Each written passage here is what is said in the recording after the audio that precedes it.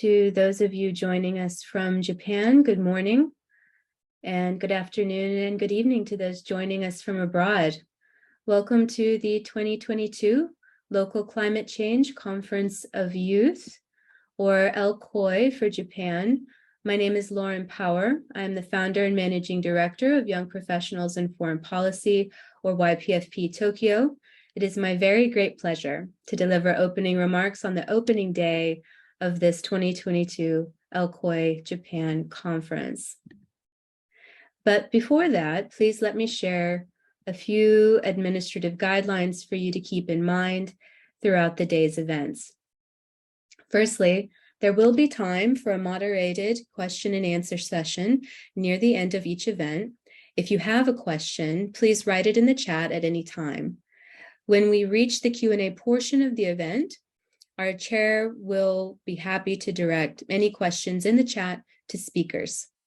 Secondly, we ask that all audience members kindly keep their microphones muted and their cameras off during the event. Finally, please note that speakers for this session may choose to present in Japanese or English.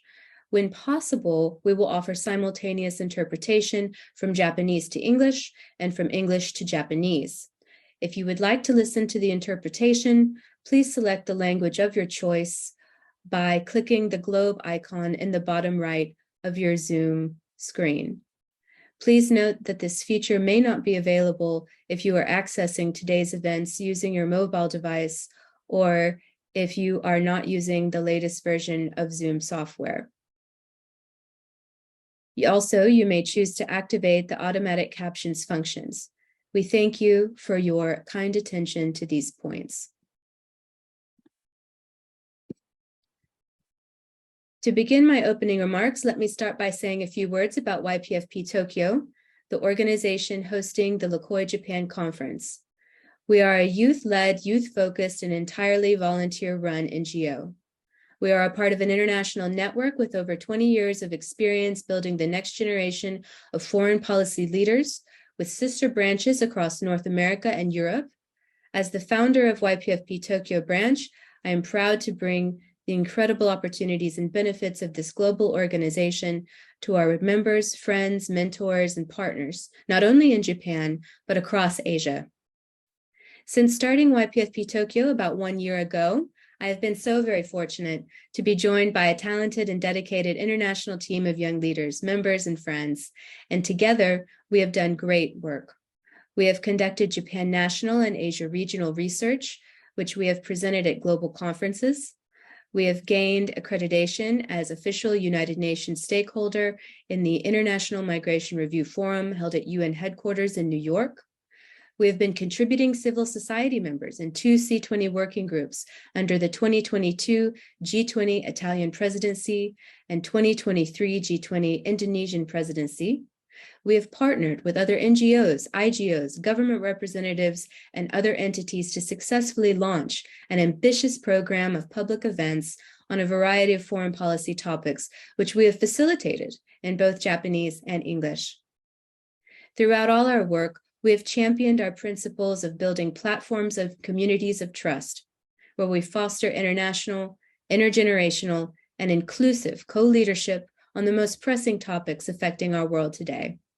I am incredibly thankful to the members of my leadership team for your hard work, creativity, dedication, and good faith in coming with me on this journey. This week, YPFP Tokyo will mark its 1-year anniversary, and I can think of no better way to celebrate this occasion than to come together with all of you for the 2022 LCOY Japan conference, where we can amplify the voices of youth in leading positive change on the climate crisis and sustainable development, the greatest challenges of our time. In this sense, our week-long 2022 LCOY Japan conference is not only YPFP's largest event to date, but perhaps our most significant as well. Some of you may be wondering, what is LCOY? The UN Climate Change Conference of Youth, or COY, is an event under the banner of YONGO, the official youth constituency of the United Nations Framework Convention on Climate Change, or UNFCCC. The COY conference precedes and contributes to the annual UN Climate Change Conference, also known as the Conference of Parties, or COP. COY serves as a space for capacity building, knowledge sharing, and policy training to prepare young people for their participation at COP.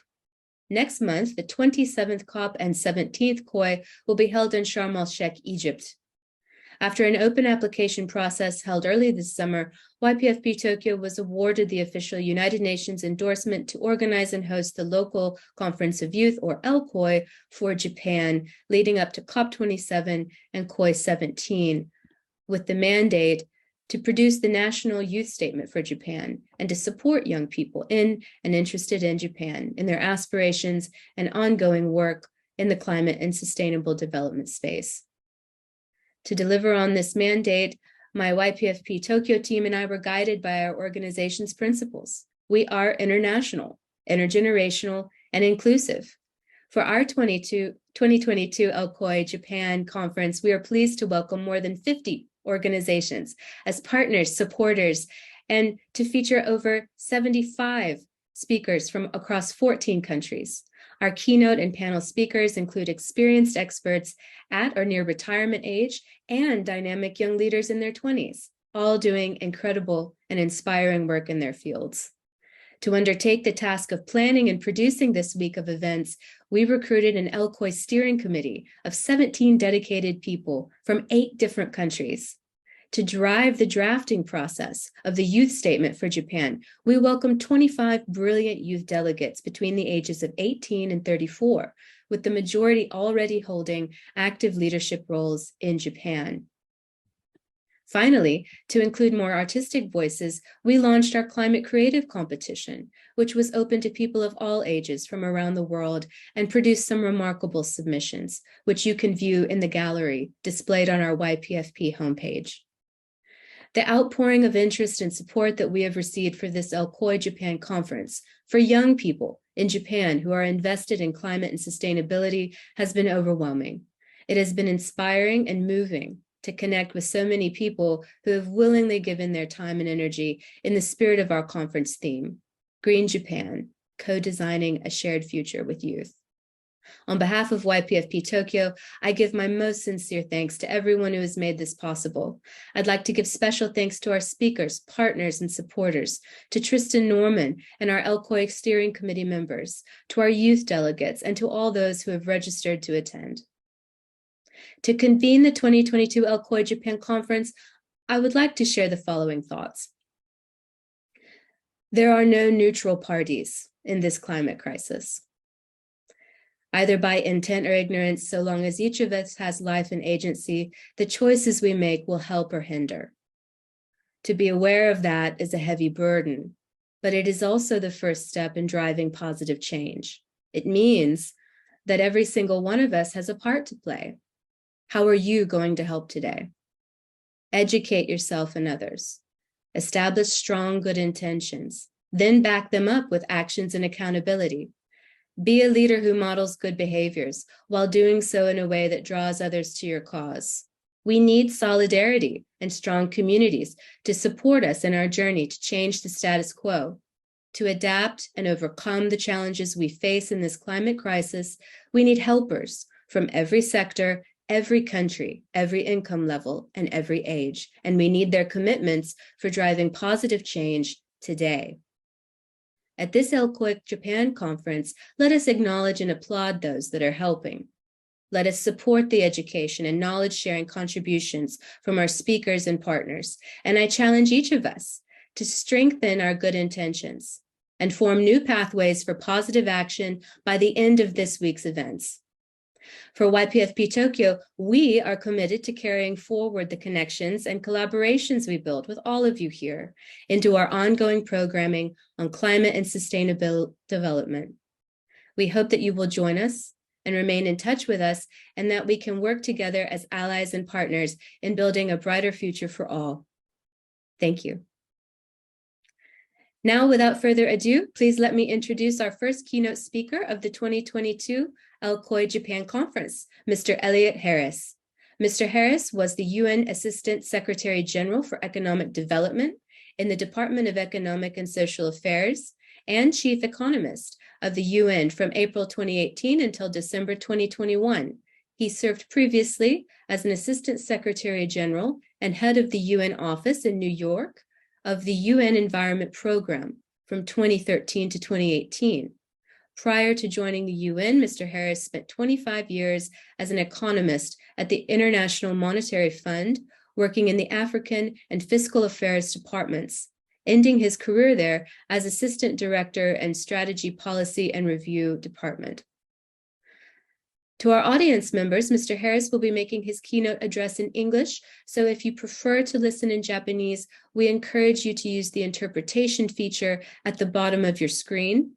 Please also remember to list any questions you may have for Mr. Harris in the chat, and we will come to them during the Q&A portion of our event. As a final reminder to all participants, please remember to keep your microphones muted and your cameras off. Mr. Harris, it is an honor and pleasure to have you with us today. The floor is yours. Good morning, good afternoon, good evening to all of you joining us for this very important conference. I'm very pleased and honored to be able to share some thoughts with you about what is quite clearly the primary challenge of our time. In just a few days, the next conference of parties of the UN Framework Convention on Climate Change, the COP27, will convene in Sharm el-Sheikh in Egypt. Each COP is a very important opportunity to advance the fight against climate change, but each one takes place against the backdrop of rising concern about the slow progress in the negotiations and the failure to achieve resolution on some long-standing issues. In many respects, it's not surprising that some of the issues surrounding loss and damage and climate finance are difficult to resolve. There is indeed a lot at stake, and it is hard to reconcile the different positions of so many states parties. But climate change is the ultimate global issue. It affects us all, and addressing climate change requires contributions from us all. We need to agree on our objectives and make a collective commitment to each other to reach them. The multilateral approach is essential for this. But perhaps we need to consider whether we are expecting too much from the COP process, or more specifically, we should be clear about what we should not expect from the COP. The multilateral approach offers very important advantages. It provides a platform to be represented and to present their views to all states parties, especially the smallest and the least influential member states, which are often the ones most adversely affected by climate change. The multilateral negotiations are also a platform for an approach that's based on solidarity, where countries can call for support in overcoming their limited capacities to deal with the various impacts of climate change. But the multilateral approach also has its disadvantages. The search for acceptable compromise is intrinsically time-consuming, and this is a critical shortcoming as climate change continues to accelerate. Moreover, the agreements reached may reflect a global consensus, but they do not include agreements on implementation modalities nor enforcement mechanisms. This is an important consideration. I'll return to that a little bit later on. And finally, we're often held back by the principle that nothing is agreed until everything is agreed. We do need a comprehensive solution to this very complex phenomenon, and much of the agenda already does enjoy agreement. However, some of these issues really are very difficult to resolve, and this leads to delays in achieving that comprehensive outcome that we're seeking. But there are a couple of issues in the way we handle the climate agenda globally that I think warrant consideration. First, a lot of the attention in the global negotiations is focused on the complicated issues of loss and damage and agreeing on the objectives for adaptation and mitigation and the finance required to enable them. Reaching agreement here is essential for a comprehensive and effective global response to climate change. It is necessary to drive home the message that the climate crisis is worsening and that we are running out of time if we wish to avert permanent damage. This has to be one of the central elements of the global climate narrative. But this focus on the rising risks affects the dynamics of the negotiations themselves. The discussions are primarily about what has to change and who has to make the most change. And for the most part, this means trying to reach agreement on who has to give up how much and how fast. This is in essence a story about what we will lose through the transition, and it will always be difficult to reach agreement on this. By contrast, considerably less attention is directed toward the opportunities that effective climate action creates. These opportunities become more apparent when we ask not just what has to change and who has to make that change, but also how that change can be achieved. We have to decarbonize. Yes, that means we have to give up fossil fuels. Yes, among other things. But how do we do that? Well, it's about the new technologies of energy reduction and renewable energy generation. It's about the new jobs that these technologies will create. It's about the transformation of our economic structures. It's about improving the sustainability of our lives. This is a positive story. It's about what we have to gain from the transition. If we incorporate this positive story alongside the negative story about giving up fossil fuels, we can create a more balanced narrative that could affect the negotiations dynamic positively. If all we talk about is the losses and the disadvantages of climate action, there is a powerful incentive for the negotiators to try to minimize what their countries have to give up. But if we also discuss the potential gains from successful climate action, there'll be a counterbalancing incentive to drive for ambitious outcomes as well. The other stumbling block in the negotiations is the cost of the necessary mitigation and adaptation, and who should bear that cost. Immense numbers are mentioned, amounts that are daunting for all governments and impossible for most of them. And so the question of the cost of climate action tends to translate almost directly into the issue of climate finance in the multilateral negotiations.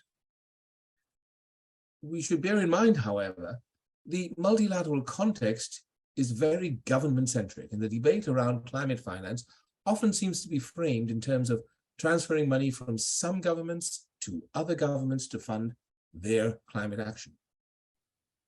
The debate seldom addresses what specifically is to be financed and who it is to be done by. And I think it's important to unpack this a bit, because effective climate action is not always done by governments, and when it is done by governments, it does not always require additional or massive amounts of finance. Climate action by governments may involve infrastructure investment. Sometimes it is brand new infrastructure, especially intended as climate mitigation. For example, investments in new technologies such as publicly owned and operated renewable energy generation capacity and distribution infrastructure. This, of course, needs new finance. It's for something that isn't already there and would not exist but for the need to respond to climate change. But the infrastructure investment by a government could also involve making existing infrastructure or already planned investments more climate resilient. In that case, the climate finance needed is the additional expenditure for the climate resilience.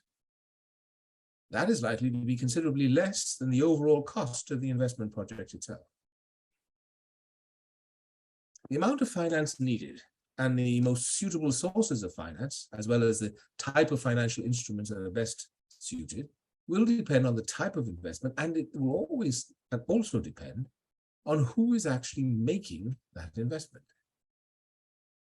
Some types of climate-relevant investment could be done entirely or predominantly by the private sector, as is the case with energy generation in many countries. Then, the investments in clean and renewable energy are being done largely by the private sector, and the role of the government is primarily regulatory.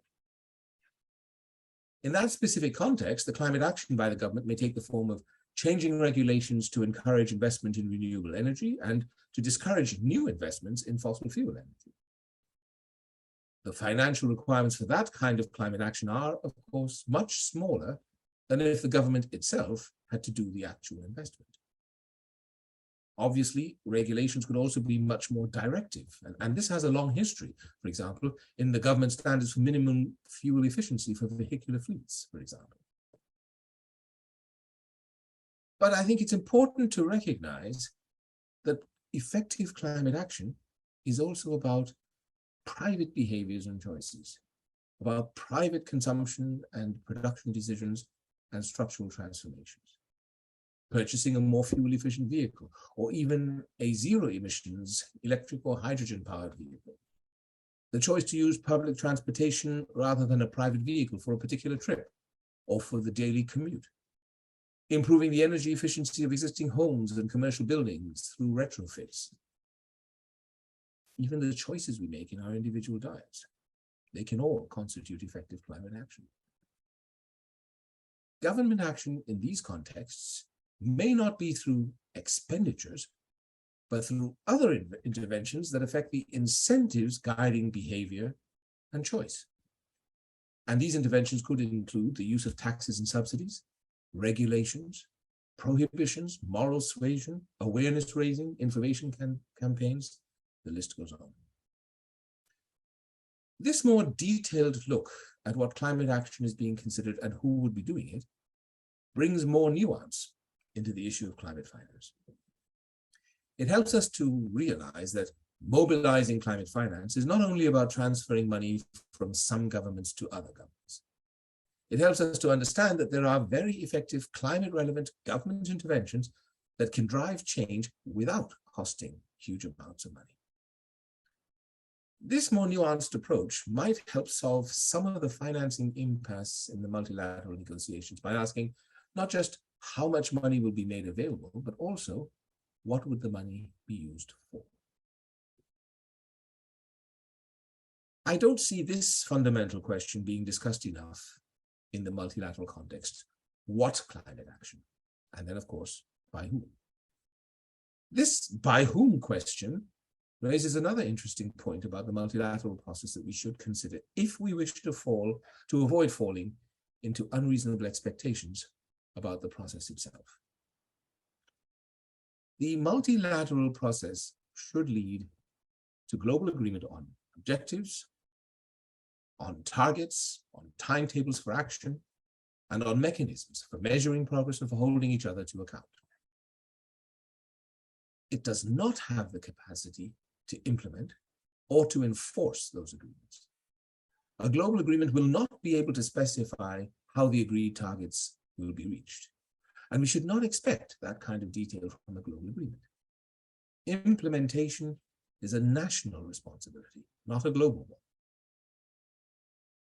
Moreover, actual implementation is often not at the national level, but at the state, the local, or the municipal level, or some combination thereof.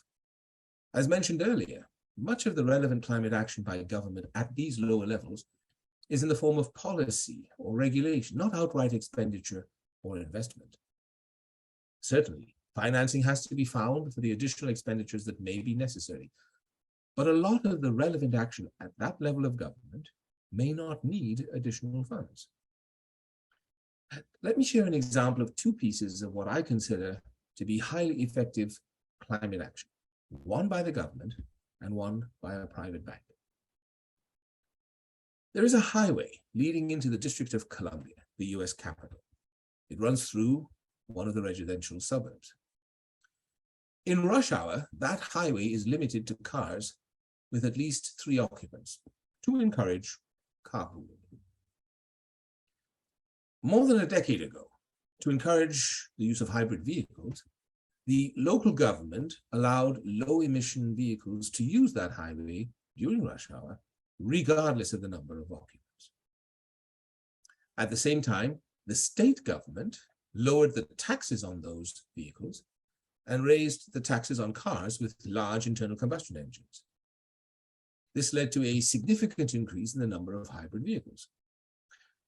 Now, I was one of those who switched from a gas car to a hybrid car, and that decision was encouraged when my bank offered me a car loan at 0.5% interest for a hybrid car compared to a loan at 4% interest for a gasoline car, 8 times more expensive. Effective government action, there you go, costing nothing, supported by effective private action, all of which combine to shift consumer incentives. Let me summarize now a few key points and draw some conclusions. First, it is essential that the multilateral negotiations come to an ambitious agreement as rapidly as possible, for time is running out if we are to avoid irreversible damage from climate change.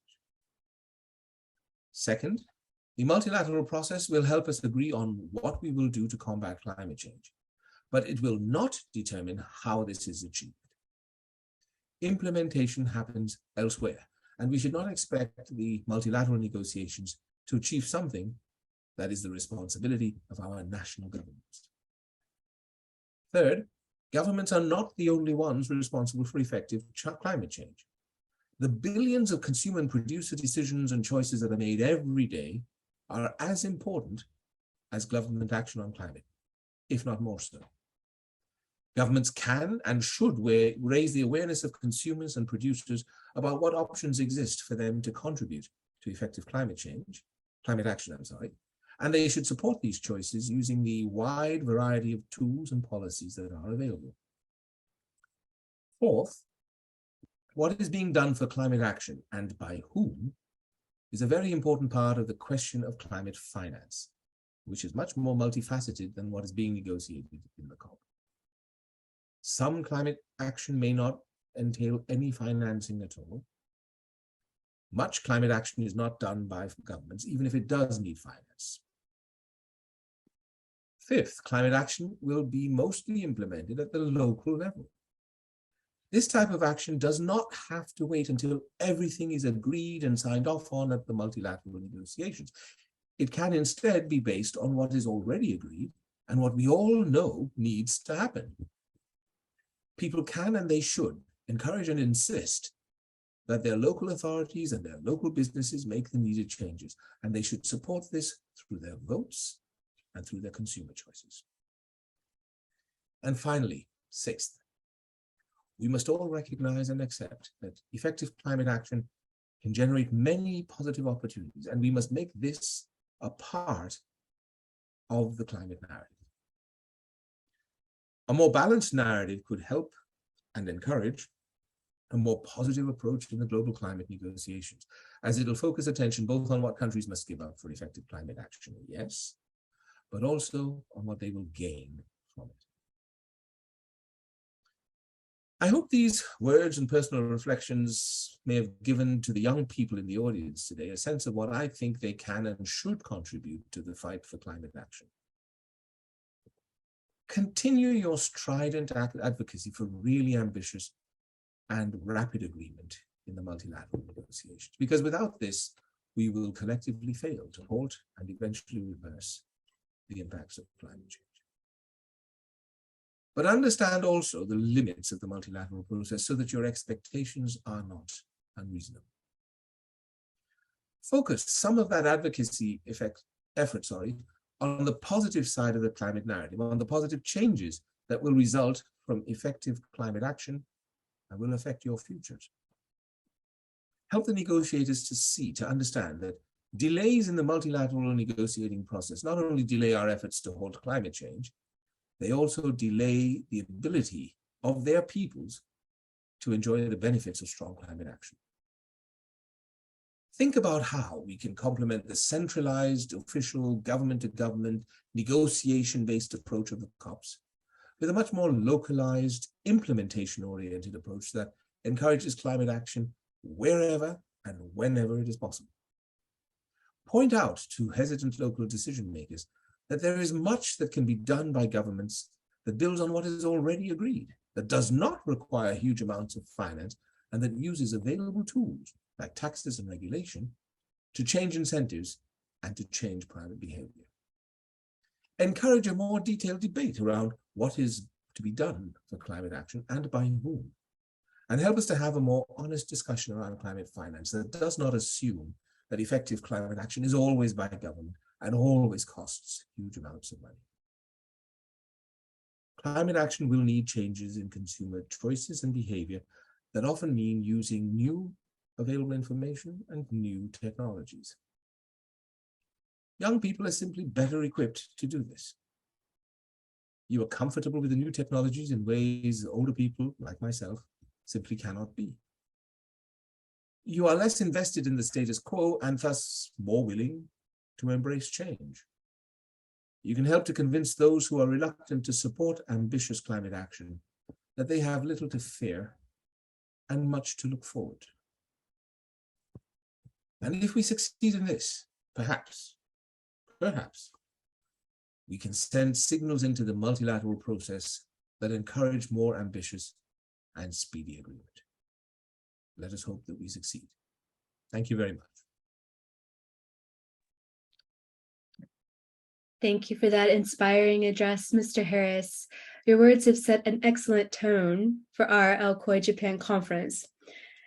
We will now move on to the Q&A and discussion portion of this session.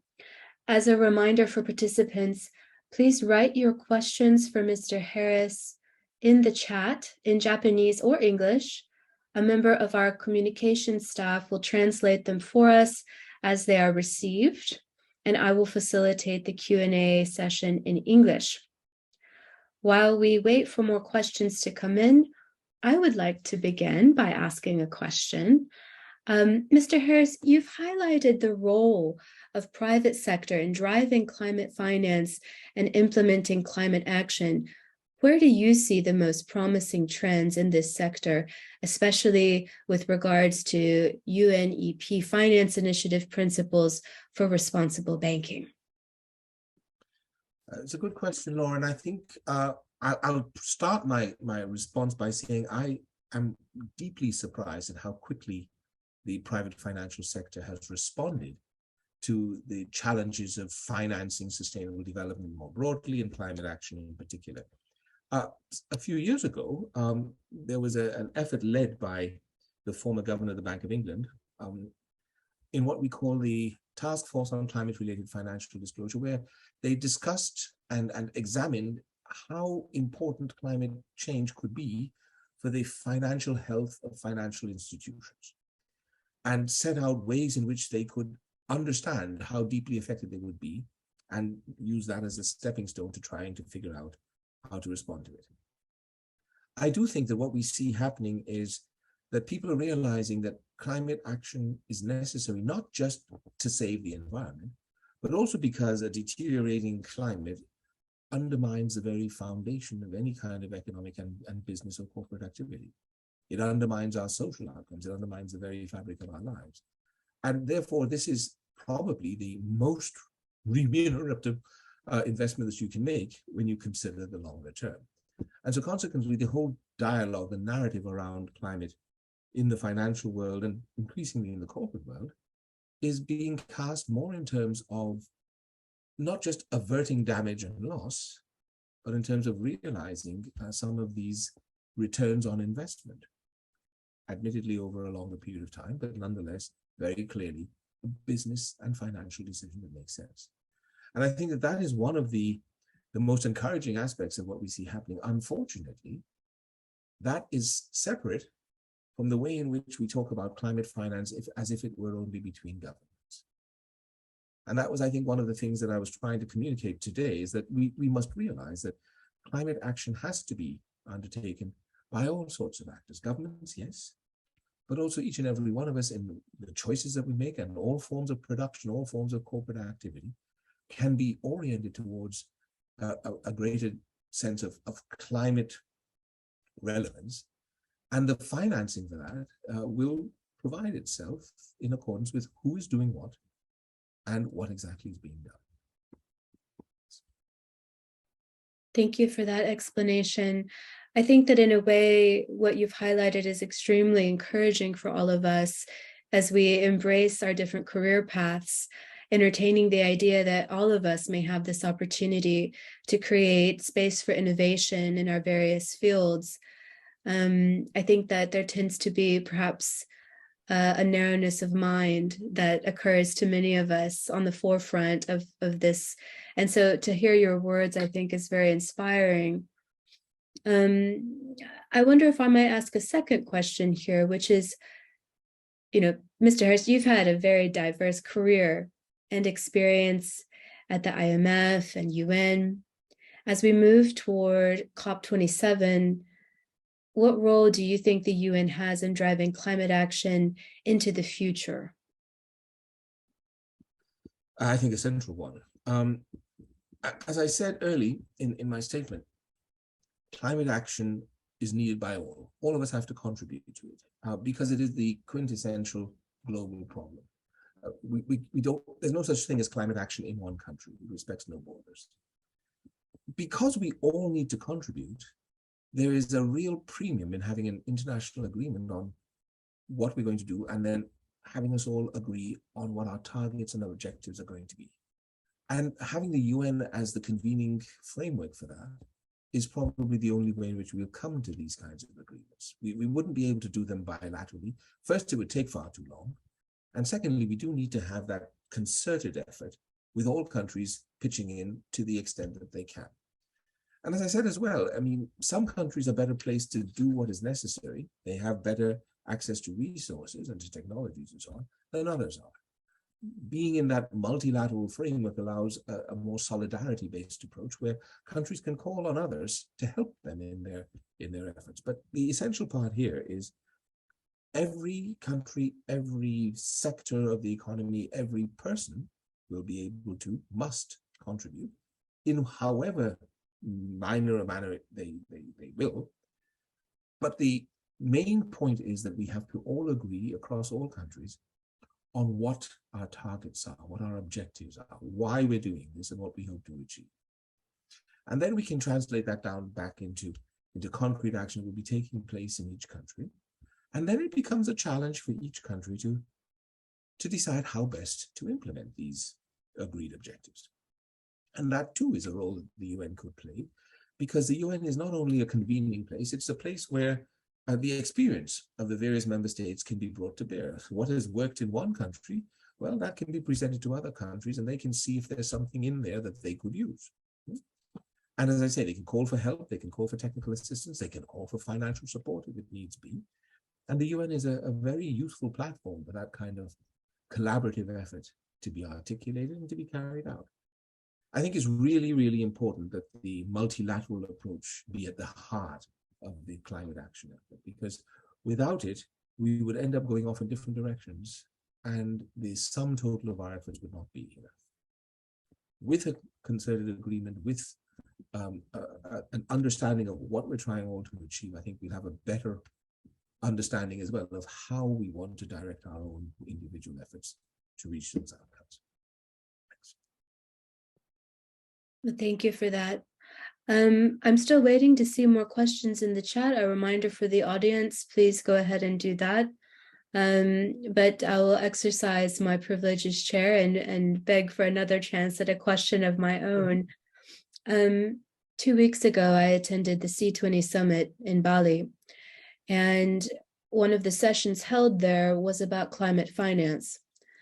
In that session, there were some very passionate and very devoted speakers on behalf of local communities in Indonesia who were representing stakeholders of indigenous communities against forestry industry.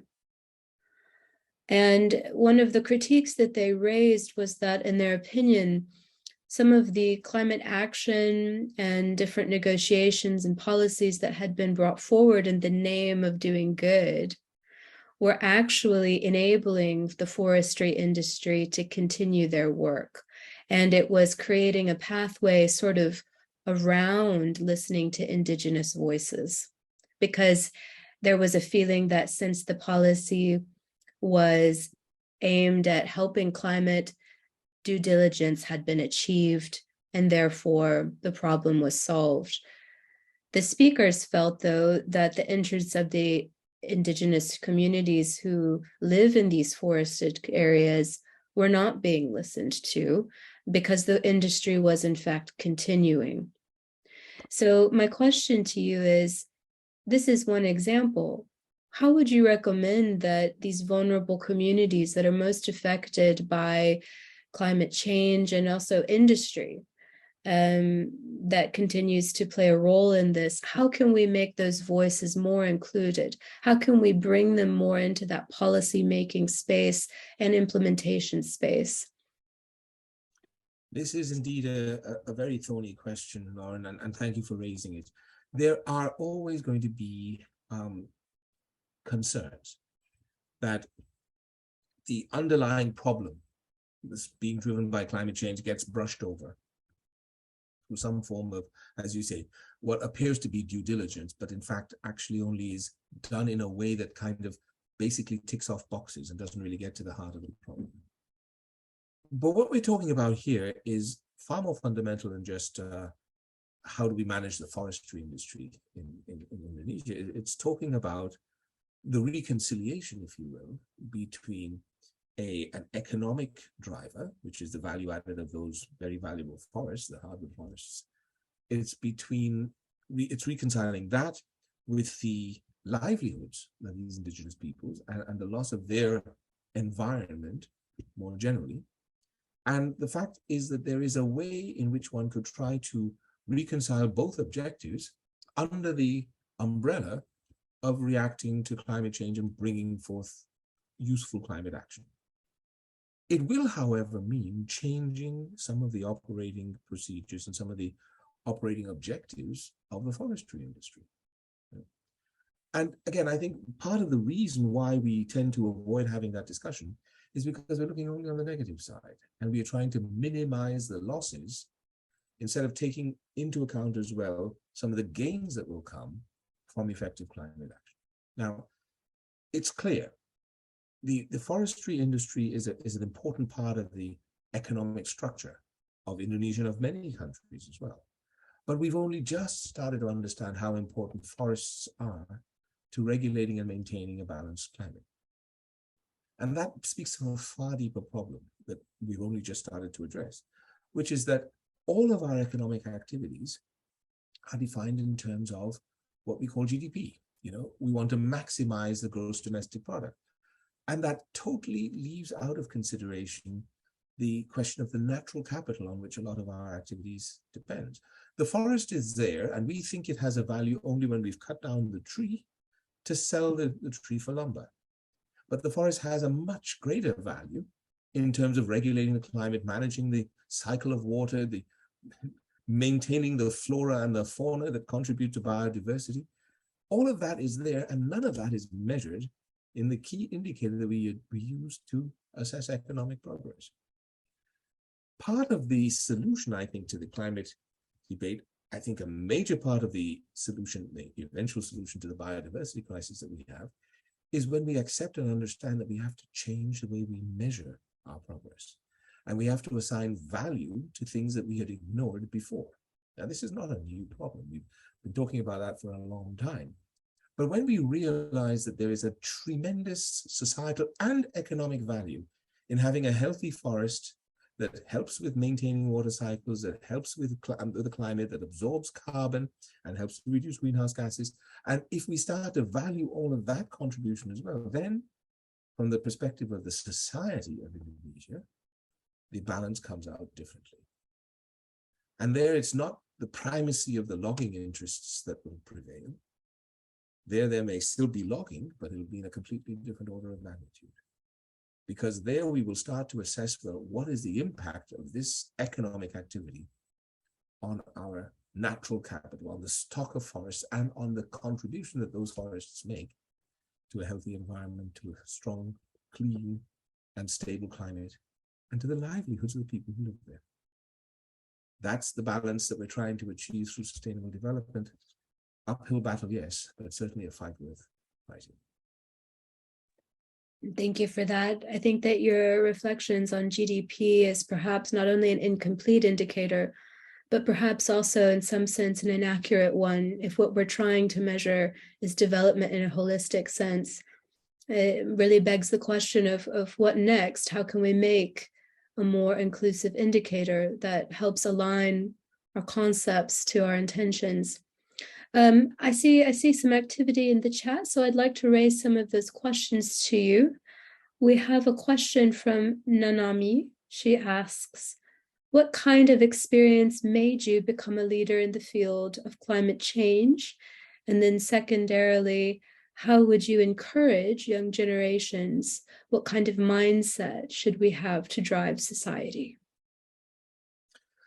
Well, it's a complicated question. I mean, it's not one experience that gave rise to my interest in climate change. It was understanding that, you know, we have this phenomenon going on that's affecting absolutely everything around us, and sometimes in ways that we can see. Some major hurricane comes and destroys everything, but more often than not in very slow acting changes that it's hard to put your hand around.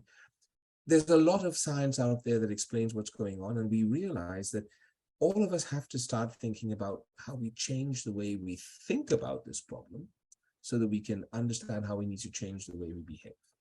And that's, I do think it's really important that we all understand it's about the behavior, it's about the choices that we make.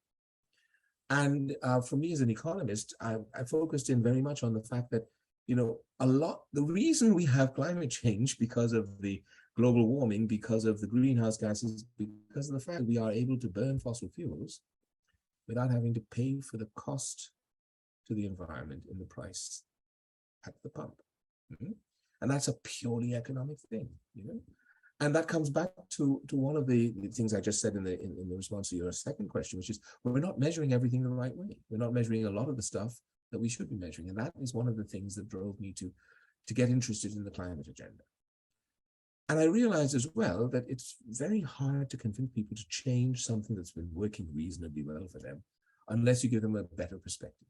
It's hard to talk about just giving something up without giving something to replace what we're giving up, you know, and people will worry about change. They always do. And so for me, that has been a big motivator, trying to understand what changes we need and how to get people to see that these changes are in their own self-interest.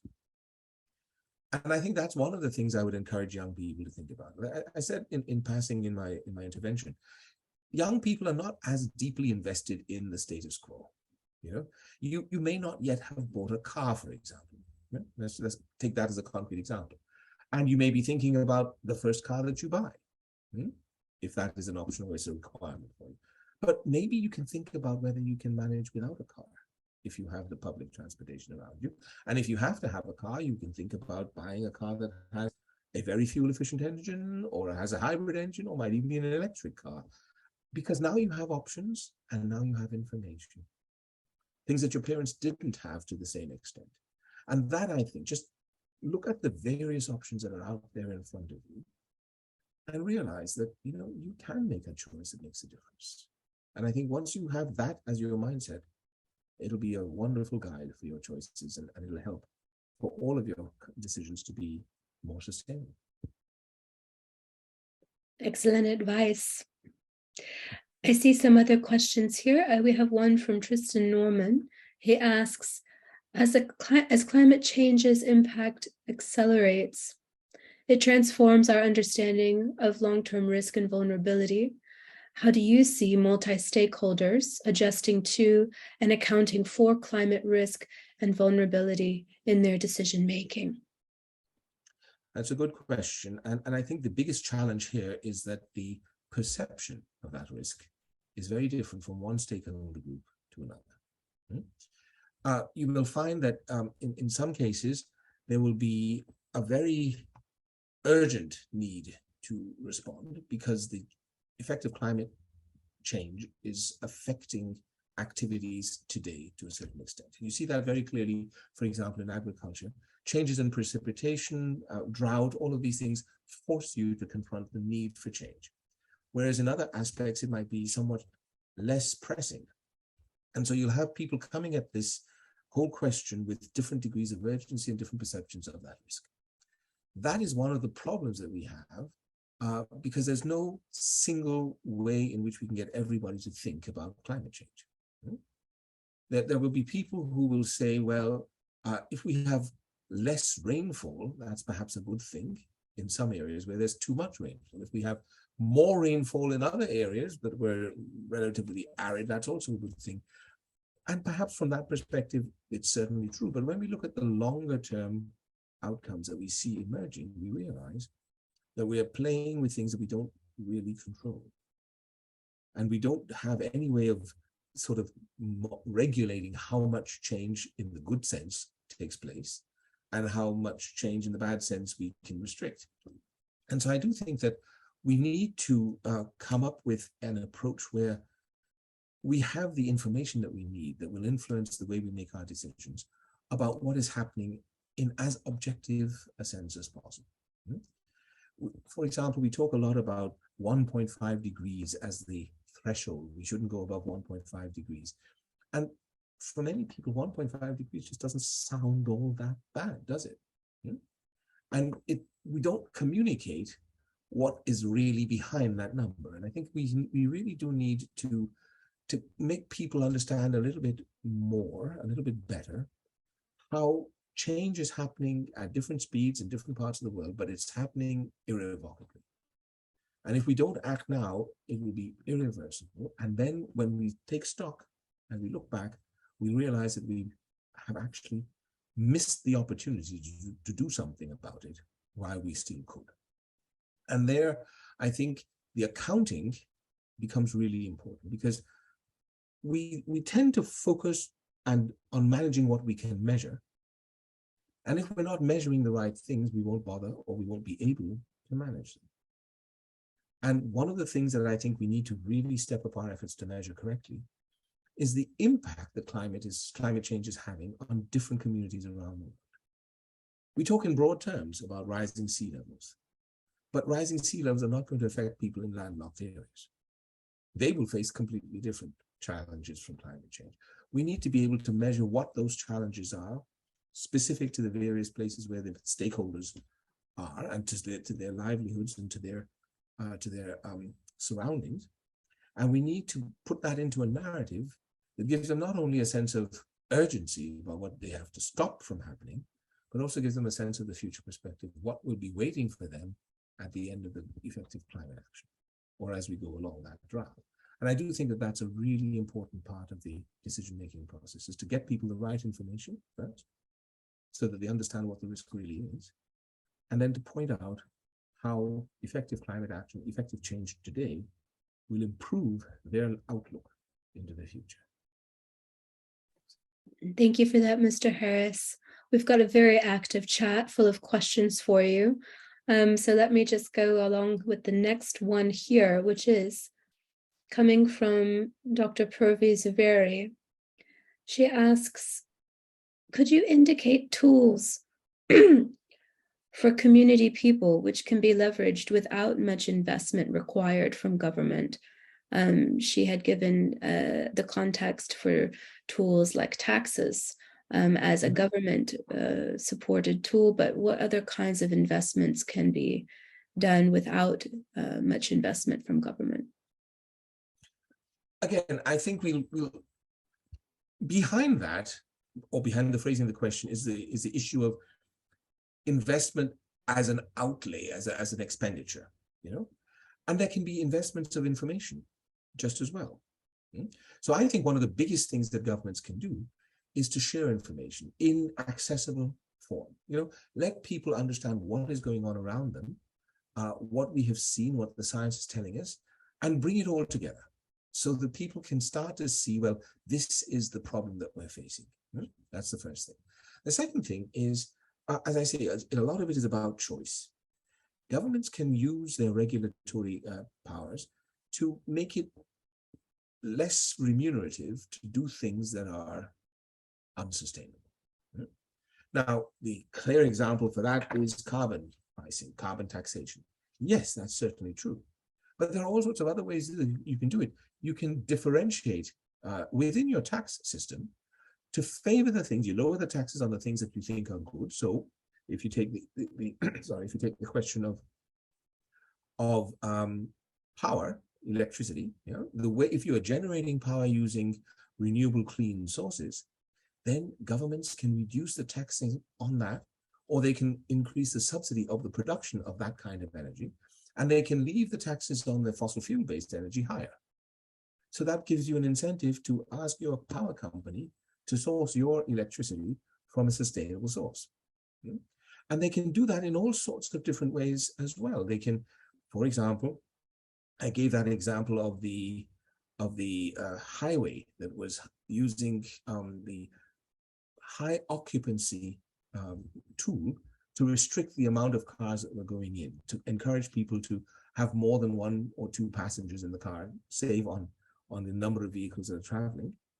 And that is a purely administrative effort that you can use. But one of the things that governments can also do is they can put tolls on roads, and the tolls can vary by the time of day and the congestion of the traffic that's going on. It's what you call congestion pricing. So that it becomes more expensive to drive a car at a certain period of day when the number of cars trying to make the journey is higher, rush hour. And if you make it more expensive to drive your car while everybody else is trying to drive the car, then you increase the incentives for people to go and use public transportation, and there you've achieved your reduction in fossil fuel consumption. And there are all sorts of different ways that governments can do this, some of them by affecting prices, some of them by regulation to change incentives, some of them by outright prohibition. I mean, governments can say you are not allowed to do this anymore. And that is something that can again, not all of it has to be coming from governments. I've seen a lot of change happening in the way, as I said, the financial industry has changed a lot. Insurance is changing. And insurance companies can say, well, we think that we want to price the risk of climate change into our products. And so if some activity that contributes to greenhouse gases wants to get insurance, they're going to have to pay more for it. Or we might not provide it at all, in which case they can't operate. I mean, these are things that can be changed through private sector decisions that are aiming in the same direction as the government decisions would be. And I think we have to really explore all of the opportunities that we have. It's not only about spending. There are a lot of other things that we can do as well. Thanks. Thank you for that.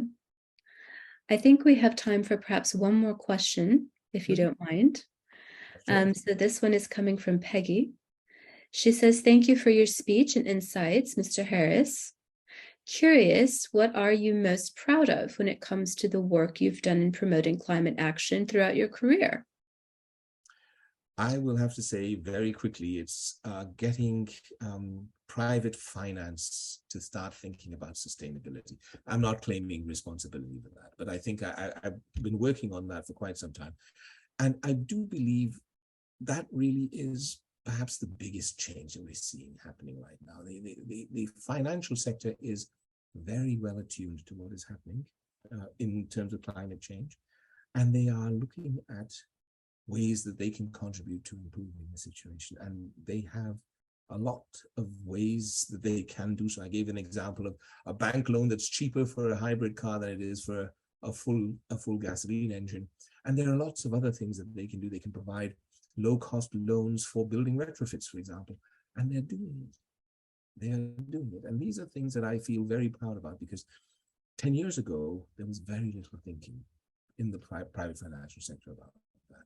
And perhaps some of the work that we have done in the UN has contributed to that. I have to make a shout out here to UNEP, the UN Environment Programme's Finance Initiative, which has been working on this now for 30 years and doing a really wonderful job behind the scenes and changing the way the financial sector is thinking about their future and the future of the economy. It's been wonderful to look at.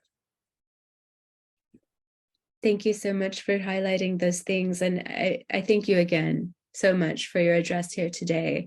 From your reflections on your career to the advice you've given to all of the young climate leaders here with us today, as well as your insights on climate finance, I think that you've provided for us a lot of information, but also maybe more importantly, a lot of inspiration, insights that all of us can take with us and bring into our lives in a meaningful way. So thank you so much for that. Now, as we come to the end of our Q&A, on behalf of all of us at YPFP Tokyo, and everyone in our session today, please let me express our gratitude for your precious time and generous contributions today. Thank you so much, Mr. Harris. Thank you, Lauren, for having me, and well done in organizing the conference. I wish you all the best for the remaining sessions. Thank you so much, sir. It is now time to introduce our next speaker. Please join me in welcoming our keynote speaker, Mr. Takejiro Tsuyoshi. Mr. Tsuyoshi is the representative of Japan Climate Initiative and Special Advisor to UNEP Finance Initiative in the Asia-Pacific region. After graduating from the University of Tokyo, Mr. Tsuyoshi worked at the Bank of Tokyo Mitsubishi UFJ from 1967 until 1998. During his years with Nikko Asset Management as deputy president, he was appointed as a member of UNEP FI steering committee. In addition to his involvement in the UNEP FI activities in the Asia-Pacific region, he has given many educational speeches about environmental problems, CSR, SRI, and various government councils, seminars, university, and TV programs. He is a former member of the Council for Japan's Prime Minister on Climate Change Policy and a trustee member of Carbon Disclosure Project. Currently, he is vice chair of the executive board of Renewable Energy Institute and chairperson of WWF Japan. His publications include a lecture on global warming, chain of harmfulness, Green New Deal, Saishin CSR Gyo, and more. To our audience members, Mr. Tsuyoshi will be making his keynote address in Japanese, so if you prefer to listen in English, we encourage you to use the interpretation feature at the bottom of your screen. Please also remember to list any questions you may have for Mr. Tsuyoshi in the chat, and we will come to them during the Q&A portion of our event. Mr. Tsuyoshi, we are honored and delighted for you to join us and share your remarks. Please go ahead. 皆さんおはようございます。パワーさんには丁重なご紹介いただいてありがとうございます。For the introduction, Ms. Power. ではちょっと画面を共有させてください。Sharing my screen now.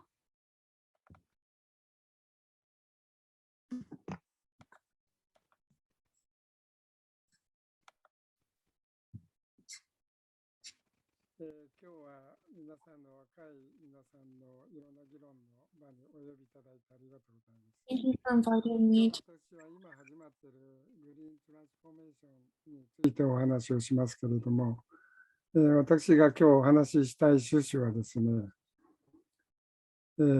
今世界で何が起きているのかで、その世界の新しい潮流に対して日本はどういうような状況になっているのか、その比較をしながらですね、私の経験を通じて皆さんにこれから気候変動問題にどう対応していけばいいのか、そういったことで少しでもお役に立つようなことができれば嬉しいと思ってお話をします。まず私自身が今の時代をどう見ているのかですね、時代認識といいましょうか、それについて簡単にお話をしたいと思います。今の状況はこういうことですよね。気候危機あるいは生態系の破壊等が、あるいはさらにはですね、さまざまな社会的課題が起きております。 was the growth こういった一連の問題は一体どこから生まれたのか、何が原因なのかということで考えますと、おそらくはですね、これは後知恵の話ですけれども、成長一本やりでやってきた20世紀型の経済モデルだったんじゃないかと思います。 in this 例えばこれらの一連の問題を解決するにはですね、 destruction of そ ecosystems の and 根源的原因である経済モデルを変えていかないと problems, we must destroy the できませんよね。 economic だか model ら私は今起きているのはですね、 problems, 20世紀型の経済モデルを壊して、 century economic 後に21世紀をサステナブルな社会にするための新しい経済モデルを作っていく創造のプロセスが始まっていると思います。この破壊と創造の同時進行こそ destruction and 始まっている GX 競争ではないでしょうか。is the で、その GX 競争の恐ろしいところって言いますか、本質は何かというと、サバイバルゲームになってきたんじゃないかと思います。なぜならば、20世紀型のものを壊していくわけですね。それでその後に新しいものを作るっていうことは、この競争に勝つものが残っていって、負けるものは市場から追い出されてしまうと。こういうことですよね。ですから、この GX 競争にどうやって勝ち残っていくのか、これは国や地域であり、あるいは産業であり、場合によっては企業、個別企業ですよね。あるいは社会そのものが21世紀の競争に勝ち残っていけるのかどうか、そういったことが非常に重要になってきます。ですから、このトレンドにうまく乗っていくのか、さもなくば後に取り残されてしまう。こういうゲームが始まったんだと思っております。で、ただそういうことを申し上げると、ちょっと興味本位になると思うんですけども、実はこのサバイバルゲームが起きてしまっている、起きていることの底流にあるのはですね、価値観の転換が始まってるんじゃないかと思うんですね。その価値観の転換っていうのはどういうことかと言いますと、20世紀は地球は無限であると、何をしても地球は大丈夫だという思いで、開発一本やりでやってきました。成長一本やりでやってきました。ところが気がついてみるとですね、地球には限界があるんだと。これ以上のことをしたら地球が壊れてしまう。そういうことを我々はようやく分かり始めたわけですね。とすればですね、地球上での人間のさまざまな活動は、地球の限界の中でしかできないっていう新しい価値観が生まれたんだと思います。そのことを簡単に申し上げると、経済第一の価値観が、これから環境第一の価値観へファンダメンタルな逆転が起きていると。で、その環境第一の新しい競争の一番根源にあるのは何かというと、サステナビリティだと。サステナビリティにかなうものが残っていき、サステナビリティにかなわないものは消えていくって、こういうサバイバルゲームだと思います。で、その厳しさをちょっとだけご紹介しますとですね、皆さんご記憶ありますでしょうか。2018年に6月なんですけども、アメリカの大企業である GE がですね、当初以来、ダウ工業平均株が始まって以来、ずっと名前を連ねてきた唯一の会社であった GE がダウから名前を消されたんですよね。いや、これには僕もびっくりしました。GE をエジソンが作った会社の末裔がダウから外されたわけですから。で、その驚きがまだ消えやらぬ2020年になるとですね、今度はアメリカ資本主義の象徴であり、化石を中心とする事業の象徴であったエクソンモービルですよ。もうダウから名前が消されたんですよ。なぜこの両者が消えたかも僕は説明するまでもないと思います。で、実は GE とエクソンはですね、ある統計によると、5年ぐらい前までの30年間ですよ。時価総額世界一を競ったのがこの GE とエクソンだったそうです。それ5年以前の30年間の時価総額の1位は GE もしくはモービル、どっちかだったんですそうです。そういう会社が株式市場の一番中心銘柄であるダウから消されたんですよ。で、このことが象徴しているのは私一番下に書きましたけども、気候変動が求める産業転換、ビジネスの転換にはもう誰も抵抗できないんだと。こういうことではないでしょうか。で、逆に自らですね、この転換を図った有名な企業があります。これはデンマークのオーステッドって会社ですけども、もともとはドングと呼んでました。ダニッシュオイル&ナチュラルギャス。つまり化石燃料のエネルギー会社だったんですね。それが2009年に化石に見切りをつけて、再エネの方向に方向転換をしたんですね。そうしたらこういうことが起きてるんですよ。この下の方に赤い字で大きく書きましたけれども、10月14日現在で、オーステッドの時価総額が、手計算しますと、だいたい5兆円弱です。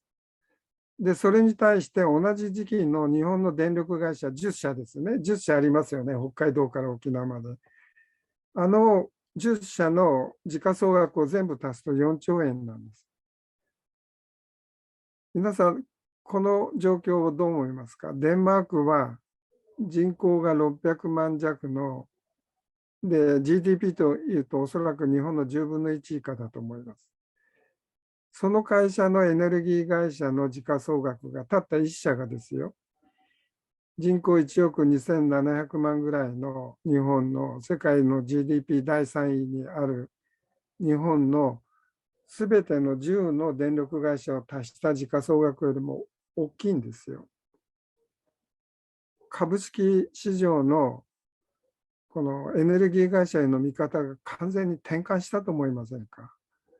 こんなことが起きてるわけですよね。で、それから私のバックグラウンドはもともと金融なんですけども、ずっと私この20年ぐらいご紹介いただいた通り、ユネペ FI を手伝ってきてますけども、その中で金融がお金を貸す、投資をする、しないの判断の基準の、これを審査文化と読むとですね、そこにも大きな逆転が始まっているように思います。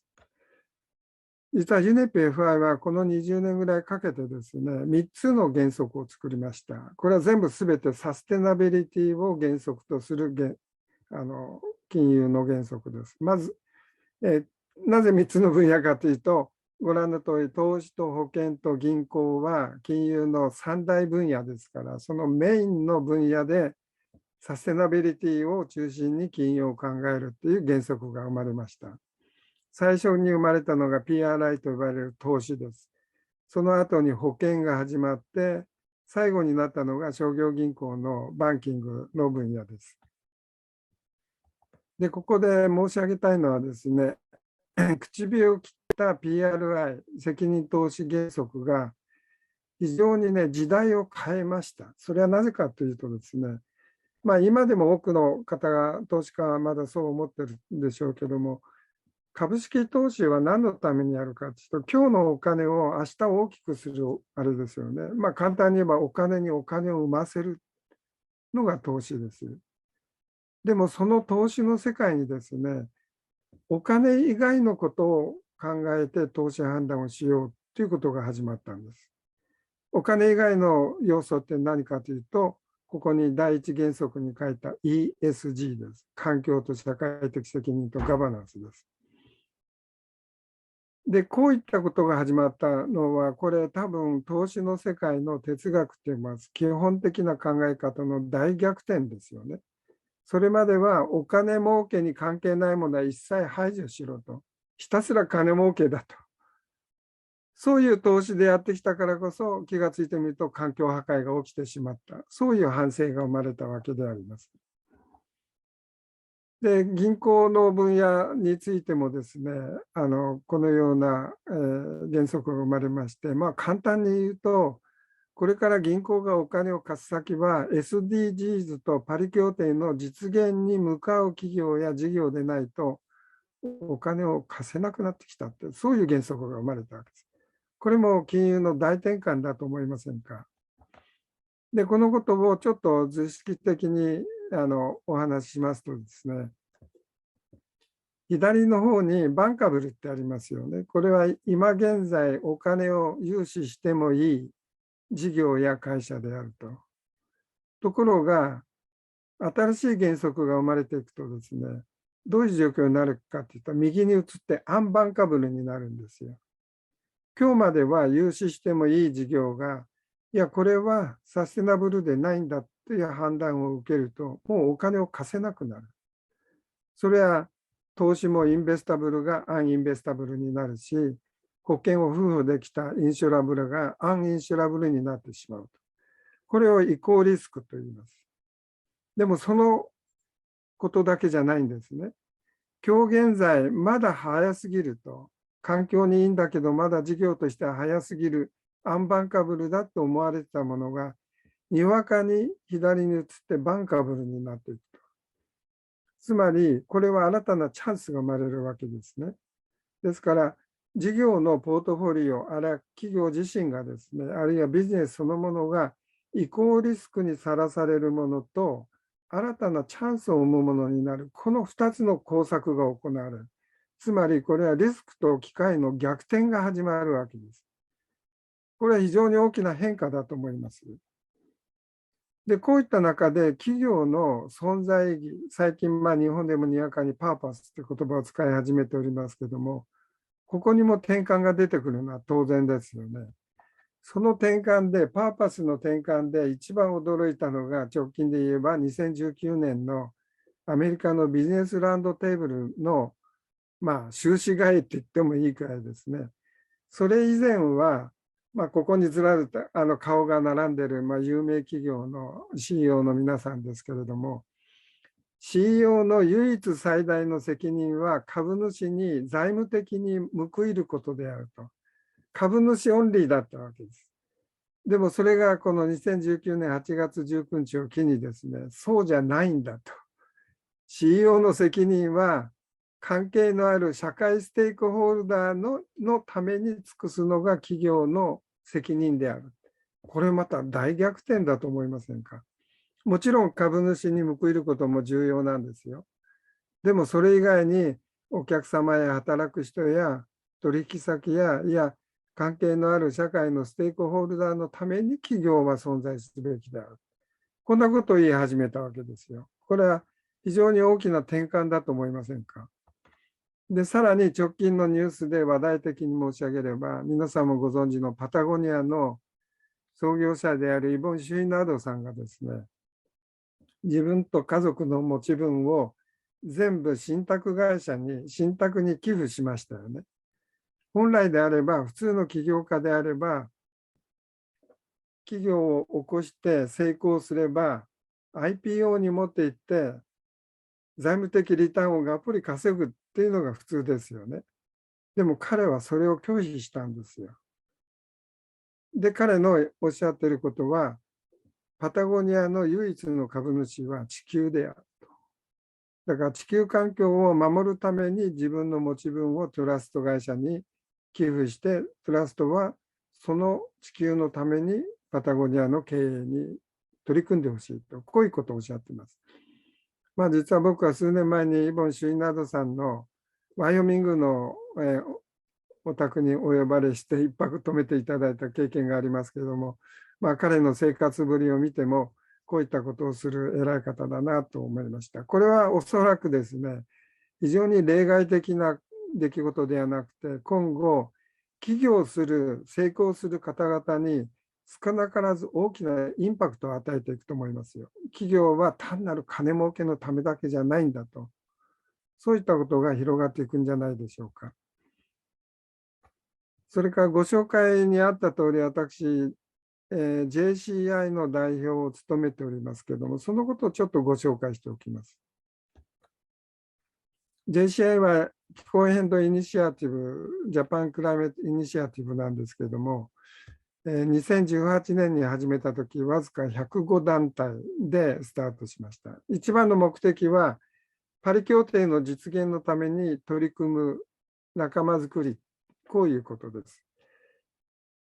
で、おかげさまでですね、我々の活動を非常に賛同していただける方が非常に増えておりまして、今でも新メンバーの参入の流れが止まりません。今日現在で724団体になっています。で、ご覧の通り、メンバーの方の特徴は何かというと、先ほどのここに書きました、ノンステートアクターズなんですよ。中央政府を除くローカルガバメントから企業や大学、NGO、その他の団体ですね。簡単に言えば、プライベートセクターの集まりです。で、設立の背景はこういうことなんですけども、私が一番強く感じたのはですね、ある COP の会議に出たときに、日本の企業はかなり世界の NGO から非難を受けたんですね。それはなぜかというと、日本政府の弱い気候変動政策の下で、日本企業も同じだろうという見方をされて非難をされたんです。ところがそういう企業は実は個別企業としては非常に気候変動に取り組んでいる企業なんですよね。これ、僕はその時強く思ったのは、これは非常にアンフェアだと。個別企業はしっかり取り組んでいるのに、その国の政府の取り組みが緩やかであるがために、一緒くたにされていい企業まで非難を受けるのはアンフェアである。企業がフェアな評価を受けるべきである。そのためには、その方々がちゃんと意見を言える場所を作る、プラットフォームを作る必要があるんじゃないかと。で、みんなで同じような方向で世界の仲間と一緒に頑張っていく。そういう場所を作るべきじゃないかということで JCA を始めましたら、大変ありがたいことに多くの皆さんの賛同を得て、今724のメンバーで活動をしております。いくつか写真をご覧いただいているわけですけれども、これは国内に限らず COP などの会議の場でもそうであります。今年のシャルメールシェイクのエジプトの COP27 においても私も行って JCI の活動をする予定にあります。で、さらにはですね、こうやって政府に対する我々の意見をはっきりと表明するといったようなこともしております。このページの一番上にですね、日本の企業文化が変わったと書いてありますけども、これまではどちらかというと日本の企業はですね、表立って自分の顔が見える、名前が見える形で中央政府を批判したり、中央政府の言ってることに反対はなかなか言ってこなかったんですね。ところが JCI というプラットフォームができたがために、と言いますか、そこをうまく活用されて、自分たちの意見もちゃんと政府はもちろんだけど、社会に対して、世界に対して言うんだ。そういう具合に日本の企業文化がいい意味で転換を始めたんじゃないかと思います。そういうお手伝いができているとしたら大変嬉しいことだと思います。それから具体的にもう日本政府に対して温暖目標の引き上げ等を強く要求しております。これは前の内閣の時、去年の4月のことですけれども、JCI が求めた2030年度の目標についてですね、ほぼ満額回答のような日本政府の方針が出ました。少なからずこれは JCI の皆さんの意見を政府が汲み取っていただいたんではないかと、そういったことを感じております。その中央政府に対する一つのアンビションループとしてですね、日本政府の背中を押したんじゃないかと思っております。で、以上いろいろ申し上げてきましたけれども、これから若い皆さんが改革を目指していかれるわけですけれども、その時に持っていただきたい視点はこういうことじゃないのかなというのを私の経験上から少しお話をします。先ほど PRI のお話をしました。お金儲けオンリーだった世界に ESG の世界を持ち込んだ株式投資の哲学の大転換が起きたって言いますけども、これは単に呼びかけたからそうなったんじゃないんですね。実は株式投資の実際の運用にあたるファンドマネージャーを縛ってた規定があったんですよ。法律があったんです。で、それはどういうことかと言いますと、自宅者責任と呼ばれる、少し普段聞き慣れない言葉ですけれども、プロフェッショナルな人々がノンプロフェッショナルな人にサービスを、対価を取って、お金を取ってサービスをするときに、基本的に守らなきゃいけない責任を自宅者責任と言います。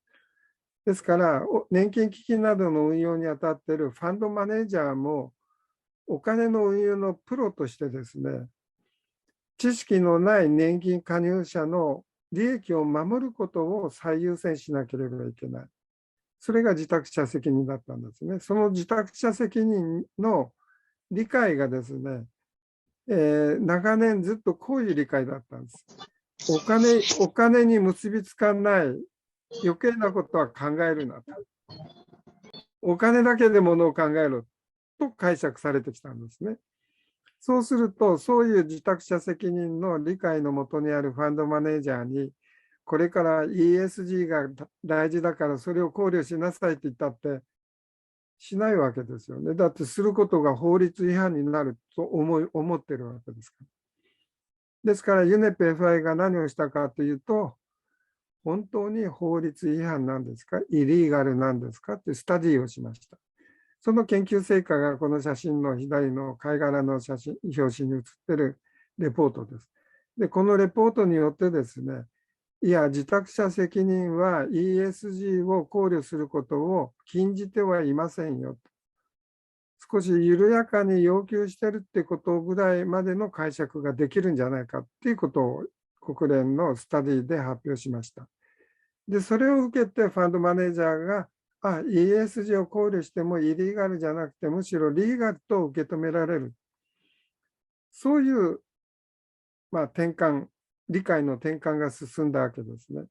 それがこの PRI をぐーんと世界に押し出したわけです。私はこれができた2006年の4月以来ですね、日本で PRI を広める運動をしてきましたけど、これは非常に大きな転換でありました。で、実はその受託者責任の解釈はその後もどんどん強化されてですね、イリーガルがリーガルになっただけじゃなくて、ちゃんとやらなきゃいけない。それはもっと言えば義務なんだと。いや、義務どころか、成果、インパクトのあるような受託者責任にならなければいけない。どんどん解釈がエスカレートしてきております。そうすることによって、投資の世界に環境配慮や社会配慮を強く求めるっていう流れが、どんどん強化されてきてるわけですね。こういったことをしていかないと、社会の中に本当の変革は起きないんじゃないかと。そんなことをぜひね、汲み取っていただきたいと思います。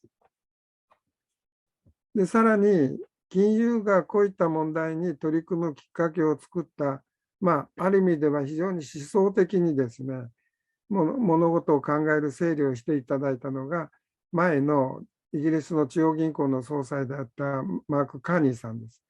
彼が2015年9月の非常に有名な歴史的なロイズでのスピーチでですね、地平線の悲劇っておっしゃったんですけども、このままいくと間違いなく3つのリスクが顕在化すると。1と2は皆さんご承知の通りで。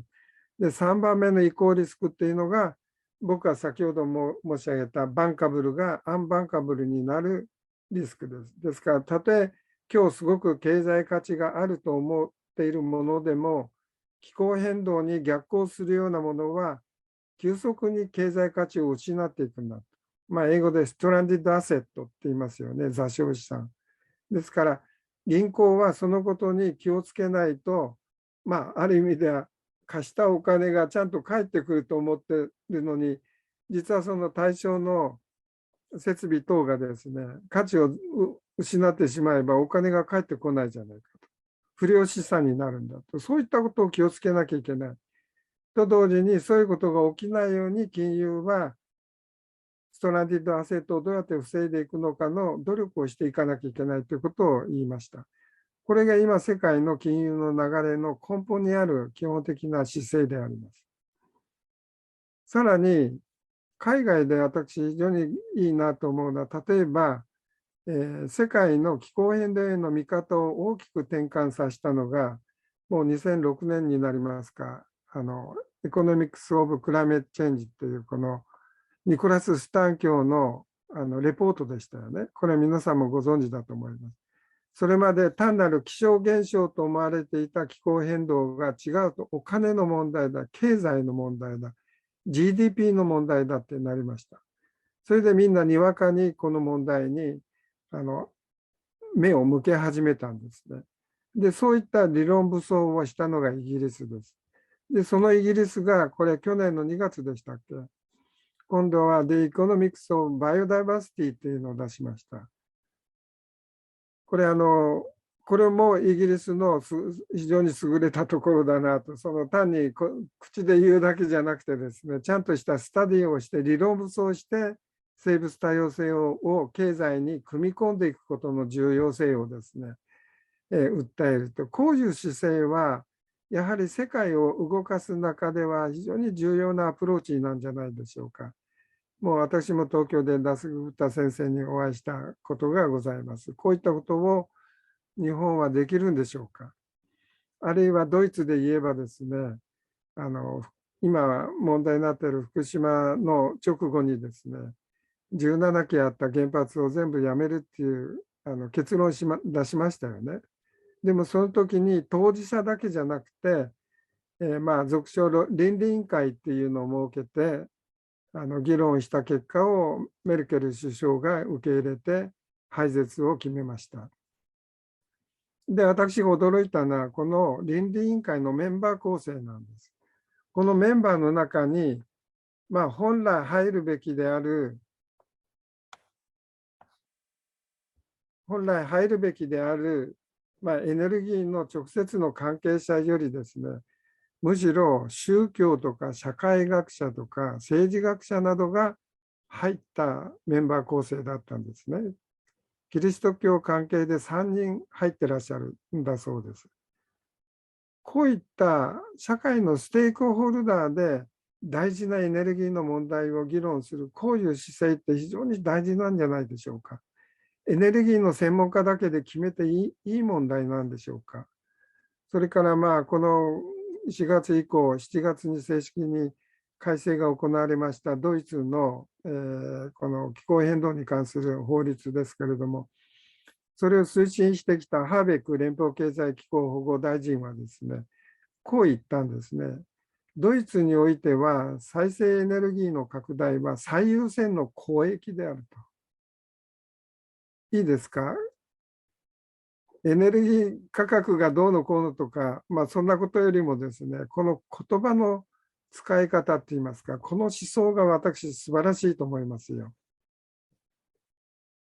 エネルギー問題は社会の公益なんだと。その公益に最優先するようなやり方をするのが当然じゃないか。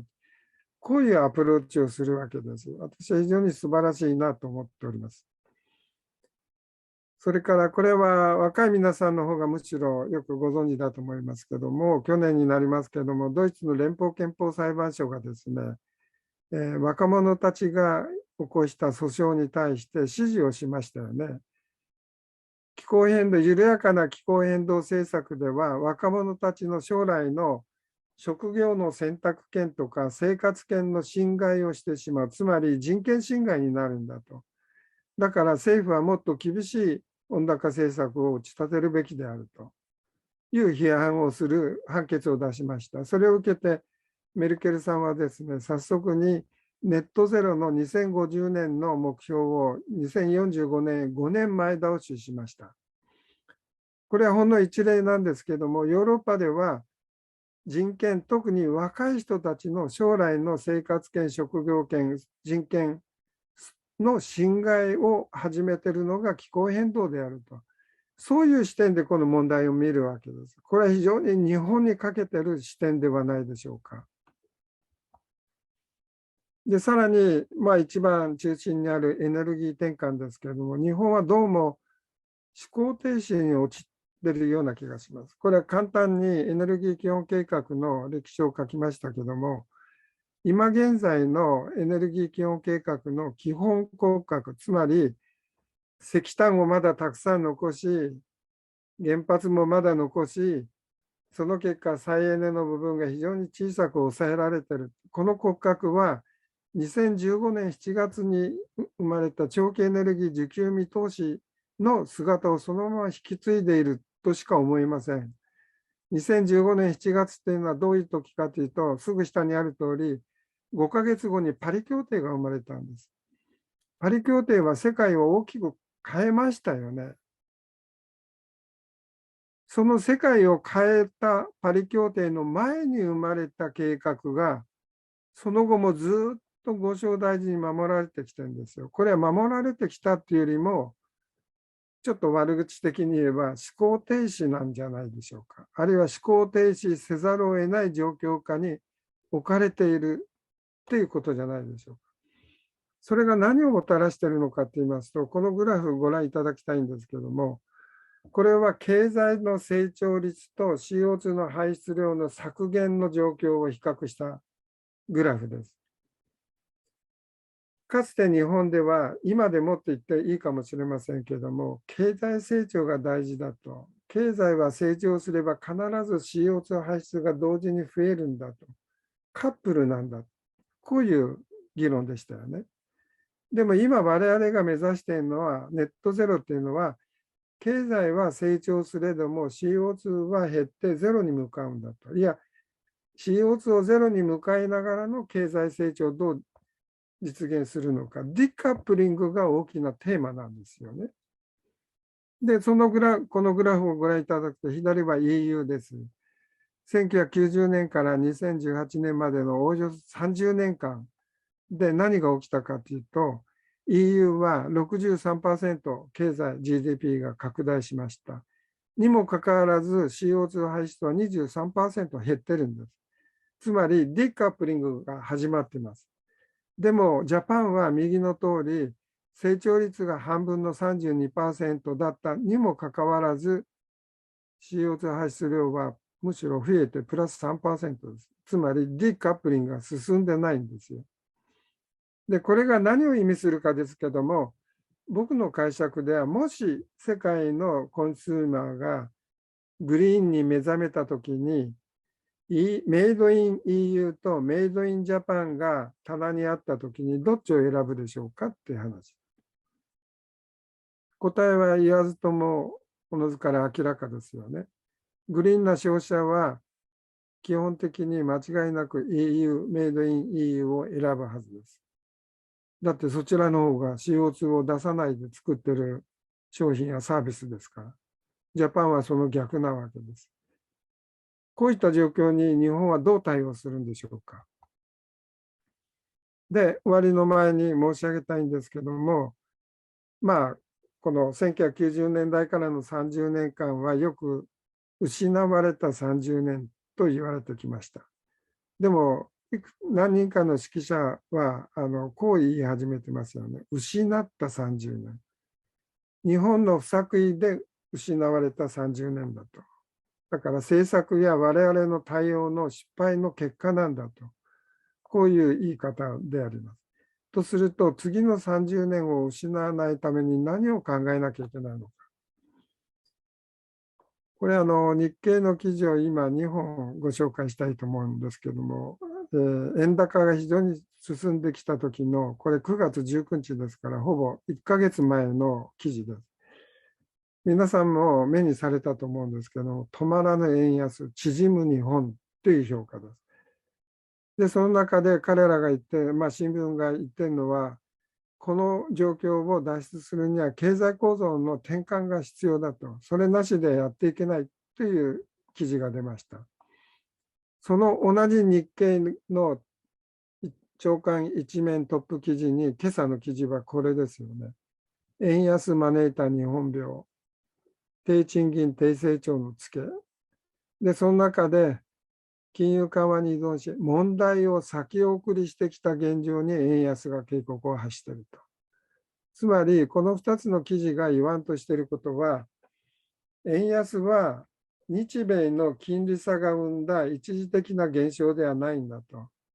日本の経済そのものが縮む、沈む、凋落している。それが引き起こしている根源的な円安なんだと。だからそれをどうやって円高方向に持っていくのかということは、金利の話じゃないんじゃないか。こういうことじゃないでしょうか。で、私はこのコロナが始まったこの2年間も含めてですね、今我々、特にこの気候変動の問題、生物多様性の破壊の問題が我々に問いかけているのはこういうこと、根源的な問い直しなんじゃないでしょうか。我々が汗水垂らして築いてきたこの世界は本当にこれで良かったんだろうかと。価値観や物の見方、社会システム、経済構造、ライフスタイル、場合によっては個人の人生観などもこれまでのもので良かったんだろうかと。変える必要があるんじゃないか。基本的な問いかけが今我々にあるんじゃないでしょうか。そのことを別な言葉で言えば、日本にとって戦後最大の社会改革を求める要請がそこに生まれているように思います。とすればですね、私が今感じるのは、日本が見失っている2つの危機感、これを早く取り戻すべきだと思います。これほどの GX 競争や厳しい競争、転換が始まっているのは、やはり気候変動への危機感ですよね。このままでも地球は持たなくなってきたと。他の生き物も生きられなくなった。貧困や格差の問題もこのままでもやっていけないぞという強い強い危機感だと思います。だからこそ GX をやり、で、その GX を早くやることが企業にとって生き残っていくサバイバルゲームの勝利の方程式なんだ。そこへの危機感ですよね。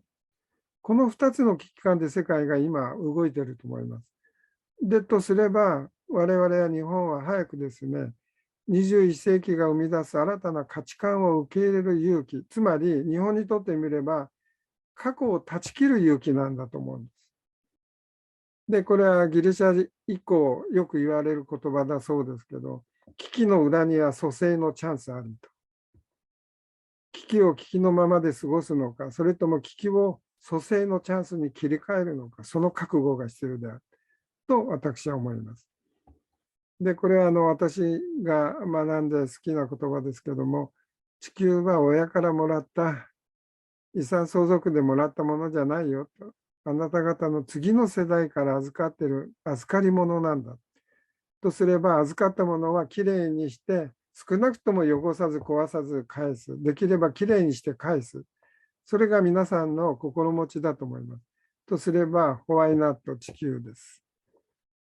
今日はどうもこういう機会いただいてありがとうございました。ちょっと私の話が長くきましたけれども、これからの許す時間の中で、皆さんのご質問があればお答えしたいと思います。どうもありがとうございました。Thank you for your wonderful and insightful keynote, Mr. Tsuyoshi. The ideas you've shared with all of us are powerful and inspire us through the rest of our LCOY Japan conference. We will now move to the Q&A discussion of our session. As a reminder to participants, please write your questions for Mr. Tsuyoshi in the chat in Japanese or English. A member of our communication staff will translate them for us as they are received, and I will facilitate the Q&A session in English. While we wait for more questions from the audience, I hope you won't mind if I begin by asking you a question. パワーさん、できれば念のために日本語で聞きたいんですけれども。はい、わかりました。すみません。チャットで、トリスタンの質問あります。はい。すみません、英語でね。Tristan asks, Mr. Tsuyoshi, you stated that no one can resist the shift in industrial structure demanded by climate change. What private sectors or industries do you see making the swiftest and most impactful transitions for sustainability in Japan and the Asia Pacific? いろんなところで新しい転換が始まっていると思います。例えば、僕なんかがある意味ではライバルと思って、いろいろ学びたいと思っているドイツでいきますと、ドイツはですね、2000年の頃には電力に占める再生エネルギーは 10% に満たなかったんですね。これが今では去年あたりで 40% を超えています。で、さらに2030年には 80%、2035年には 100% にしたいと、そういう目標を掲げています。で、これを支えているのは、やはり太陽光や風力などの再生可能エネルギーの能力が非常に高まっているということだと思います。おそらく1キロワットアワー作るコストで比較するとですね、世界最先端はおそらく日本円でいうと2円とか場合によって1円台とかですね、日本の石炭とかいろんなのが10円台に比べて非常に低い状況になっています。ですから、その転換を一生懸命進めているところが、そういう電力、再生可能エネルギーの一つだと思います。それからこれは皆さんよくご存知だと思いますけども、内燃機関でガソリンを焚いて走る車は必然的に CO2 が出ます。ですから CO2 を出さない車に変えようということで、つまり EV ですよね、電気自動車。場合によっては燃料電池車かもしれませんけれども、この分野では大きな変化が始まってるんじゃないでしょうか。有名なテスラもそうですし、中国では BYD などがですね、非常な勢いで、EV の販売を伸ばしています。まだ絶対数は小さいですけれども、この変化率というか成長率ではものすごいですよね。で、EV で言えば、ヨーロッパ諸国を含め、あるいはカリフォルニアなどを含めですね、もうエンジンだけで走る車は2030年代には新車としては売れなくなる、そういう方針が次々と打ち出されていますので、おそらくモータリゼーションについては非常に大きな変化が始まっていると思います。余談ですけれども、GM の M は何の意味かお分かりですよね。モーターですよね。フォードもフォードモーターです。トヨタも英語の名前はトヨタモーターズです。エンジンで走る車を作っている会社がなんでモーターって名前つけてるんでしょうか。車の始まりはモーターだったそうです。で、そのあまり技術的にも良くないモーターに代わってエンジンが、内燃機関のエンジンが誕生した結果として、モーターがあっという間に消えてしまったわけですけれども、今ここで100年経って先祖返りって言いますか、モーターに戻る流れがモータリゼーションで始まっているのではないでしょうか。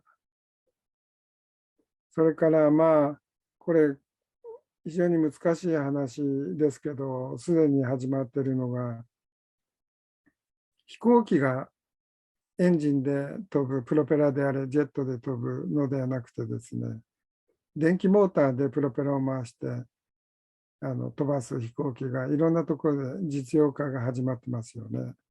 この間ドイツでは水素で、走る列車が営業運転を始めたそうです。いろんなところでこれまで夢の技術だと思っていたものが現実になってきている、こういう変化がさまざまなところで起き始めてるんじゃないでしょうか。それから株式市場で一言だけ念のために申し上げますと、基本的に株式市場は何を見てるかというと、過去の実績がいいからいい会社だではないんですよね。これからの5年、10年どうやったら成長していくんだろうか、その成長にかけるところですから、株式市場の判断は今日現在の現実よりも将来を先取りしている結果とも言えます。ですから株式市場がノーだということは、おそらく3年、5年、10年後にはどんどん現実の世界になっていくと、そういったことではないかと思います。ちょっとお答えになっているかどうか自信がありませんけど。どうもありがとうございます。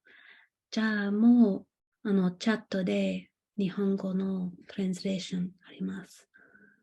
私は英語ですみません。For Japanese youth who are attending COP27, do you have a message for them that will empower and inspire their actions in the climate conference? そうですね。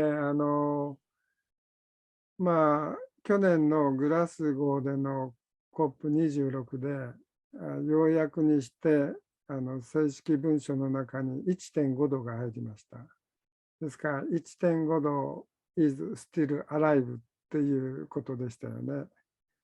ですからそれを引き継ぐ COP27 はこの 1.5 度の路線が揺るがないようにしてほしいと思います。なぜならば、COP26 と COP27 の間に世界で大変なことが起きました。ウクライナ戦争です。で、ウクライナ戦争はエネルギー危機をもたらし、短期的には脱炭素の反対側を取らざるを得ないような状況を生んでいます。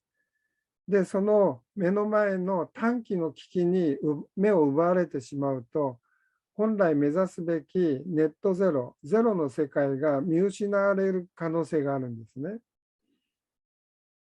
そうすると短期的にはいいかもしれないけど、5年、10年経つともっと今よりもひどい状況に生まれるかもしれません。それは絶対に避けなければいけないことです。ですから COP27 においては、グラスゴーで決めた 1.5 度へという大きなゴールは、全員で確かなものにしていこうということの合意を強く求める必要があると思います。それから COP27 は、大陸でいくとアフリカ大陸の COP になります。そうするとアフリカはですね、この気候変動の被害を最も受けている地域の一つになります。もう何を申し上げたいのかというと、原因はあまり作らずに被害だけが大きくなっているという、これ非常にアンバランスな、アンフェアな、不公平な被害の地域になってますから、これまでの温暖化の主たる原因を作ってきた先進国が、もっとアフリカの問題について目を向けていく、それをアフリカと一緒になって問題解決に図っていく、そういう道を一つ作ることだと思います。それから最後に申し上げたいのは、これからの時代を担っていくのは若い皆さんです。で、僕がいつも若い人に言ってるクエスチョンがあるんですけども、Is the future in your hand? 皆さんは今はまだ直接の責任はありません。温暖化の問題については、むしろ被害者の方です。でも、1年経つごとに皆さんは社会の仕組みの中に組み込まれていって、原因を作る側に入りかねないんですよ。ですから若い時だけ反対を言って、社会人になったらビジネスのためしょうがないっていったような転換は、ぜひとも避けてほしいんですね。ですから若い人たちには今回の COP27 についても、若い人たちは自分たちの時代を作るために絶対この価値観は変えないんだと。地球を守るっていう価値観は貫き通すんだ。そういったことを大人世界にしかと見せてほしいんですね。で、それを見ることによって大人世代は若者たちの力によってこの社会を変えていこう。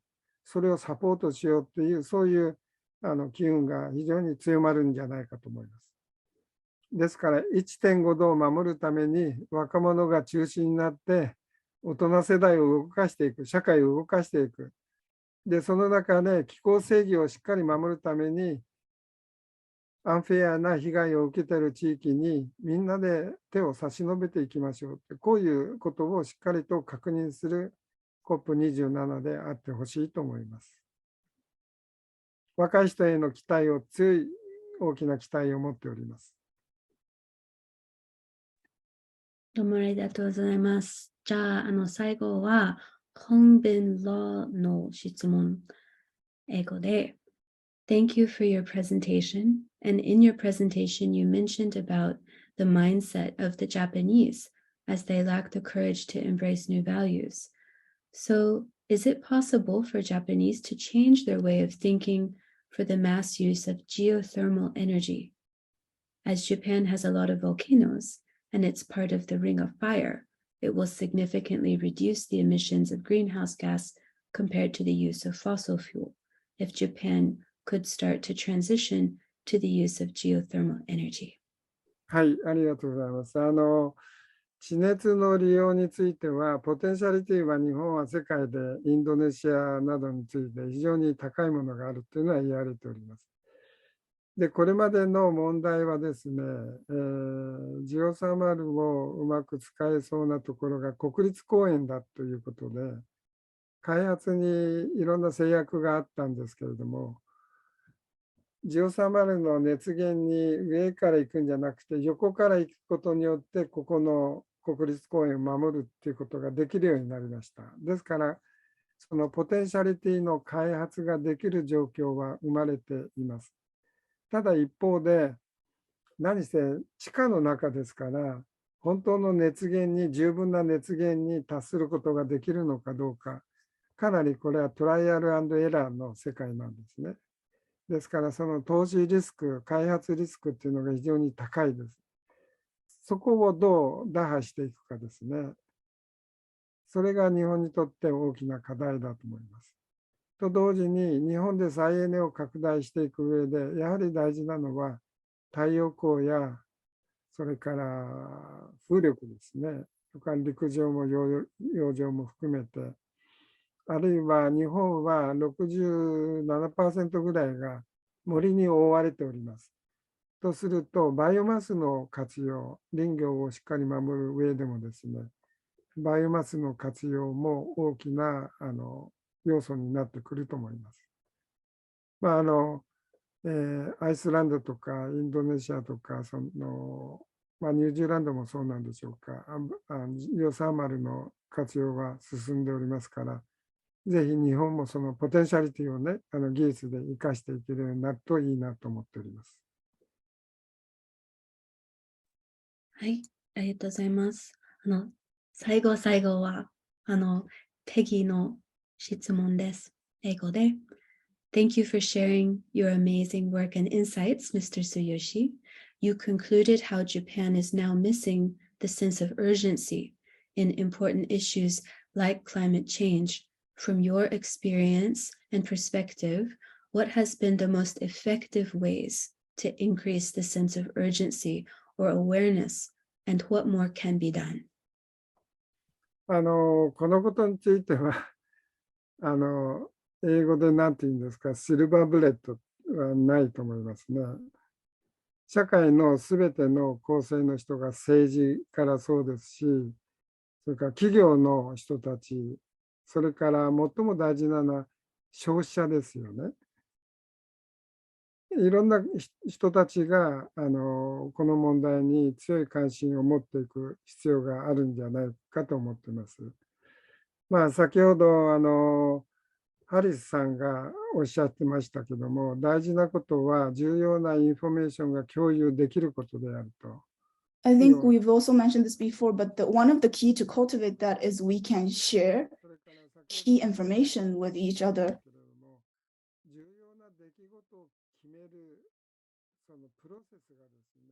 And there is a process to decide what are the key events, what are the key information that we should know about.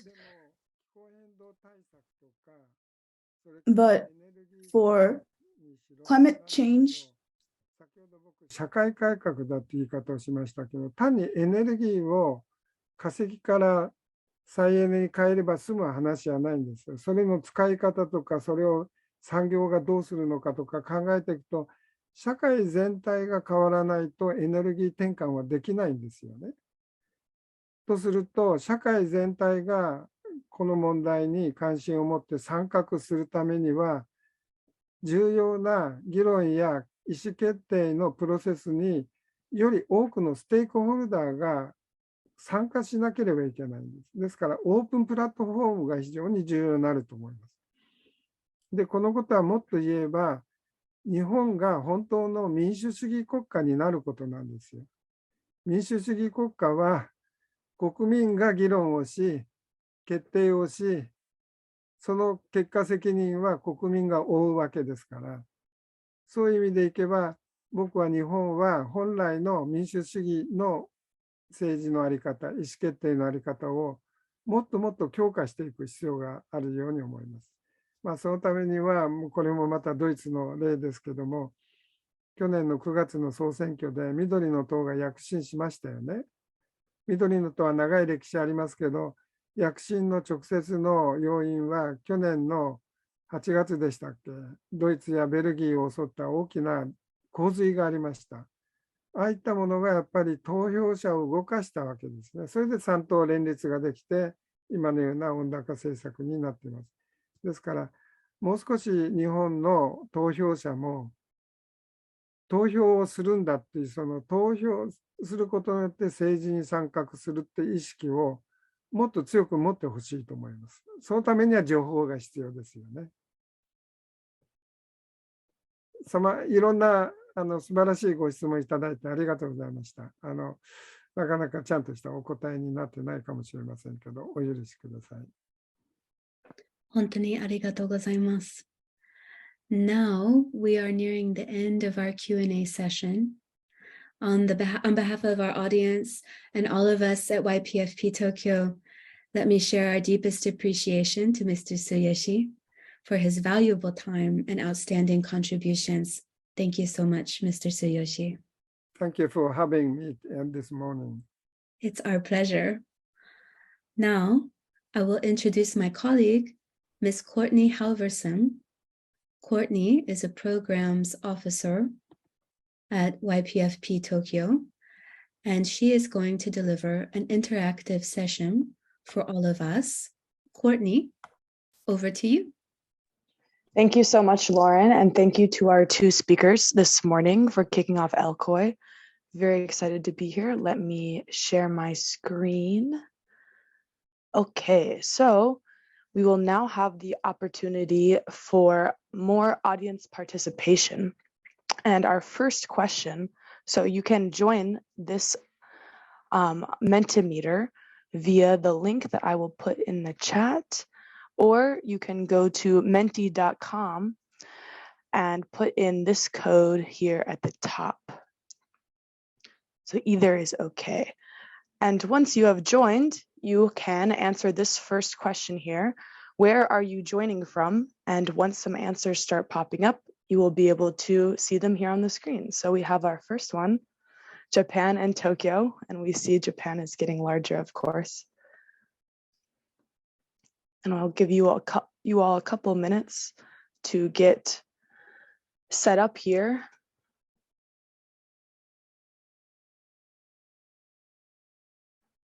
Oh, Kyoto and Fukuoka as well. Very nice. Thank you for joining us. Kyogo.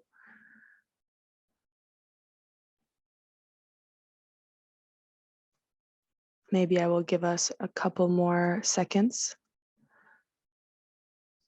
before pursuing the next question.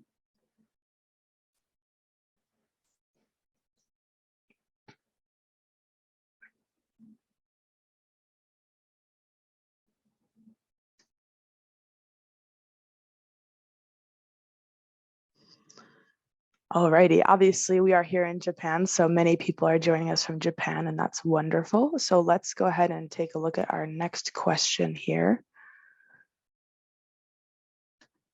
Sorry, my screen is somehow, oh, there we are. So our next question, to introduce the idea, of course, of our theme of the conference, what words come to mind when you think about climate change? These can, of course, be words or phrases. We have another question later that will have an opportunity for longer answers.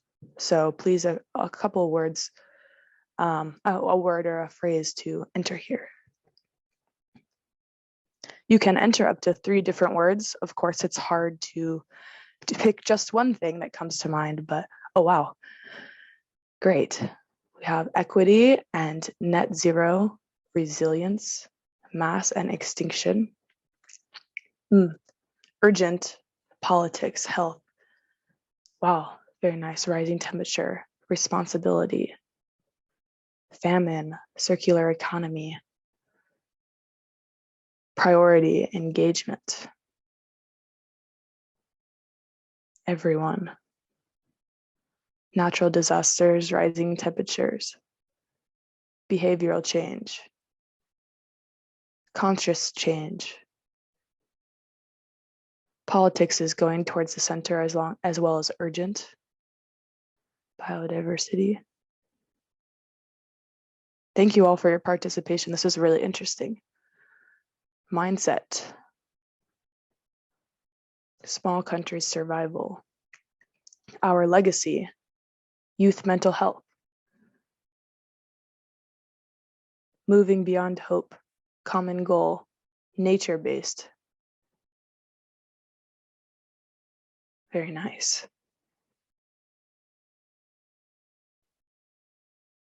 Okay. It seems as if our word cloud has stopped shifting, so I will switch to, so this was our quick introductory Mentimeter, so I will switch to a different one to focus on some of our more meaty ideas. So let me go ahead and change over to my other one. Okay, so you will need to once more join this Mentimeter. I will send the code once more in the chat.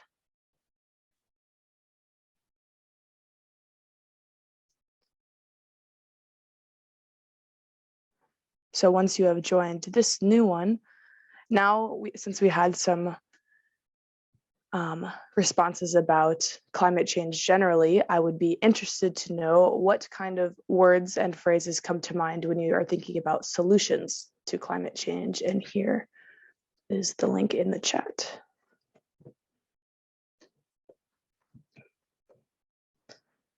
Perhaps we can be a bit more uplifting after a lot of the answers in the first one. Of course, climate change is very urgent and necessary to combat these days. Creativity, collaboration, connection. Perfect. All C's, very nice. Effort, local. I believe you should also be able to enter 3 answers on this question as well, and I will give you a couple of minutes to think about these answers. Low carbon, very nice. Grassroots. Inclusion, awareness. Collaboration.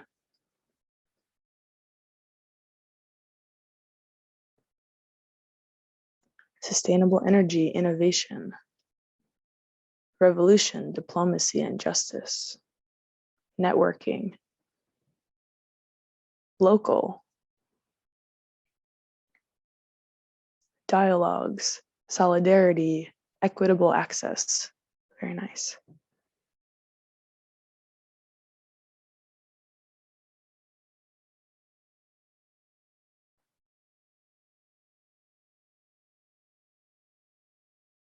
Sustainable products and sustainable life.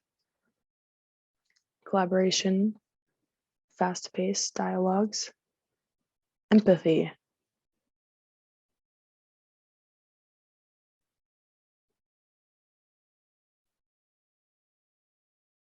Collective action, local action.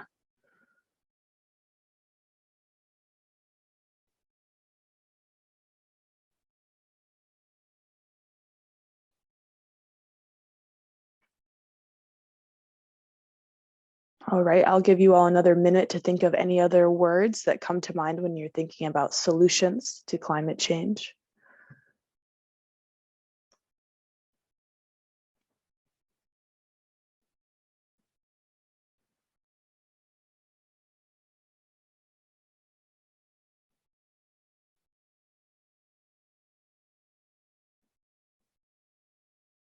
This is a great collection.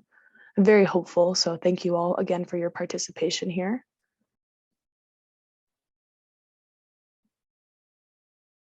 And next, I will go ahead and move forward to our last question, which I think will take a little bit more time and thinking. But let's see.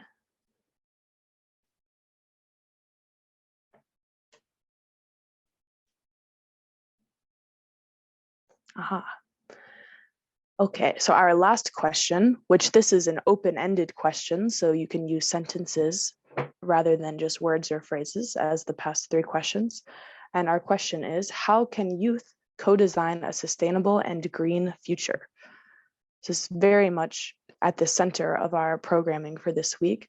So please take a couple minutes and think about how you would like to answer this. And I believe your answers will pop up in speech bubbles on the screen here.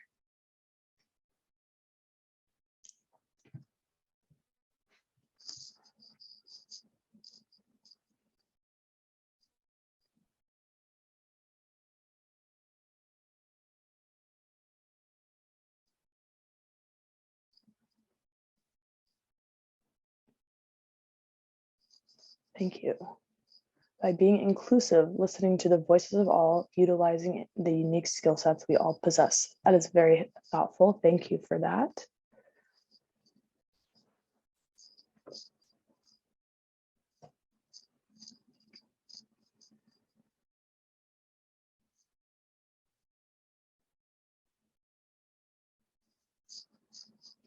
Collaborative innovation and through spreading climate awareness and by ensuring they make informed choices. Thank you.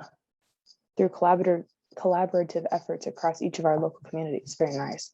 And I can scroll down here to make sure we can see all of our lovely answers.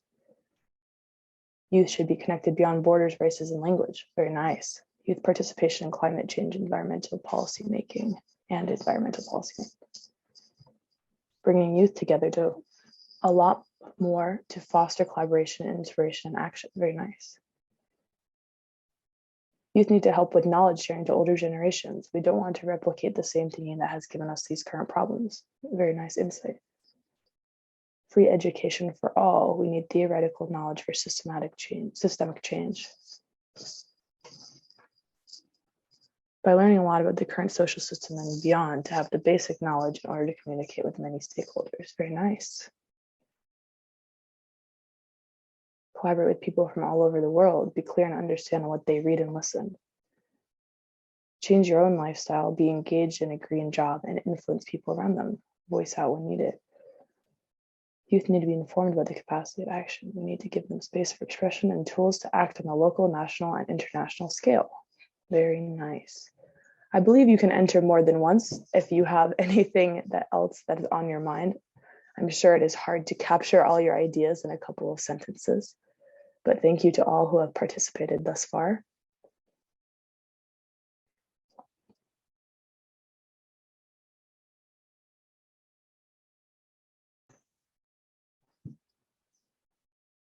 I'll give you a couple more minutes here to think about anything else you want to add, but these are great. So thank you all so much for sharing so far.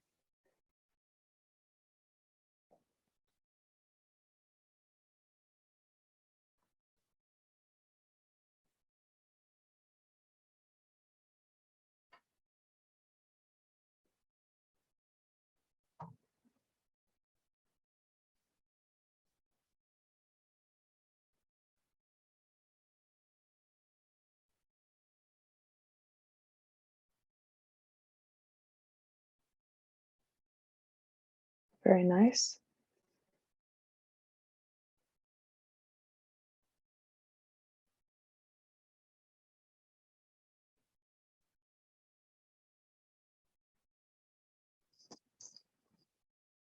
Very, very nice. Okay, we'll give you all another minute here.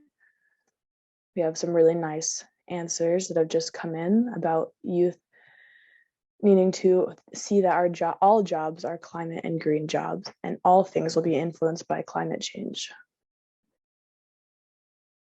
And that youth power, voice, and network and connection should be leveraged to help forge a path of reconnection with nature for a sustainable and livable future for all. Very important. Thank you for that.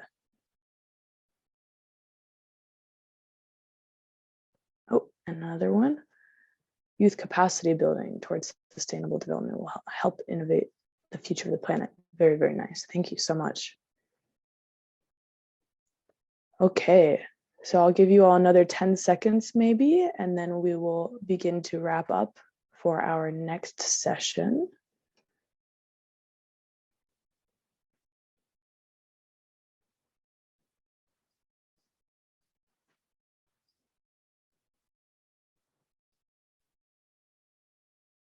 Alrighty, well, thank you all for this great input. I really appreciate your participation, and these are some really great and thoughtful answers. So thank you so much for joining me for this quick session today. As we bring this session to a close, I will go ahead and stop sharing my screen. As we bring this session to a close, please let me introduce the chair of our next session, Nienke van Dijk. Nienke, over to you. Thank you so much. Thank you so much, Courtney. Let's wait for another minute and then we will kick off with our next session. Yes, I will start right away. Well, hello, everyone. We are so happy to have you with us for the 2022 LCOY Japan Conference hosted by Young Professionals in Foreign Policy Tokyo, or YPFP Tokyo. My name is Nienke van Dijk and I am a member of YPFP Tokyo Steering Committee for LCOY Japan. It is my pleasure to be your chair for the expert panel on Green Japan, Gaps, Opportunities and Youth Futures for Sustainable Development and Climate Action. Before I introduce our speakers, please let me share a few reminders with you to keep in mind throughout this event. Firstly, there will be time for a moderated question and answer session near the end of the event. If you have a question, please write it in the chat at any time. When we reach the Q&A portion of our event, I will be happy to direct any questions I see in the chat to the speakers. Secondly, we ask that all audience members kindly keep their microphones muted and their videos off during the event. Finally, please note that speakers for this session may choose to present in Japanese or English. When possible, we will offer simultaneous interpretation from Japanese to English and from English to Japanese. If you would like to listen to the interpretation, please select the language of your choice by clicking the globe icon in the bottom right of your Zoom screen. Please note that this feature may not be available if you are accessing today's events using your mobile device or if you are not using the latest version of Zoom software. Also, you may choose to activate the automatic captions function. We thank you for your kind attention to these points. So without further information to share, I will move on to our speakers. All our LCOY Japan speakers are outstanding experts, activists, and leaders in the fields of climate and sustainable development. And I'm especially excited to introduce the speakers for this session. Our first speaker is Mr. Shinji Onoda. Shinji Onoda is a research manager at the Institute for Global Environmental Studies. Since the Rio+20 preparatory meetings in 2011, he has participated in SDGs-related international negotiations and conferences as a researcher, NGO member, and a delegation of the Japanese government, which includes high-level political forum, UN General Assembly, and G7, G20 environmental ministers meetings. He has given numerous lectures on the history of the SDGs and corporate initiatives on the SDGs. His recent books and reports include SDGs Progress Report 2022, survey results on the efforts of GC&G companies, and Japanese corporate initiatives to achieve the SDGs, and many others. He has also been a part-time lecturer at different universities in Japan, as well as served as a member of the Environmental Industry Market Size Study Group of the Ministry of the Environment, and as a member of the SDGs Task Force of Global Compact Network Japan. Previously, he was a visiting researcher at Berlin Free University and Japan Center for a Sustainable Environment and Society. Mr. Shinji Onoda, please go ahead. Thank you very much for your introduction. So, can I make a presentation now? Or should I wait for other people to be introduced? Yes, you can start your presentation. Okay, thank you very much.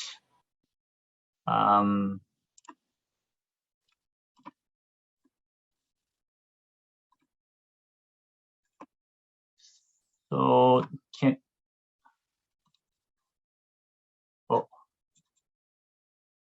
sorry. So can you see? Can you see my screen, or maybe let me try again.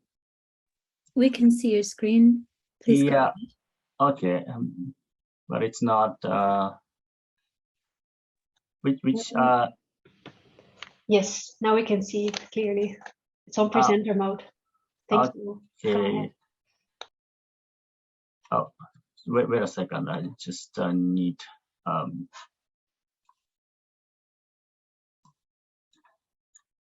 Sorry. What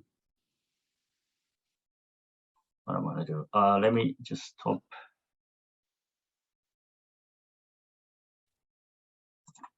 Here. Okay. Then. Sorry.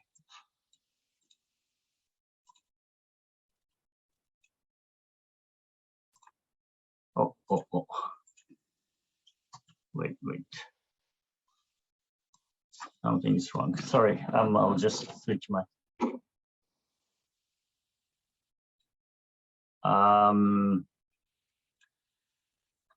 Okay. Anyway. Sorry. So I hope it's okay now. Yes. So thank you for introducing. Oh, not this one. This one, right? Okay. Sorry for the mess. Let me start. So I put the title of my presentation as an expectation for youth in this field, or in the field of sustainable development and climate change. And I got 3 guiding questions to prepare for this panel discussion. So my presentation will follow with them. And the first question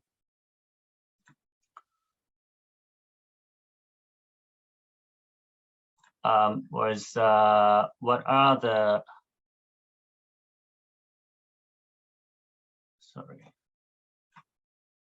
the greatest challenges and opportunities to accelerate climate action and sustainable development in Japan? And my answer is demographic change. As you can see in this diagram, in 2019, there are 126 million people living in Japan, and among them, about 12% was 65 years old or over. And when it comes to the year of 2065, the number of people drastically decline by 88 million, and among them, about 38% will be 65 years old and over. And what will be brought with this change? Maybe the reduction of greenhouse gas along with the population declining. But at the same time, there are so many challenges ahead of us. I put the examples of them, like devastated rural areas and infrastructure, increased number of vacant homes, weakened disaster resilience, greater inequality and increased crime, maybe, and weakened economy and social security, etc., etc. But in my opinion, we should use this demographic change as an opportunity to move toward a sustainable society. But you might think that how? So I'm going to touch up on the second question. I'm asked if there are any initiatives, policies, and/or strategies you might highlight as being especially impactful in Japan. And I put 2 initiatives here. One is revision of the SDG implementation guidelines, and the second one is the pursuit of improved synergies between climate change and the SDGs. For the first one, now there will be a second partnership meeting to revise towards revising SDG implementation guideline in Japan, and there various stakeholders will participate to discuss about the national target of the SDGs in Japan. And what is important, I think, is to discuss about the the future vision and of Japan, and without that, I think we cannot really tackle with the challenges that I mentioned. So if I have like a certain image of future or ideal society, then we will know what to do, right? So so that is why I put the first one as an important initiative, and for the second one is so the synergy is now more and more important in the not only in Japan but also in the international community. If you think about the reduction of CO2, if you can do that, realize that the reduction of CO2 drastically, but what if rural areas are ruined, or or too much burdens are put on like a marginal people? Then there will be no sustainable society. So we have to think about like a fair and just transition, and to do so we need to reduce the disparity among people. So SDGs and climate have to be dealt together, and think about more synergetic effect when you're dealing with these issues. And the importance of synergies and reducing trade-off is already mentioned in the IPCC report, recent IPCC report, but also this topic is already discussed in the international community. And one example is the third Climate and SDG conference. I just supported this conference, and also the supported youth activities to hold their special side event, and also to make their suggestion to co-conveners, which are UNDESA and the UNFCCC Secretariat. And in the conference summary, there was a suggestion to make a comprehensive global analytical synthesis report, and organizing members, including UNDESA, UNFCCC, MOEJ, IGS, and UNU, they all think this report could be used as a basis to build, to establish post SDGs. I mean, this report could be used as a basis to discuss about the post SDGs. I mean, yeah. So, and I think I just will continue to strengthen our activity so that we can be more we can influence more, and we have more knowledge to provide our knowledge and experiences. And for the third question was about what advice do I have to use to position themselves well to become emerging and active leaders in sustainability and climate spaces, and how can they make a difference? And my advice is to use adults while being used by adults, and to make friends across countries and generations. I think youth groups will have more and more opportunities to present their, for example, suggestions or recommendations to the government or international community, because adults sometimes wants to use their voices to change the society or to change the trend of discussion. But while participating in such activities, expect youth or young people will learn a lot from adults and also make more friends and networks so that they can be the leaders for the next generation or even in this generation. And I think that will be the only hope to transform our society to build a really sustainable society. So that's all from my, I will stop here and thank you very much for your attention.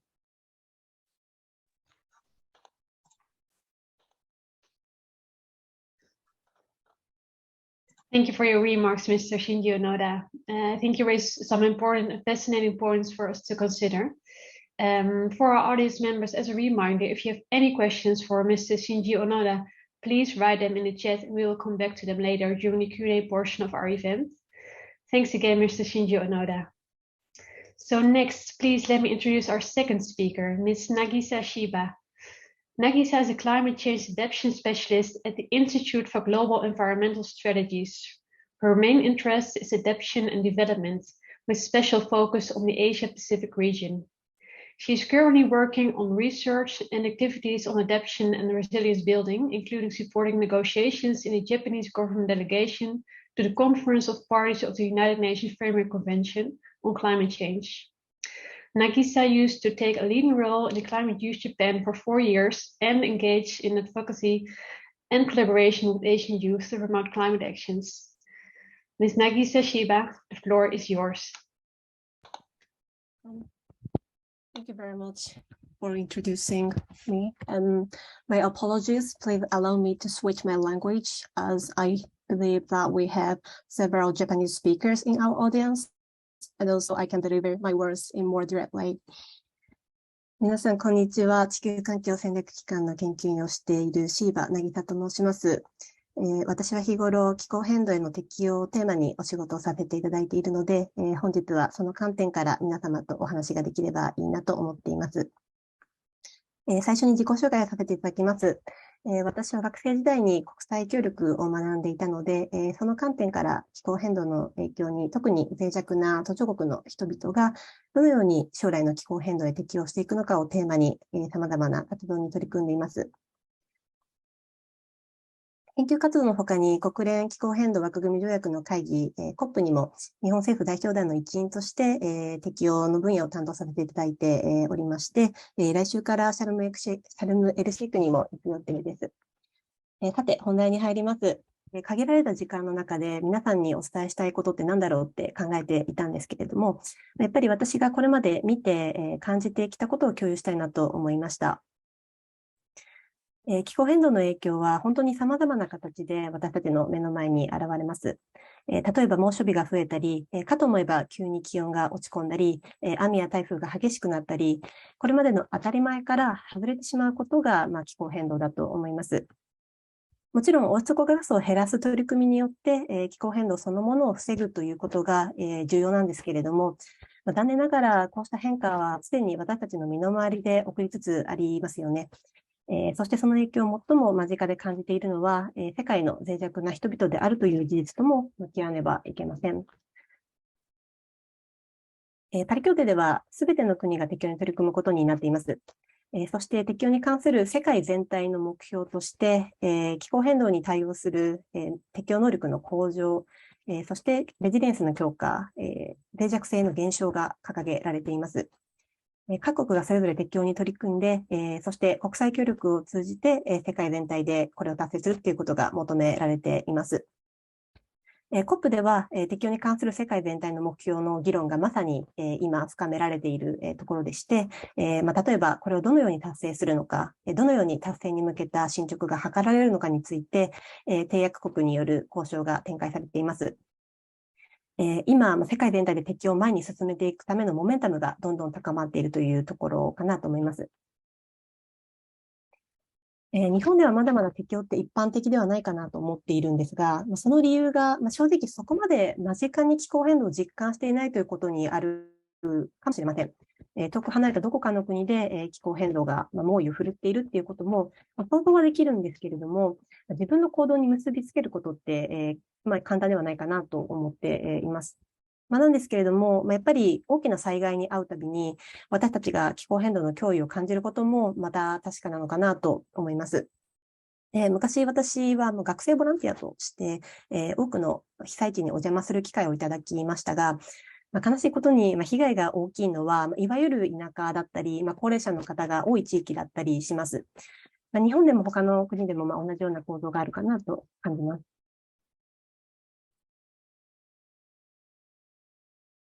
はい。すいません。ちょっと順番が。はい。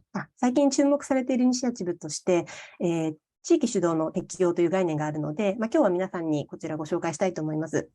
で、これはオランダにあるグローバル適用センターや、その他の著名な関連機関が2021年に提唱した、地域主導の、適用原則というものなんですけれども、気候変動に地域が適応するための意思決定を最も末端の人々、つまり気候変動の影響を最前線で受ける人たちに委ねるっていうことが生まれています。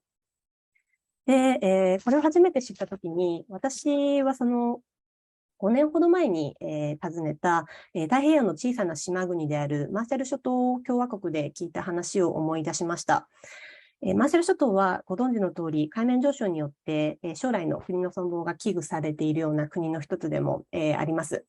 で、私はマーシャル諸島のユースグループの人たちとお話をさせていただく機会がありました。で、彼らはですね、それぞれのコミュニティで、自らがクライメートチャンピオンとして、様々な環境活動を、牽引しているというお話を伺いました。で、私自身がまだまだなんですけれども、適応についても若い人たちの力が地域を引っ張っていくっていう意識が必要なんだろうなと感じています。例えば防災の取り組みは適応に直結しますし、生態系を守る取り組みも重要な適応です。で、日本では2018年に気候変動適応法という法律ができて、気候変動適応計画が立って少しずつ適応の取り組みが広がっております。で、地域適応センターというものも各都道府県に設置されているので、まずは地域の気候変動影響にどんなものがあるのかっていうのを知るきっかけがそこにあるかもしれません。で、これから地域の若い人たちと、この地域適応センターで、たくさん共同が生まれていくといいなと、個人的には思っています。で、最後に、ユースの皆さんに何かアドバイスはないかというお題をいただいております。で、私はアドバイスできるような立場ではないので、皆さんと一緒に考えたいポイントとして、いくつか挙げさせていただいて発表を終わりたいと思います。私は学生時代、クライメートユースジャパンというユースグループの代表を4年ほどやっておりました。で、COP へ学生を派遣したり、日本政府に対する提言活動を行っていました。で、その時、いろいろな壁にぶつかって、もがいてたんですけど、今振り返ると、少し広い視野で見れるようになったかなと思うので、もし皆さんが何か近いものを感じていらっしゃれば幸いです。まず、気候変動との距離感や、無力感っていうのをどう捉えるかなんですけども、気候変動って聞いたときに、半分ぐらいの方は、何をどうしていいかわからないなって感じるかなと、想像します。で、問題の規模がもう大きすぎるので、私自身も、19歳の時に初めて COP に参加して、問題のスケールがもう大きすぎるなって思ったんですね。で、自分一人で全部変えようっていうのはもう正直無理ですし、それぞれがもうそれぞれの分野だったり、関心、あるいは得意なことから、取り組むっていうことが、重要なんだろうなというふうに、思っています。で、そう捉えることでもう距離感がぐっと縮まるかなというふうにも思っています。特に適用はもう貧困問題から食料の問題、ジェンダーの問題など、SDGs のもうすべての目標に密接に関連しているんですね。でも適応、気候変動っていうのは独立した問題ではなくて、すべてのもう社会課題のバックグラウンドにあるものなのかなと思うので、もうあらゆる問題に通ずるところがあるなと思います。次に、気候変動にもう限らない。Second, And this is not limited to climate change, but I want to ユースとして失敗したなと思うことがたくさんありました。例えば、環境省の審議会で若者代表として話をさせていただく機会があったんですけど、具体的な提案にするのか、もう若者らしい感情に訴える話をするかで、迷って、で結局後者にしたんですけど、あんまり反応が良くなかったり、他にも気候変動問題の伝え方とかアプローチとか、もう小さなところでたくさんありました。ただ、今になって思うのは、もうそんなことはもうどうでもいいぐらい、皆さん若者への期待感が大きくなってきつつあるということです。今私はもう大人が気候変動を議論している場に身を置いてるんですけど、もう行動力ある若者にもっと活躍してもらいたいっていう雰囲気が、もう私が気候変動に携わり始めて以降10年でもう格段に高まってきているなというふうに感じています。先ほど言及したグローバル適応センターでも、今、ユースを応援する取り組みが熱心に行われています。なので、失敗を恐れずにトライしてもらいたいですし、皆さんの力がもうまさに必要とされているなというふうに感じています。最後になります。最後に皆さんの心も大事なんだなということをお伝えしたいです。で、気候変動への不安感っていうのが、今大きくて、世界中の若者が、そのメンタルヘルスの問題を抱えているっていう話を、伺ったんですね。で、逆にその気候変動問題にすごく果敢に立ち向かおうとしている、若い人たちにもですね、使命感が強いがゆえに、もう日々頑張りすぎちゃうというか、もうストレスを抱えてしまう人もいるのかなと思います。でそういう様々な感情がある中で、時には無理をしないということも大事かなと思っています。問題を真面目に捉えすぎないというか、自分だけで頑張ろうとしなくていいということを、お伝えできればなと思います。というのも、いずれにせよ気候変動とはもうこの先、もう世界の全員が一生お付き合いしなければやっていかないといけないものなので、皆さんのこれからの人生が長いということも踏まえて腰を据えて一緒にやっていければなと思います。最後にですね、マーシャル諸島の若者に、当時日本の若い人たちへのメッセージはないかということで伺ったときにいただいたメッセージ、We are in the same boat という言葉を紹介させていただいて、私からのお話とさせていただければと思います。ありがとうございました。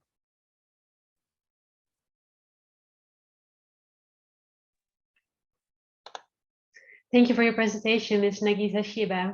Thank you all for thought-provoking insights on these critical topics.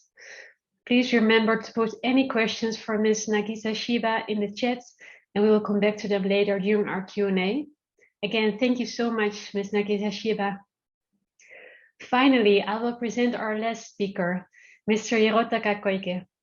Hirotaka Koike has 10 years of experience working at the United Nations, think tanks and NGOs and grassroots organizations to deliver campaigns, advocacy and development practice across areas of sustainable development policy, local and urban sustainability, community development, youth engagement, and disaster risk reduction. During his studies, Hirotaka founded Japan Youth Platform for Sustainability, led the UN Major Group for Children and Youth as a global focal point for Habitat 3 and an organizing partner, and he also did an internship at UNEP New York. After his graduation, he worked as a policy researcher at the Institute for Global Environmental Strategies in Japan to establish voluntary local review labs and support low-carbon urbanization in the Association of Southeast Asian Nations. He then worked for the UN Economic and Social Commission for Asia and the Pacific as a program management consultant to manage the Asia Pacific Majors Academy and COVID-19 recovery in cities. He currently holds a senior political and external affairs officer position at Greenpeace Japan to develop political strategy for campaigns and engage advocacy for better climate policy in Japan. Mr. Hirotaka Koike, please go ahead. Thank you very much for the introduction. Similar to the previous speaker, I would like to use the Japanese version, if that's fine. So I will use Japanese, yeah? And the whole Sure. yeah, it's great.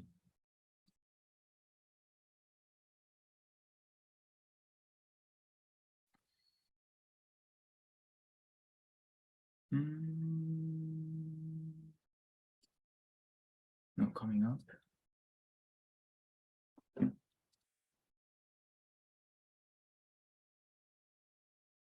Please send.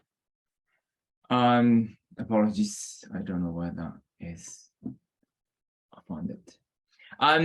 Thanks for the introduction. I will just speak until I find it. Thank you very much.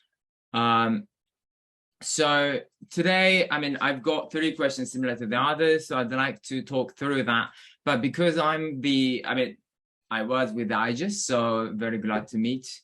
But I would talk to the 3 questions from more energy or perspective. Now I'm going to switch to Japanese. ありがとうございますと。で、すいません、まだちょっと出てこないんですけど、今日は、NGO の観点から、一つ喋らせてもらえればなと思います。でですね、見えるかな ?OK です。今日のトピック、僕が喋ろうと思っているのは、日本における気候正義の達成と公正な移行に向けてということで、その中で NGO の観点からちょっとお話をします。まず自己紹介すでにいただいたので、そんなに喋る必要はないかなと思うんですけど、ポイントとしては、皆さんと同じようにユースのアクティビズムをやってきていてですね、で、それ以来結構、公的セクターでずっと働いてるんですけど、なんでNGO だけというよりもいろんなところからいろんなスペースを見てきた中で、コメントをできればと思います。簡単に、ご存知かと思いますが、グリーンピースジャパンの紹介させていただくと、日本ではですね、大体もう30年近くになりまして、30人以上のスタッフが働いているんですが、ご存知のようにグリーンピースは国際的な団体なので、世界各国にオフィスがあり、世界55カ国以上の地域で活動しておりますと。で、基本的に財政的にも独立をしていてですね、寄付者、世界300万人の方からの寄付で活動をしています。で、とてもアクションが目立つ団体なので、どうしてもそういうイメージが強いんですけど、我々、特に今日本ではですね、研究を非常に重要視をしていて、調査に基づいてですね、それを報告し、広く一般の人に知っていただいて、それをベースに、行動すると。で、例えばオーガニックコーナー設置だとか、一個下で言うと、この廃棄物の不法投棄の問題についてですね、実際に現場に行って、実際に目撃してそれを共有して、それをその問題性っていうのを人々に知ってもらって理解してもらって一緒に行動するというようなサイクルの中で我々は活動をしています。で、今日のトピック、日本の脱炭素化に向けて何が必要なのか、何が必要でないのか、どういうことができるのかっていうところで、まず現在地の確認をしたいんですが、気候変動問題で、特に気候コミュニティに言うとですね、気候の問題は気候の世界だけでとどまってしまいがちなんですが、実質的に理解しなきゃいけないのは、これ経済産業政策であって、そこでの、ある意味、政策的な戦いが繰り広げられているというふうに理解をしています。で、問題点としては、すみません、タイマーだけ入れておきます。問題点としては、脱炭素社会っていうのは、そういう社会があるわけじゃなくて、あらゆる形態を取り得るわけですと。それはすなわち、今の形のまま脱炭素をするっていうパターンと、そうじゃなくて、例えば、もっと格差が減って、環境と共存できるような、生産スタイルになったりとか。で、どのような社会になりたいかっていうのは非常に重要で、それ自体によって脱炭素化された社会ってのは違うので、やっぱそこを理解して、どういう人がそういうのを嫌がってるのか、進めたいのかっていうのはよくわかんない、よく理解しないといけないですよねっていうのが非常に重要ですと。だから見ていただく通り、イメージで言うと、やっぱり一部の企業はね、そこら辺を分かって、脱炭素というものは産業政策なので進めるとなっているのに対して、それを分かってて進めない人たちと、それが分かってないから進めようとしない人たちと、いろんなパターンがあると思うんですけど、まだまだすごい明示的にここまで来れてないんじゃないのかなというのが僕の理解です。じゃあ、それのために、それを進めるためにどうしたらいいか、命題の設定の変換っていうのは必要だと思ってます。すなわち、人がいないところに災害って起きないのと一緒で、人がいない気候変動っていうのは気候変動にならないわけですと。だからこそ、その中でじゃあ人を命題に置き直してどういう問題を理解するかって言ったら、やっぱり経済的不正義の問題っていうのは非常に重要ですよねって。なんでですか？気候変動の前に、産業革命の写真を入れたんですけど、見ていただく通り、産業革命に通して、非常に、テムズも汚れて、で、機械は簡単なの、一部では自動労働も増えて、すごい長い時間の労働があって、そこで労働組合が戦って今の労働環境になる。すなわち、ある程度のこの世界が変革する、ディスラプションが起きるようなところではですね、いろんな問題が出てきて、それは実際気候変動政策でも同じだと。なので、ただそれがなんで起きてるのかって言ったら、それは現在のパワーバランスの分散だし、市民に力がないことだし、そういう環境とか共存とか公平性っていうものを優先しない経済関係にありますよと。だからこそ、今見えてる世界っていうものを、もっと、単純に脱炭素するだけではなくてですね、なんでそういう状況になるのかって問題をやらないとダメだ。それはすなわち経済的な不正義にあるんじゃないかと考えています。じゃあ、グリーンピース、これはごめんなさい、我々の紹介なんですけど、ある意味一例としてですね、どういう取り組みをやっているのかということですね、自動車業界の脱炭素化の取り組みを紹介したいと思いますと。先ほど述べた通り、経済的な不正義、経済的なパワーの問題っていうのが環境政策には非常に重要であると思っているからこそですね、やっぱり労働者との連携というのは重要かなと。で、これ日本でもやってるんですけど、日本よりも韓国での、プロジェクト非常に進んでいるのはそこからの紹介なんですが、この女性は、過去25年間、すごい男性が中心的な自動車産業内でキャリアを積んで、今、その労働組合でも非常にリーダー的な役割を取っている彼女なんですけれども、で、彼女自身とか、この他の方にもですね、インタビューをして、で、どういうことを感じているのか、考えているのか、そして労働者自身がどういう社会に向かっていきたいのかってことをまず聞くっていう作業。そしてそういう中で彼らのニーズに基づいて、どんな政策をすると、みんながある意味ハッピーな形で次に行けるのか。すなわち、気候変動で、じゃあ、はい、産業を潰して次になりました。これはこれで必要で、資本主義経済の当たり前の営みなんですが、それでは全ての人がハッピーになるわけじゃないですし、実際人々にとって暮らしと地域っていうのは非常に重要な課題なんで、まずそこはきちんとやらなきゃいけない。だからこそこうやってインタビューをして、例えばこの例で言えば彼女に対して、気候変動政策どう思ってますか？電気自動車化が進んでいますが、どう感じてますか？それは必要ですか？必要でないですか？必要だとしたらどういうことしなきゃいけないですかってことを聞いて、で、その中で新しい、アライアンスといいますか、単純に気候変動枠の中でやるんじゃなくて、幅広い社会連帯の中で政策課題として進めていく。で、新しい人々と共に新しい課題は同じですけど、その設定を仕方を変えて問題に取り組んでいくということをやろうと。で、やってると。で、もう一つの事例で言うと、ゼロエミッションを実現する会っていうのをうちで事務局をやっていてですね、これは簡単に言うと、各地域の人々と共同して地方自治体レベルで、その地域の脱炭素政策を進めてもらうと。それ、なんでそれが重要かって言ったら、気候変動政策がいずれにせよ進みますと、それがどのような形かは別にして。なので、彼らと一緒にどのような地域を作りたいかってことを一緒に考えて、そうなるようになる運動をしなきゃいけない。だからこそ地域の人々と一緒に地方自治体レベルでのいわゆるコミュニティ、シティズンアドボカシーっていうのをやっています。で、アドバイスということは、先ほどと同じでは僕が何か言うわけではないので、一つ言うとすると、環境問題は重要なんですけど、人を忘れがちなので、そこを立ち返った方がいいんじゃないかと思っています。で、特にユースの人たちはすごい思いが強いからこそ、僕も同様なんですけど、一般の人たちがどういうところで苦しんでいてってところも、見えてなかったり、気づけてなかったりするかと。で、やっぱり日本でも大学進学率が 50% ちょいしかいないので、そう考えると日本の社会も非常に分断されています。だからこそ、気候はそうなんですけど、まず、人々の苦しみっていうところをやっぱ見直すと。で、それはなんでかって、さっきもう小野田さんが喋ってくれたので説明しませんが、大きなトレンドがあって、で、特に5番の、格差の拡大、富裕層による社会的責任のグローバル化みたいな、そういうのが行われているっていう中での気候変動ってことを考えましょう。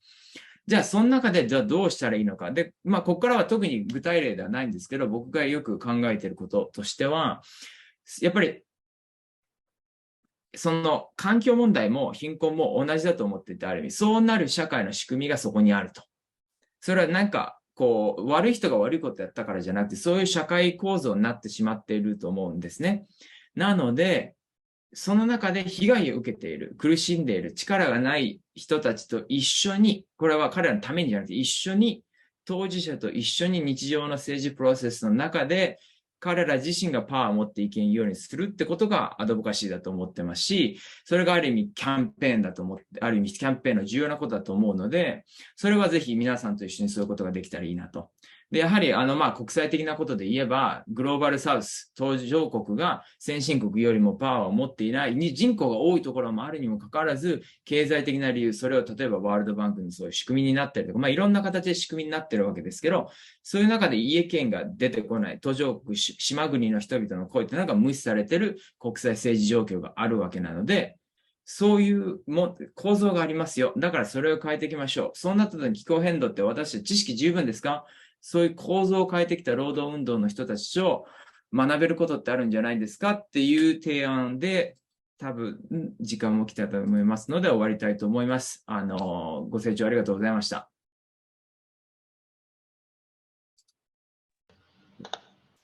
Thank you so much, Mr. LCOY, for sharing your thoughts and experience with us today. So we appreciate all our incredible speakers' remarks on gaps, opportunities, and youth futures for sustainable development and climate action.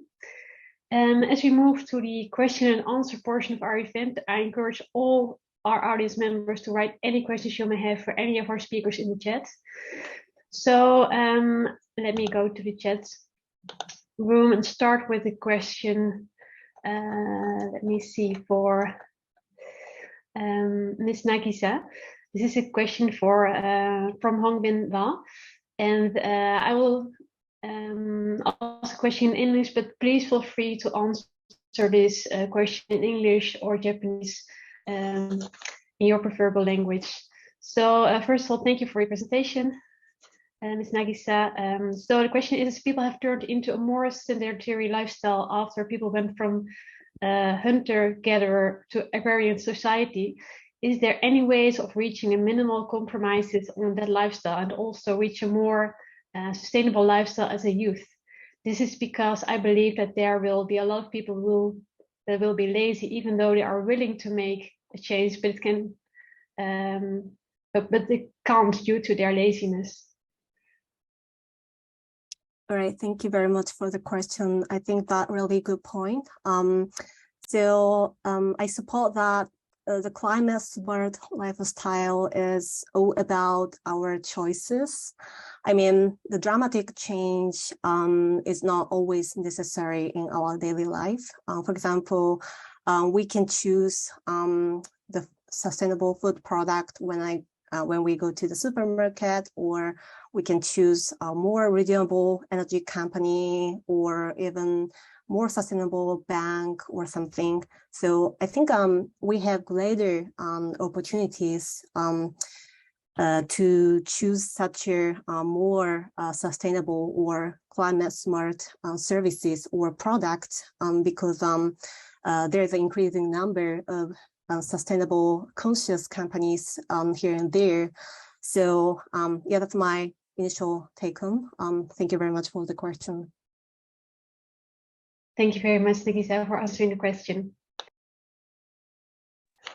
We will continue with the question for Hirotaka. It's from Tristan Norman. Let me share the question for you. It's also translated in Japanese in the chat for everyone who wants to follow this one. I appreciate the focus on climate justice, youth, and localizing action in communities. Are there any Japanese youth organizations or grassroots organizations that have been especially impactful in Japan? So this is a question for Hirotaka, but can also of course, also be answered by any other speaker. So please feel free to answer. Thank you. Sure, thank you. It's a difficult question. There are, I mean, the impacts could be in a different ways, national level, local level. I'd say, I mean, I'm 100% sure, as you all know, the Fridays for Future has been quite impactful in terms of making the scenes and shifting the narrative around climate change. I think that's great. But also, I know that there are local groups, including within the zero emission communities that we have, that they have their own sort of local groups within that composed of young people to engage in the local political processes. For example, in Zushi, I know there's a ZZZ, which I've seen, and I don't know how the impact, but it was featured at the in the newspaper. I'm sure at the both national and the global level, I mean, Climate Youth Japan Youth Platform has been working together, as well as the youth conference, which has been organized in the literally like Climate Youth Conference. So I think, yeah, and there are many. So I think it matters what kind of impact we are looking for. But yeah, happy to share. I mean, the lengthy list if you like later. Over. Thank you so much, Hirotaka. Sorry, Bianca. I'm sorry, can I just jump in? Yes, Thank go you. ahead. Because I got another question from Tristan, and yeah, it's relevant to here's another one, another question. So I think the perception or awareness of climate change among young generation in Japan has been quite changing over the past 10 years. I mean, the growing number of young people in Japan are aware of climate impact and also the concerns about the future climate change. So I would say, yeah, I think there is a lot of opportunities or spaces to create a the discussion forums where the young people can, talk about how to deal with climate change. But I think the important aspect is that, we should associate the climate change with other societal issues that the young people may have their main interest. For example, the food security, gender, economics. I think as I said in my statement, every single problem can be influenced by the future climate change. So maybe, to create more spaces for climate-related discussion, maybe we can see the, association or connection between climate change and other societal issues.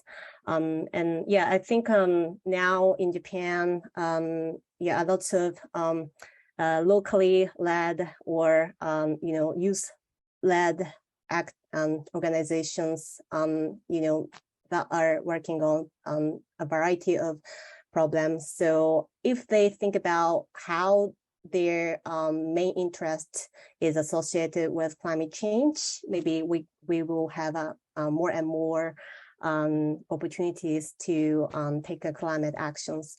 So yeah, thank you. Thank you so much, Ms. Nakia Sashiba. Thank you. So here we have a question of Sam. He asks of she or she, I'm sorry, not sure. But is there any Myanmar youth organization for climate change which collaborates with Japanese youth organization? Is someone aware of this connection, perhaps? Well, I'm not aware of, with my apologies, but yeah, please, jump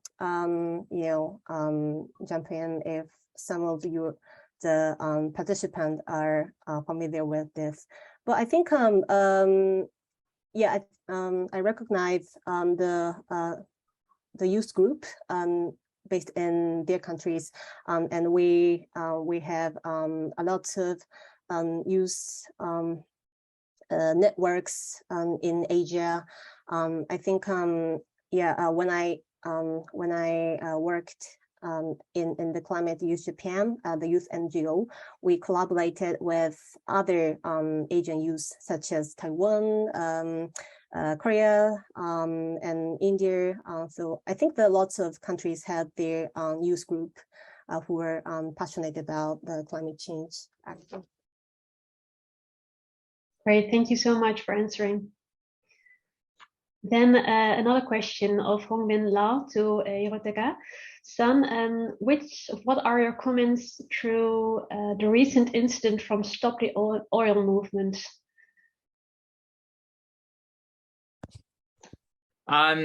I assume that meant that the tomato soup on the painting, I believe.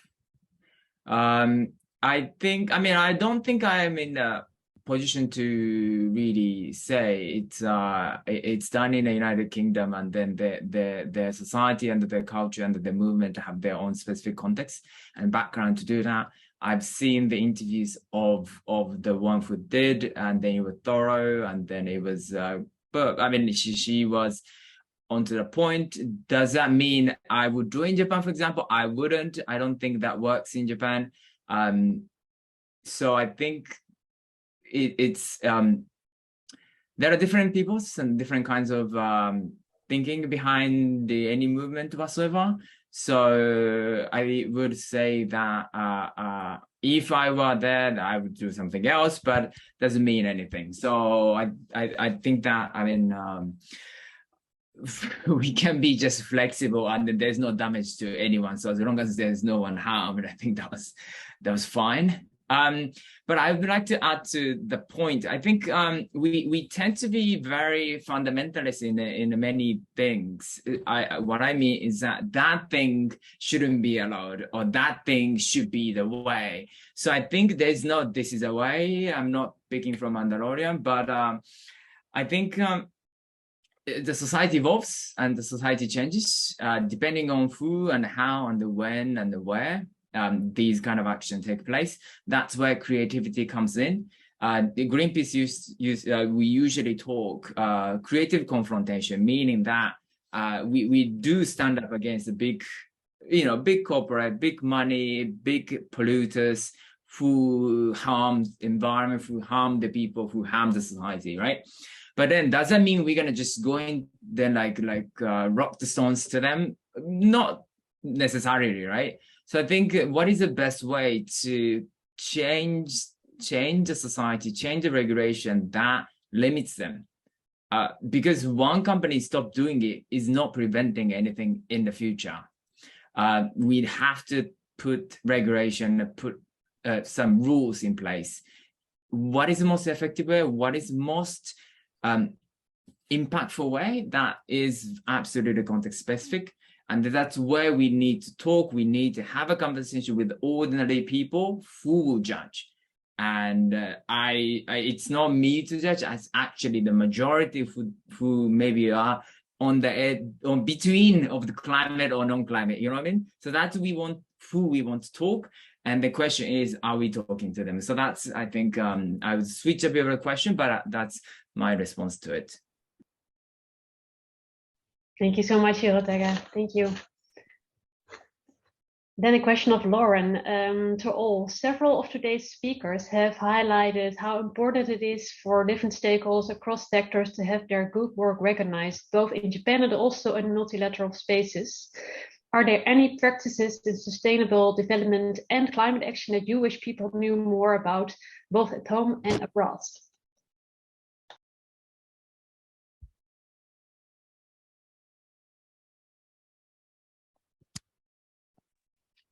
Is there anyone who would like to answer this question? I may go first quickly. I think, yes, you're absolutely right. We have to really go beyond the sector. We can't be in silo, so that's for sure. But I don't think it's important to be recognized. I think it's more important to recognize others. Because often we tend to be very happy with ourselves. So Yeah, so that's one. And then, sorry, I'm just reading a bit of an English part. Any practices that in sustainable development and climate action that you wish people know more about? There are a lot of wonderful exercises and practices across the globe. I think my knowledge maybe tends to be a bit Asian or a bit North, coming from Japan. But I mean, if you look at a lot of the natives in the United States, how they try to mitigate the water conflict, I think that's the phenomenon, how they apply sort of conflict resolution practices. And also I know that they did implement nonviolent communication as a practices in preventing the water contamination. So I think they really put those, tend to be violent environment, they put these principles in practice as excellent. Even looking at Korea, where you've seen that they have a massive protest against the one before the current government is the one before, and then when they managed to put those social justice messages together, they managed to bring different sectors, and then there was, not only like traditional one, but there was a community organization, NGOs, labor unions, and so on. So I think these sort of creating space things is excellent as well, and which tend to be hard in Asia. I believe we tend to be a bit extreme in their own way. So I think those exercises are wonderful. Just to point out, very tiny bit of many more exercises that exist in the world. Thanks. Thank you very much. Ms. Nakashiba, you also would like to answer the question? I'm not sure because you're on mute, but well, yeah, I think Hirotaka just dealt with the question very well. So maybe we can move on to the next question to Onoda-san. Definitely. So, Ms. Shinji Onoda, I have a question for you. It's not a question. The climate change is the greatest challenge facing young people, yet youth inclusion in decision-making processes are sometimes marginalized. You already touched upon this in your presentation, but from your perspective, what needs to change so that youth can be empowered as decision makers and co-designers for a more sustainable and green Japan? Thank you very much. Maybe I'll speak in Japanese. So, well, the question was how from Tristan you mentioned. Yes, my bad. Sorry, I asked you another question. We can also go back to the question that Tristan asked. Let me see.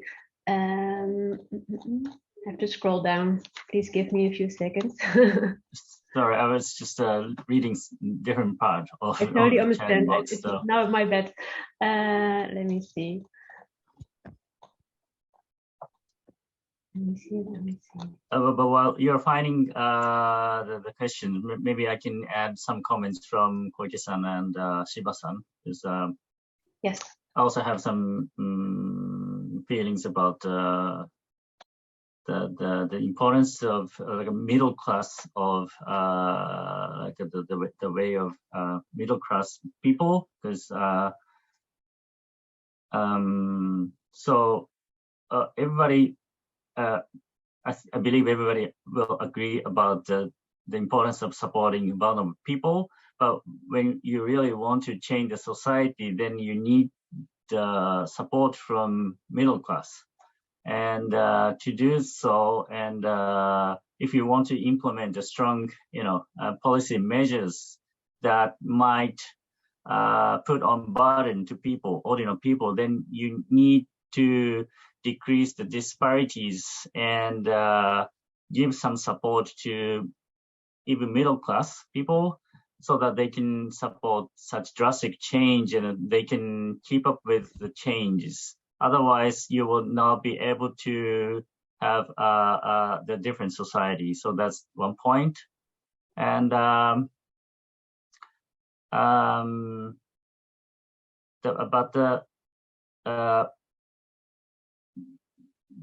the point I mentioned about using adults, I'm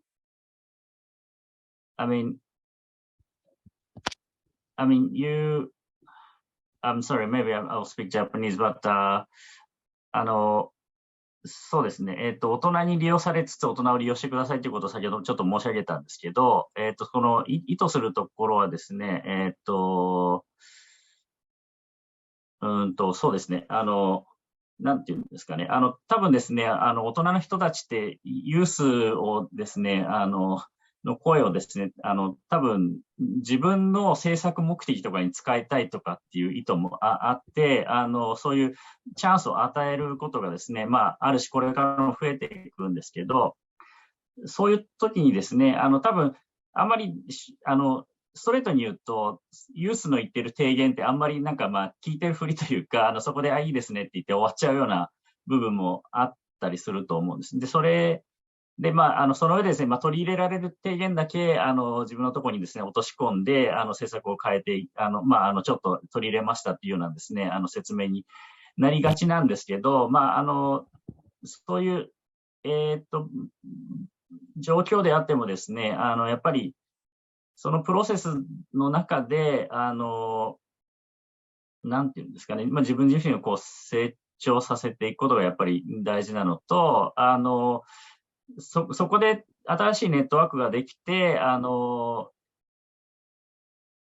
学生の人であれば仕事に就いたときとかですね、別の職へ転職するとか、新しいフィールドに飛び込むときに、そのネットワークを活用することがやっぱりすごく大事で、そういうことをするですね、若者が増えていくことで、社会が徐々に変わっていくのかなというふうに思ってます。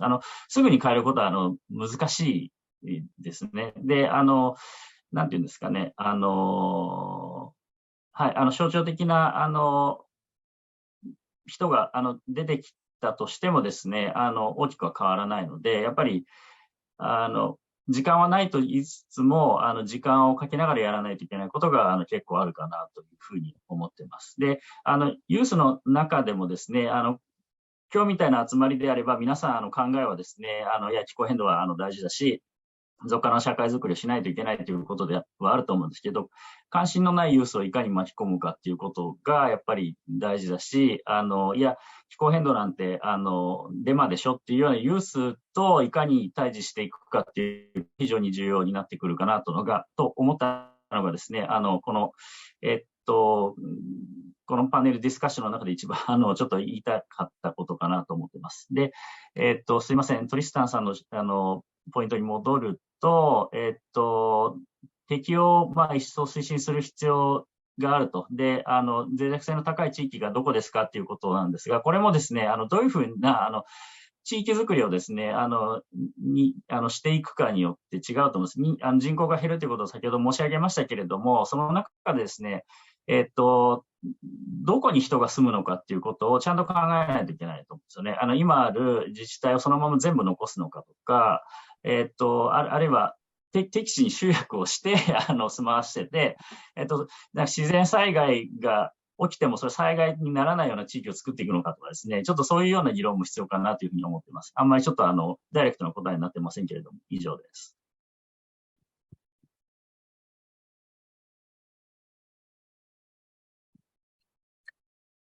So I just want to make a little comment, if you wouldn't mind. Okay. So I really resonate with what Onoda-san said. So I feel that sometimes participation is a purpose, but I don't think it's enough because, the decision makers or policymakers have to listen to the voice of youth and just engage in their interactive discussion on the equal footing. So I think that's what I was feeling and thinking of when I used to work as a youth. So I think, the Onoda-san made really good points. So maybe we can, we or youth can take the future path after the graduation from the university, or yeah, so that just young people can take the path for the future, and that's why I think the young people are such a game changers, because if each person will change their own fields or their own areas from their perspective of climate actions, the society will be quite different moving forwards.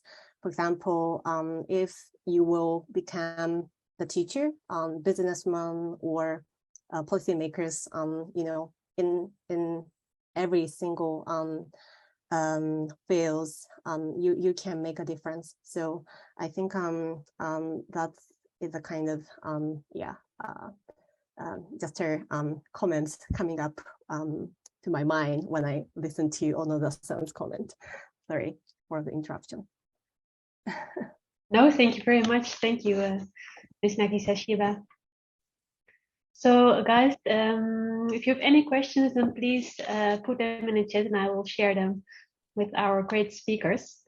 I also have a question for all of you. So as experts in your field, what's your personal vision for a greener, more sustainable Japan? What actions should be taken right here, right now?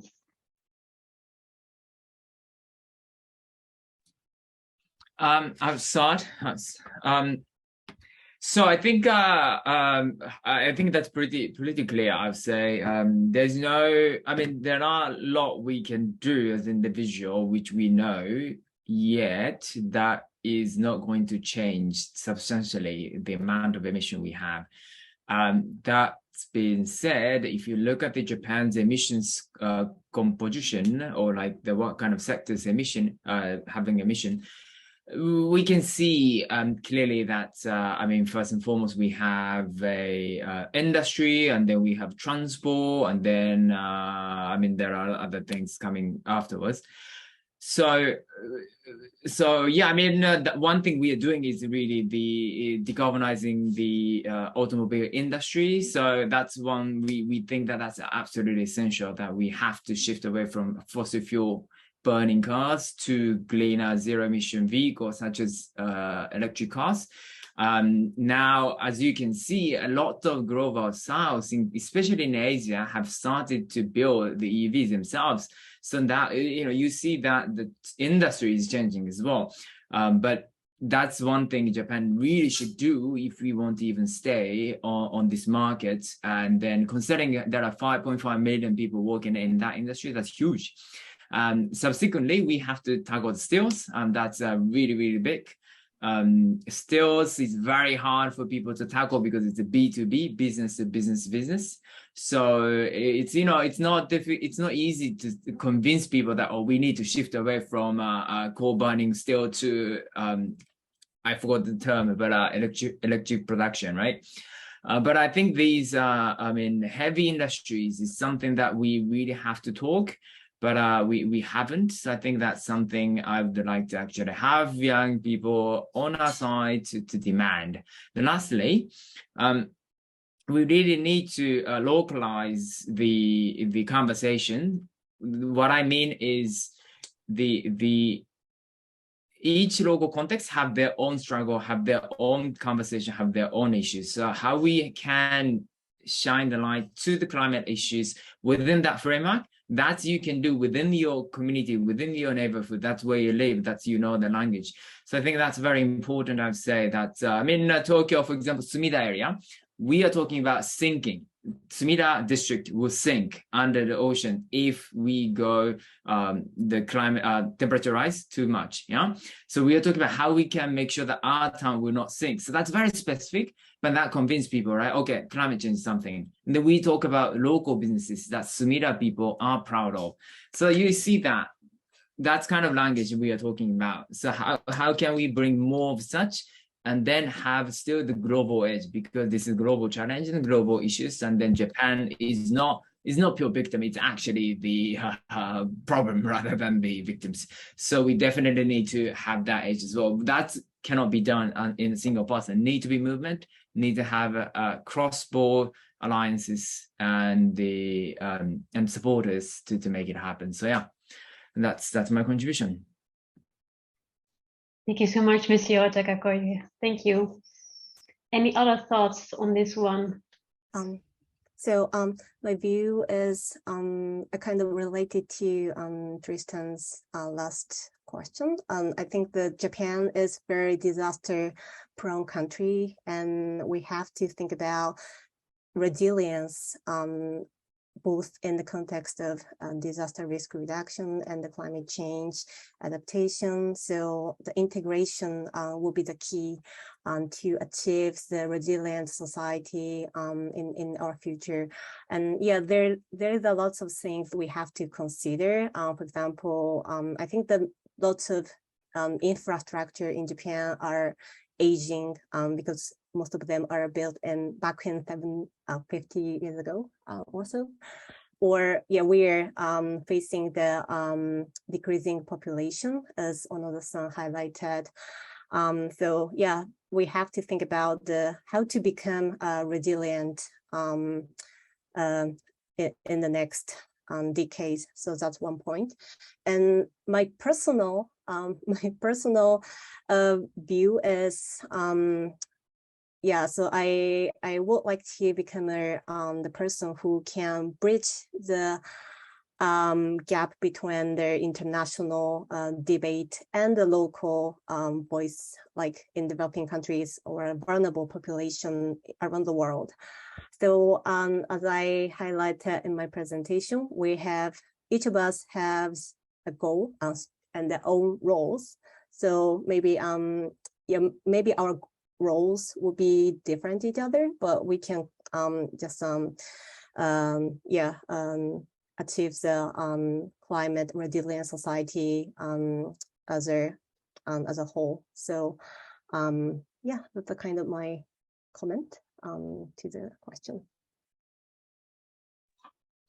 From my end, I'd like to emphasize to discuss more among different people in local areas, but also national, areas. Because if we look at the comments, like online comments, then there will be a lot of complaints about the what's happening in the society, and that there may be just a complaints, but there may be a lot of tips you can consider to improve the situation. So I think collecting people's opinion, what they feel strange and wrong, then we need to find what needs to be improved in terms of like a food system or transportation or energy or education, like so we can sort things out and find solutions, or find the real targets we need to go for. So I think such discussion needs to be done, because otherwise the politicians and also interested groups only they can decide what they want to. So we need to use people's voice to change the world, to change the society. So that's my opinion. Thank you.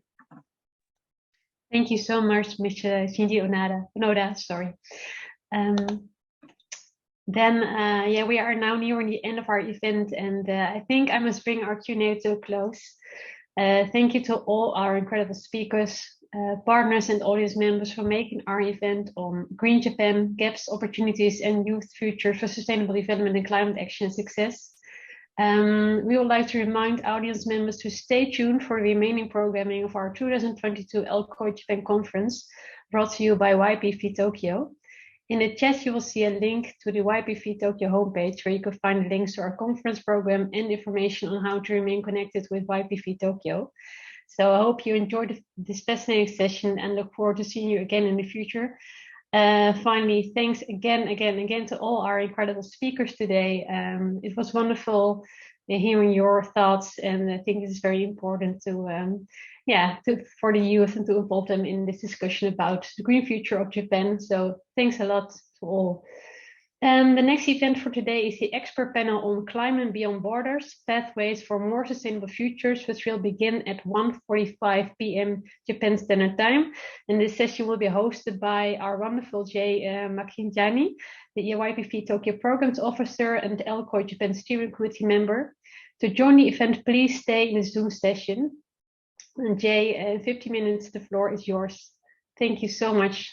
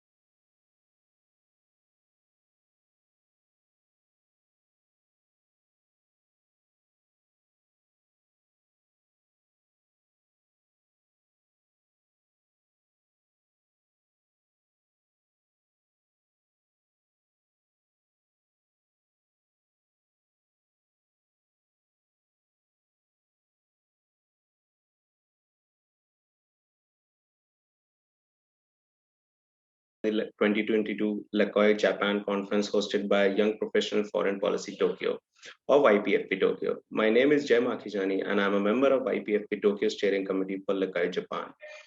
It is my pleasure to be your chair for the following session, which is on expert panel on climate beyond borders, pathways for more sustainable futures.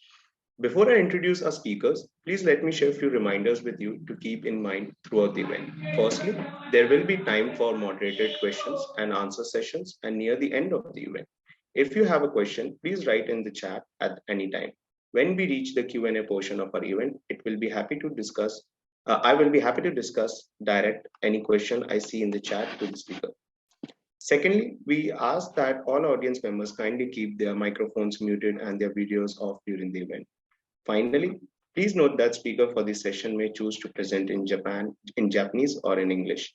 When possible, we will offer simultaneously interpretation from Japanese to English and from English to Japanese. If you would like to listen to interpretation, please select the language of your choice by clicking the global icon in the bottom right of your Zoom screen. Please note that this feature may not be available if you are accessing today's event using your mobile device, or if you're not using the latest version of Zoom software. Also, you may choose to activate the automatic caption function. We thank you for your kind attention to these points. With a further ado, I will move on to our speakers. Also, our LCOY Japan speakers are outstanding experts, activists, and leaders in the fields of climate and sustainable developments, broadly speaking. And I'm excited to introduce the speaker for this session. Our first speaker is Nicholas Wirsch. Mr. Nicholas started Carbon 50 after 15 years of experience in energy industry. Carbon 50 is Tokyo-based consulting company specialized in Japanese power industry and sustainability and decarbonization strategies. Mr. Nicholas worked for BCG in Tokyo and has held several managerial positions in renewable energy companies in Japan, Europe, and Asia. He holds masters in energetic and nuclear engineering from Chernobyl Institute of Technology and MBA from Hitotsubashi University. Mr. Nicholas, please go ahead. Thank you very much, Jay, and thank you everyone for taking the time to be here for this session. So as Jay just explained, I'm originally a nuclear engineer. I've been in Japan for a bit over 15 years now. I'm also a strategic consultant. Most of my work today revolves around renewable energy development.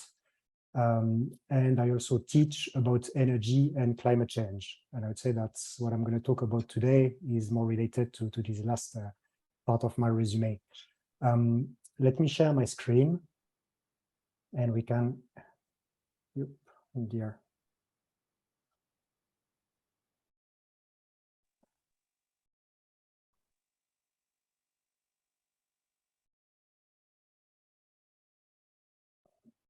And that's always the same issue. I'm sorry about that. If you give me a second. While I'm sharing my screen, let me explain a bit what I'm going to talk about. Most of the time when we hear about decarbonization and reducing our carbon emission, most of what is talked about is this idea that technology will save us all, and that basically we can decarbonize our energy mix by, should be better. Let's see.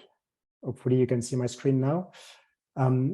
Most of the time, yes, we hear about how technology is going to save us all and how we can decarbonize our energy mix by using renewable energy and other technology-related solutions. But what I want to talk about is another lever to decarbonization, maybe at least as important as the first one, which is degrowth, which means basically reducing the global consumption. And I mean to talk about that not only because it's an option to decarbonization, but because I strongly believe, and I'll try to explain why, because it's a necessary lever to decarbonization. We won't be able to meet our climate change without that. And I strongly believe that actually the reason Japan and other countries actually are not achieving their climate goals is not so much a problem of resources or willingness, but it's a problem of strategy. And it's the fact that technological solutions to decarbonization are not enough, and that reducing our consumption, reducing global consumption, is at least as important as technological solution. To illustrate that, I think the first step is to really understand the size of the problem that we have to face when we talk about meeting climate change goal. This graph shows the CO2 emissions since the beginning of Industrial Revolution, so 1815 to today. And based on IPCC scenario to have I would say, reasonable chance to stay below 2 degrees global warming, what kind of emission reduction would be necessary for the next 30 years, or by 2050, basically. And what you can see is that it would be necessary to reduce the annual emission by a factor 4 in the next 30 years. So what does that mean exactly, reducing our global emission by a factor 4? That's, if you take Excel and check on that, that's a more or less equivalent to reducing emission by an extra 4% every year. So to put a bit of perspective in that, in recent history, at least in this century, in the last century, sorry, we've managed to achieve that 3 times. There have been 3 years during which we've managed to reduce global emission by at least 4%. The first one is just after the Great Depression, 1931, when the economy was in havoc. The second one is 1945, when basically Germany and Japan industrial production were wiped out. And the third time we managed to achieve that was much more recent, 2020, COVID-19, when we confined everybody. So that's the type of effort it takes to reduce global emission in an order of magnitude necessary to meet a global warming of 2 degrees Celsius. And to be clear, it's not we do that one time and we're out of the problem. It's an additional one every year. It's like if you had COVID, everybody stays home, and the following year, it's not like we get out and start again and just reconfine. It's you have to add an extra COVID on top of that every year. That's the type of efforts necessary. So now that we understand a bit of the size of the problem, there is a good framework or a good way to understand the levers that are available to us to actually reduce CO2 emission and meet our climate change goal. And there are mainly three levers. This is the Kaya's identity. What this identity is useful for, it says that the global CO2 emissions are a product of the global population. Time, so GDP per capita is basically how much consumption is done per person. Time, the carbon content of GDP, which is how much CO2 is emitted every time we produce 1 unit of goods or services. So that 3 levers basically that can be played on to reduce global emissions. I said that we needed to reduce global emission by 4 in the next 30 years. Obviously, I don't think anyone in his right mind would say that we can reduce the global population by 4 in 30 years. So we'll be looking more at the 2 other levers. The first one being reduce consumption, and the second one being what we hear about all the time, technology will save us all, basically, using technology to reduce the carbon content of GDP. Efficiency and the carbon content of energy. The reason we don't hear much about reducing consumption, I think it's because it's not very sexy in a way that if you're a politician, especially in a democracy, you're not going to get elected telling people that they won't be able to drive cars anymore, they will have to take their bicycle, or they won't be able to take a plane to travel, or they will have to reduce the heating in their houses. Hence, I think the focus on the third lever. The problem with this third lever is that there are very strong physical limits to decarbonizing GDP. It's not a matter of just throwing more money at it or political willingness. These are of course necessary, and the more we can reduce the CO2 content of energy, the less we'll have to reduce our consumption. But the physical limits means that at some point we won't be able to reduce the CO2 content of energy fast enough to meet our climate change goals. And I said the physical limits, there are 3 of them, basically. One is the availability of resources, and mainly metals. There might not be enough metals in the world to actually deploy all the technology we need to reduce CO2 while keeping economic growth or GDP growth. The second one is the speed of technological developments. We sometimes hear about technologies that might be very useful, but that don't really exist yet. And the third one is the deployment speed of the technology itself. Means even once your technology is viable, you need to scale it and deploy it everywhere so that it has a meaningful impact. And so these 3 levers are basically hard limits to what can be done in terms of decarbonization. And another way to look at it would be from an historical perspective and think, okay, taking this equation, if we want to reduce CO2 emission by 4 in the next 30 years, with a growing global population, which is UN projections, we might end up at 10 billion people by 2050. And even if we assume no GDP growth, we're not even talking about having growth, then the right side of the equation, the lever, the carbon content of GDP would have to be reduced by a factor 10. And if we look at what have been achieved in the past 30 years, we managed to reduce that by 1.6. So we are an order of magnitude away from what would need to be done today. And that's included in all the nuclear development that have been done in the past 30 years, and even the renewable boom of the last decade. All this focus on solar and wind that has been important in the last decade. Basically, if you start playing a bit with the numbers and plugging some realistic numbers in there, you end up seeing that reducing global consumption is inevitable if we want to meet our climate goals, and not by a trivial number, likely by something, or at least potentially at least 50%. So some pretty important numbers. So going back to Japan, and not only Japan, only what other countries are actually doing. Well, actually, they are not playing on reducing consumption. That's not something that you hear about much. There's a bit of literature about degrowth, especially from the past 2 years, but nothing really in the public debates. Japan, like other countries, is mainly talking about what technological efforts, what technology can we deploy to decarbonize, without having a clear plan about is it enough or not. But you mainly hear about renewable electric vehicles, hydrogen, carbon capture, a bit about biofuels potentially, but you never hear about reducing consumption, which is a shame, because that would very much be necessary. France 2 weeks ago actually talked about that and announced, they asked not only the population, but also the companies that with concrete measure and asked them to reduce energy consumption by 10% in the next 2 years. So that's only slowly starting, I think, to creep into the public debate. So that's a real challenge when you think about that. Or can we imagine a society in which the GDP is decreasing by give or take 3% every year for the next 30 years? That's a big challenge. And that's even more for young people today, I think. They have to think, how are we going to solve an increasing number of problems that will come with climate change with less resources available?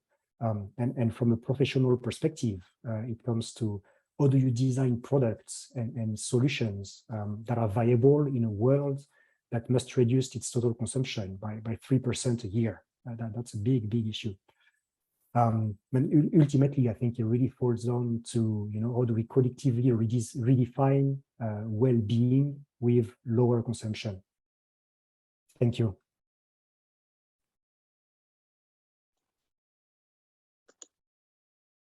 Thank you for your remarks, Mr. Nicholas. You raised some important and fascinating points for us to consider. For our audience members, as a reminder, if you have any questions for Mr. Nicholas, please write them in the chat and we will come back to them later during Q&A portion of our event. Thanks again, Mr. Nicholas. Next, please let me introduce our next speaker, Dr. Sujahangir Kabir Sarkar. Dr. Sujahangir Kabir received his PhD in climate hazards from University Kebangsaan, Malaysia. Currently, he is working as a JSPS postdoctoral research fellow at United Nations University Institute for Advanced Study of Sustainability, Tokyo, Japan. Prior to joining UNUIAS, he worked as postdoctoral researcher in the Institute of Energy Policy and Research at University Tengah Nasional, Malaysia. He is also a professor in Department of Economics and Sociology under the Patukali Science and Technology University, Bangladesh. Dr. Sujahangir, the floor is yours. Okay, thank you very much for your nice introduction. Before going to my presentation, I feel some problem of sharing my slide. So is it available to you, or Tristanson, you have available to my slide? Because I am using my Android phone, but it said that it's not supported by PPT slide. Oh, yes. Give me one moment and I'll send it over to our comms team. Thank you so much.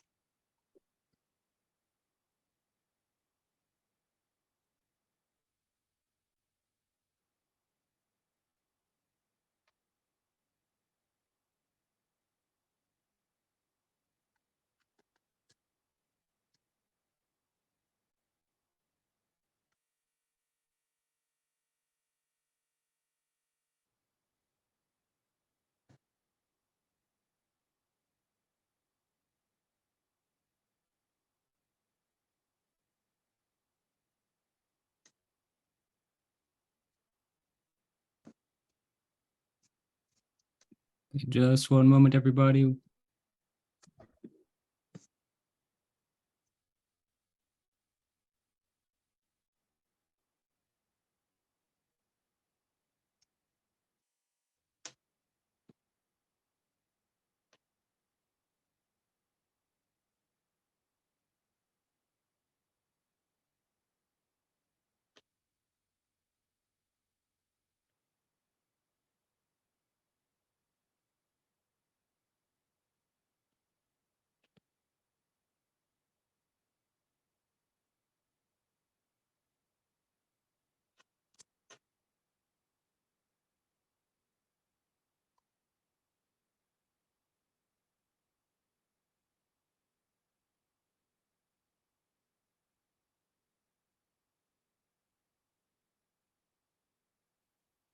Sorry, comms team here. Is this the slide we need? Yes, yes. So can we just present? Yes, go ahead. Yeah. Okay. Yeah, thank you so much. Thank you so much for the disruption from my side. Okay, first of all, thank you very much, especially the session chair and the organizing committee for inviting me in this local conference on youth in Japan organized by the Young Professional in Foreign Policy in Tokyo. I'm really happy to hear and meet with you and many other experts, especially Mr. Nicholas Burst, Mr. Jordan Lee, and Amira Bilkis. So hopefully there will be some nice discussion. So before going to my presentation, as the session chair introduced me, I am Dr. M.D. Shuja Hangir Kabir Sarkar. Basically, I'm from Bangladesh.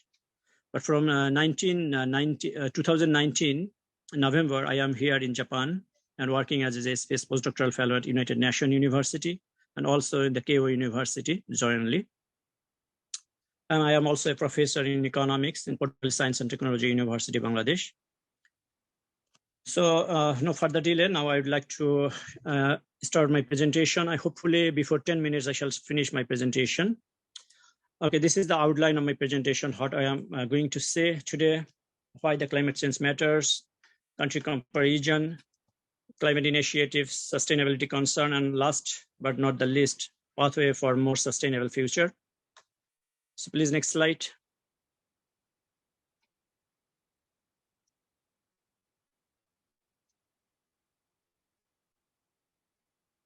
Next slide, please. As we all know that climate change is now more apparent, and this is the well-known phenomena globally, and especially for the people and the community and the countries now are feeling the consequences of climate change. As we know that every year many climatic disasters happen globally, and the many countries, many communities, especially the low-income community and the developing countries are suffer more due to these climate change consequences. So thus the climate change related disasters are considered as the big threat to the sustainable development or sustainable future. So this is, as we know that, okay, maybe country comparison, we can go to the next slide. There is a country comparison slide, next. Now I'd like to give you some idea about how the countries are affected, especially the developed countries and least developed countries. The statistics shows that less developed countries are more suffer by the climate change compared to the developed countries. And also the least privileged or marginalized population, those are living in developing countries, they suffer more because of the climate change consequences. So now I would like to show you some statistics comparing the countries. So in the next slide, please, where I am showing some statistics regarding the countries and communities. First, in this slide, I am showing you that what are the top 10 CO2 emission producing countries. So if you look on this slide, that most of the developed countries are in the top 10 position, which are producing more CO2 emissions. But now I would like to show you what are the most affected countries by climate change. So in the next slide, please.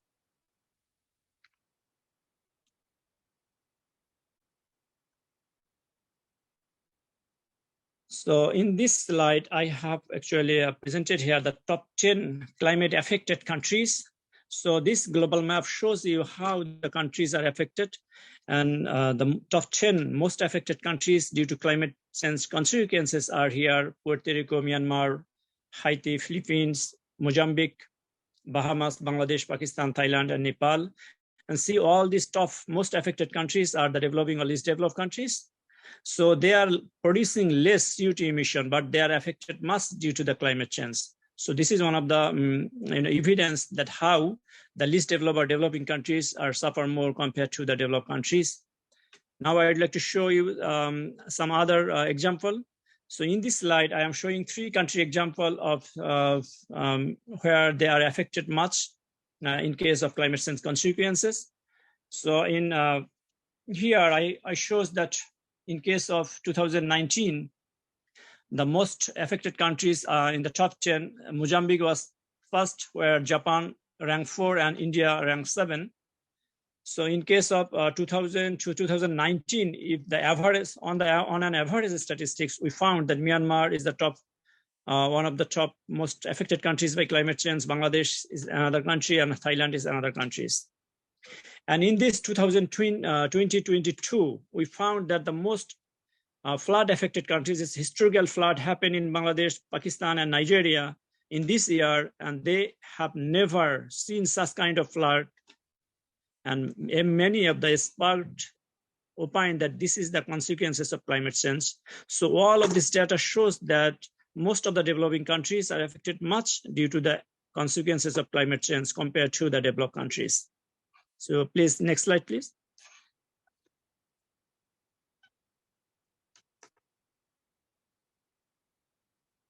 Next slide, where I am going to give you some example of the climate initiatives that is taken by the countries or global organizations or others. What are the initiatives are going on or have already taken by the countries?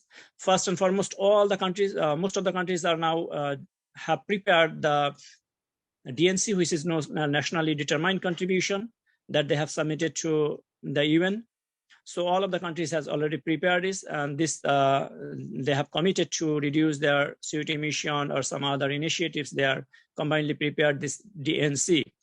The second one, many of the countries, those are affected. So please keep on this slide. We say that many countries have adopted national adaptation programs on actions, which is called NAPA. So many countries are affecting on this, prepared on this NAPA. So please keep on this slide.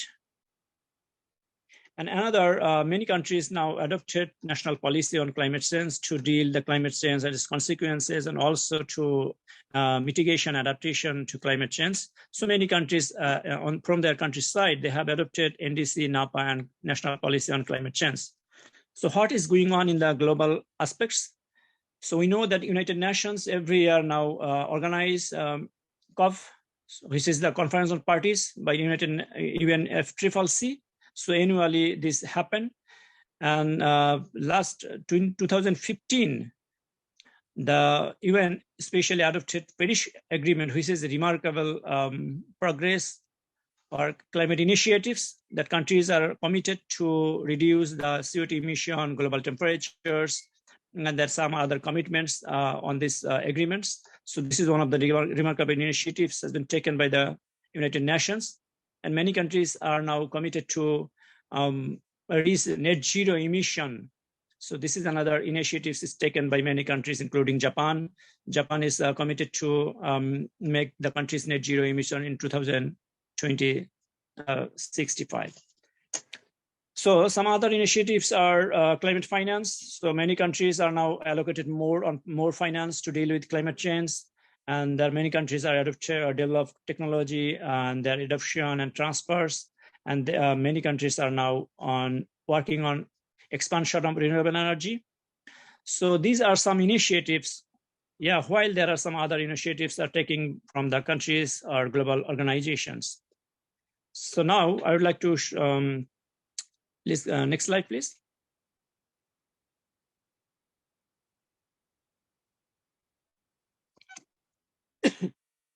So now I'd like to give you some idea, especially those that participate here, especially the young Japanese, that we have already well known about the sustainability, that we need to protect our environment, protect our society, and also economy.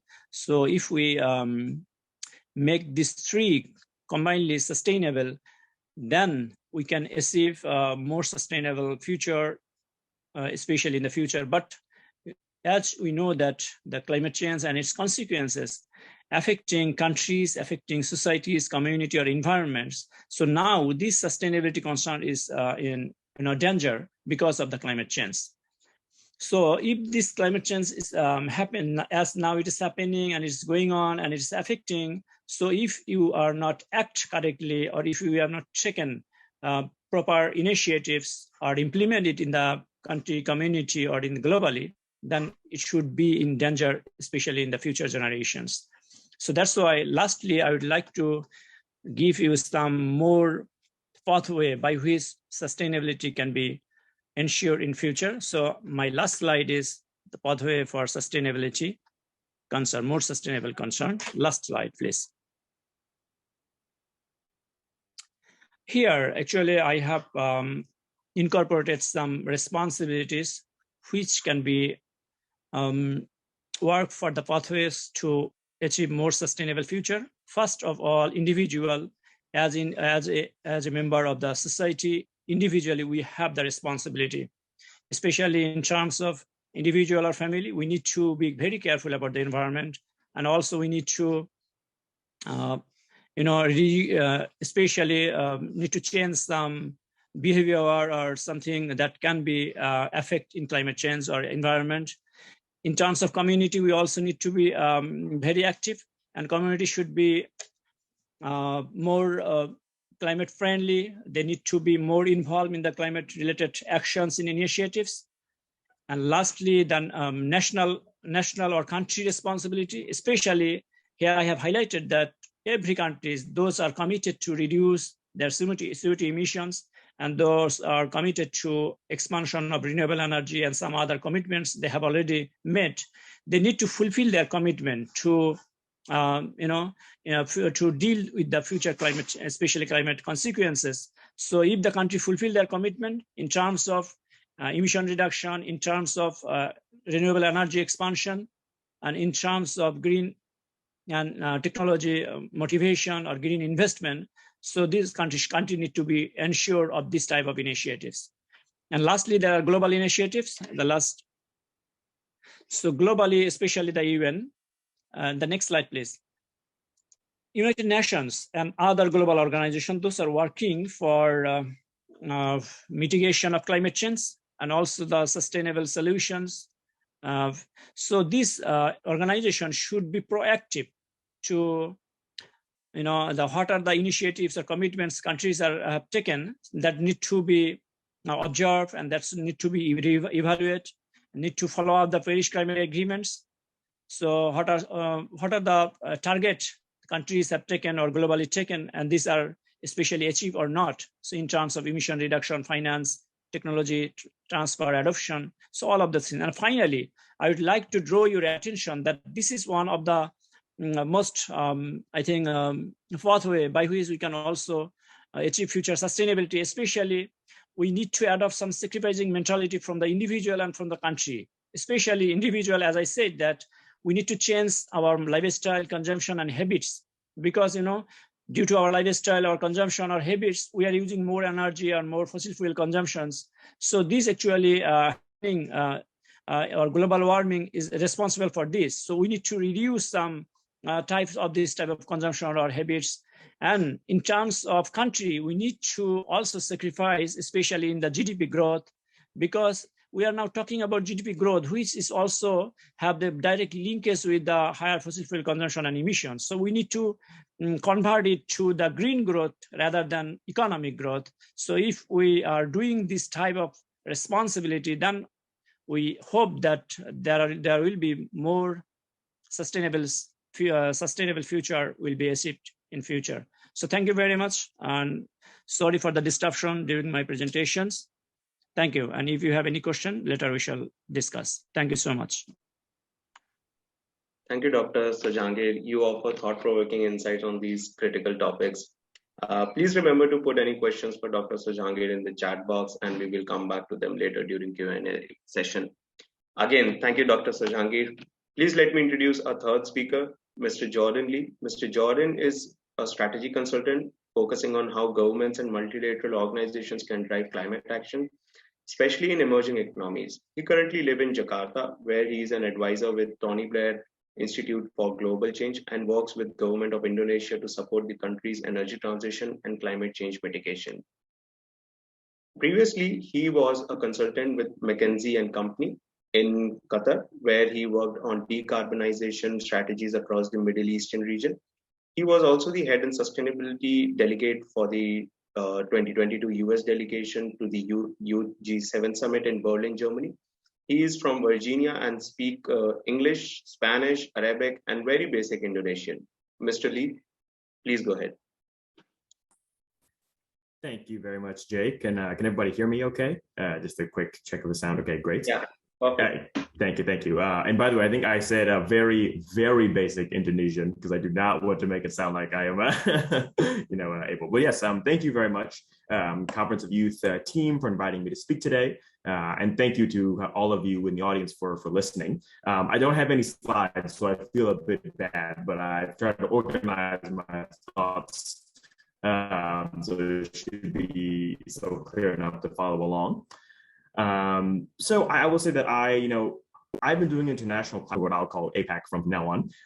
So I've been really glad to hear from others on the panel with more experience here in the region.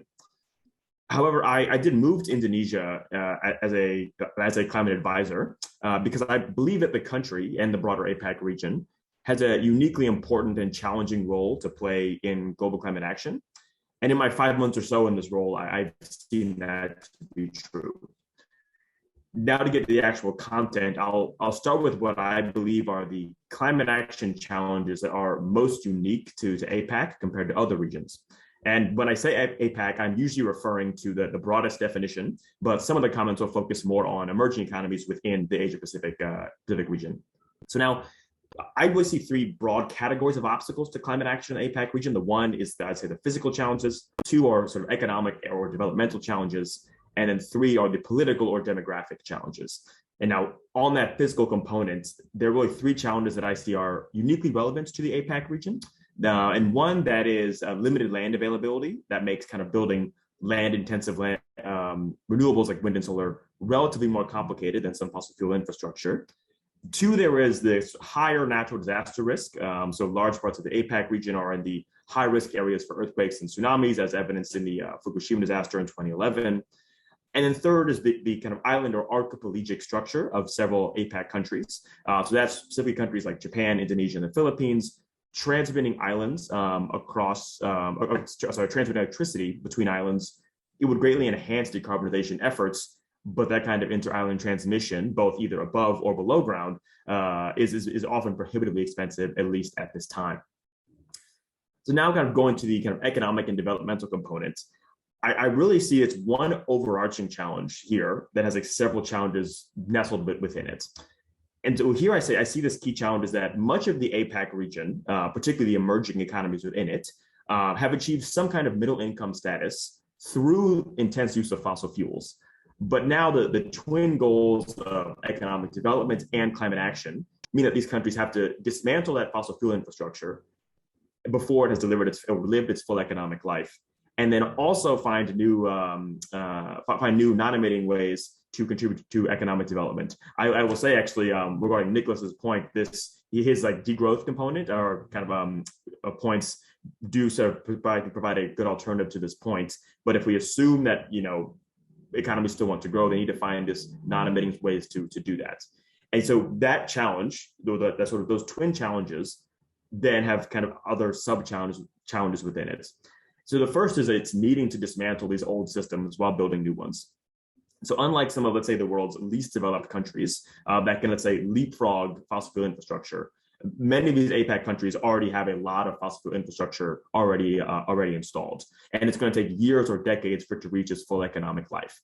So advancing climate actions are going to be retiring these assets and replacing them with non-emitting sources. But that means these countries have to also pay for that early retirement and new infrastructure. This is something that Indonesia is actually struggling with specifically, trying to retire some of its coal plants early. Within that, there's also a contractual challenges. A lot of these APAC countries may face legal challenges if they try to close these fossil fuel infrastructure early.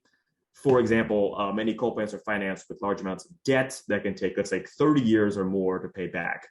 However, the average age of coal plants in Southeast Asia, at least, is only 11 years old. So there's still like 19 years for these plants to even pay back the debt that they were financed with. And if they try to shorten that time, they can't open themselves to legal challenges from investors or owners. And then the third is what I'd say is limited access to both development climate financial assistance and competitive financing rates.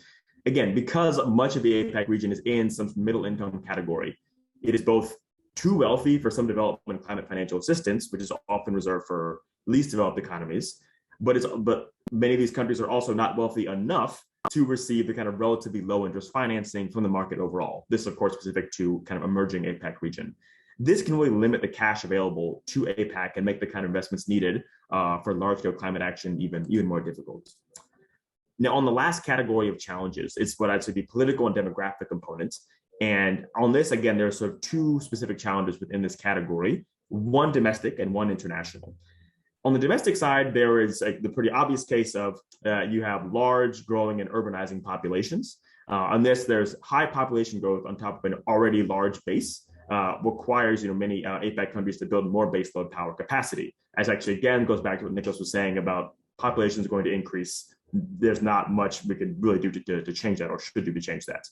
But yeah, this requires, well, according to the current trajectory, this requires more baseload. And increased urbanization requires kind of high output of high-emitting industries like steel and concrete production.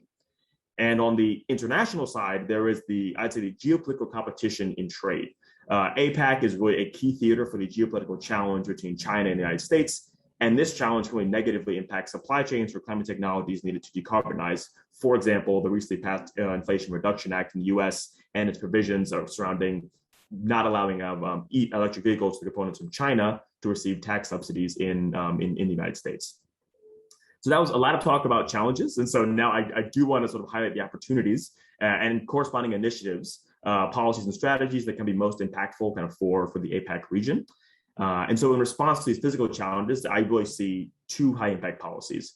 The first is in response to land scarcity. There is the opportunity, of course, for kind of floating solar and storage. Due to those land constraints, the APAC region is uniquely well positioned to host large amounts of floating solar and storage systems. However, capturing this opportunity does require some policy that makes it easier for like the mini grids and just general kind of, I'd say marine area use to work in tandem with larger grids. And then the second one, in response to the island structure of many countries, I would say a special financing vehicle for long distance and underwater transmission could help to solve this challenge. So this could either come from banks, organizations, or even governments can adapt to more generous financing schemes through kind of through things like lower interest rates, longer loan tenors, et cetera, to fund this type of large-scale transmission projects that are particularly difficult for private investors to see a return on. And now moving on to in response to sort of economic and developmental challenges. Again, I really see there's three high-impact policies that could have that could really drive positive change in this for these challenges. The first one was what I'd say it's monetization of avoided CO2 emissions from retiring fossil fuel infrastructure early. First, I want to say that this policy will require extremely careful auditing and basically verification to ensure that whatever monetization is given is actually real and additional.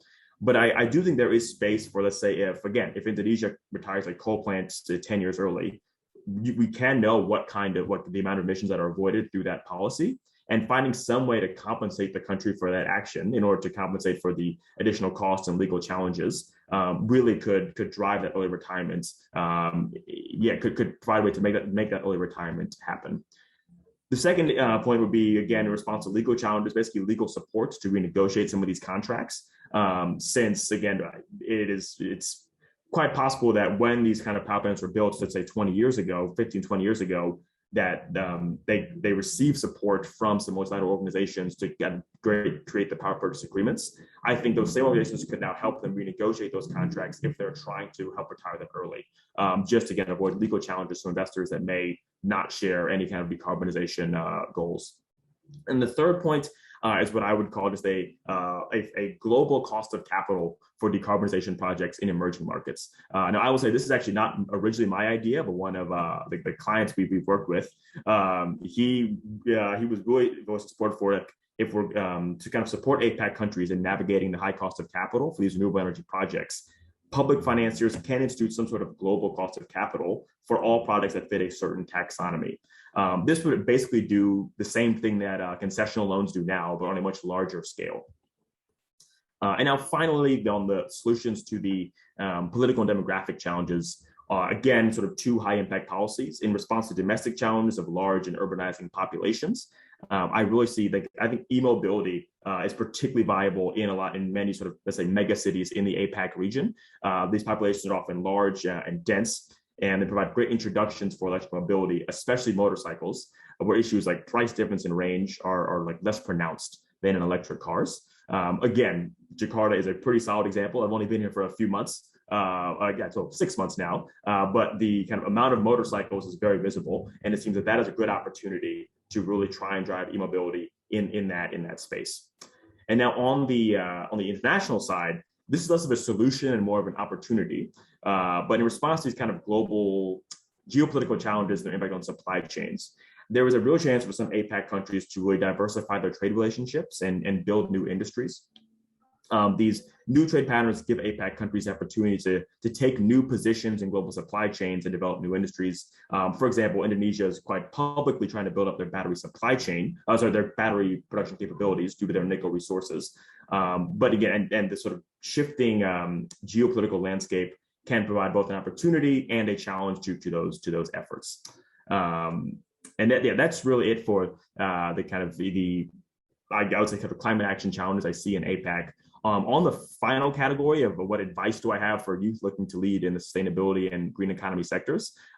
First of all, I feel a bit odd answering this question only because I still see myself as a youth. So if anyone has advice for me, that would be great. But I regardless, I do still see a few points. The first is that first piece of advice that actually I would give is one, just like, believe that you can in fact contribute to this space. I know that, me and many of my peers, when we started working, we thought we couldn't contribute either because we didn't have sufficiently technical background or we didn't have some name brand that we're looking for. But look, this challenge is definitely sufficiently broad and large enough that it requires a diverse array of perspectives and experiences. And so if you're listening now, you clearly have an interest. And so I definitely think one, you very much can and do have a place in this space. Secondly, I would say engage your network. Especially people that are more senior than you in your field. That could be if there's a newsletter you like to read or like a book you liked, you really enjoyed. Go ahead and reach out to the author. They may not get back to you, but in my experience, like people often do enjoy being, do appreciate being reached out to. And I think it's really hard to, I would say, overestimate how important that network can be. And then the third and final piece of advice I'd really say is find the sustainability angle sort of in your current positions. I think one of the most exciting things about sustainability and the green economy is that it is relevant in so many fields. And this gives many people the opportunity to try and weave sustainability into their current roles, whether that's in marketing, product design, entertainment, or kind of any number of fields that are seen sort of as farther away from this space specifically. So yeah, those are my three big ideas, and that is it for me. Thank you very much for listening.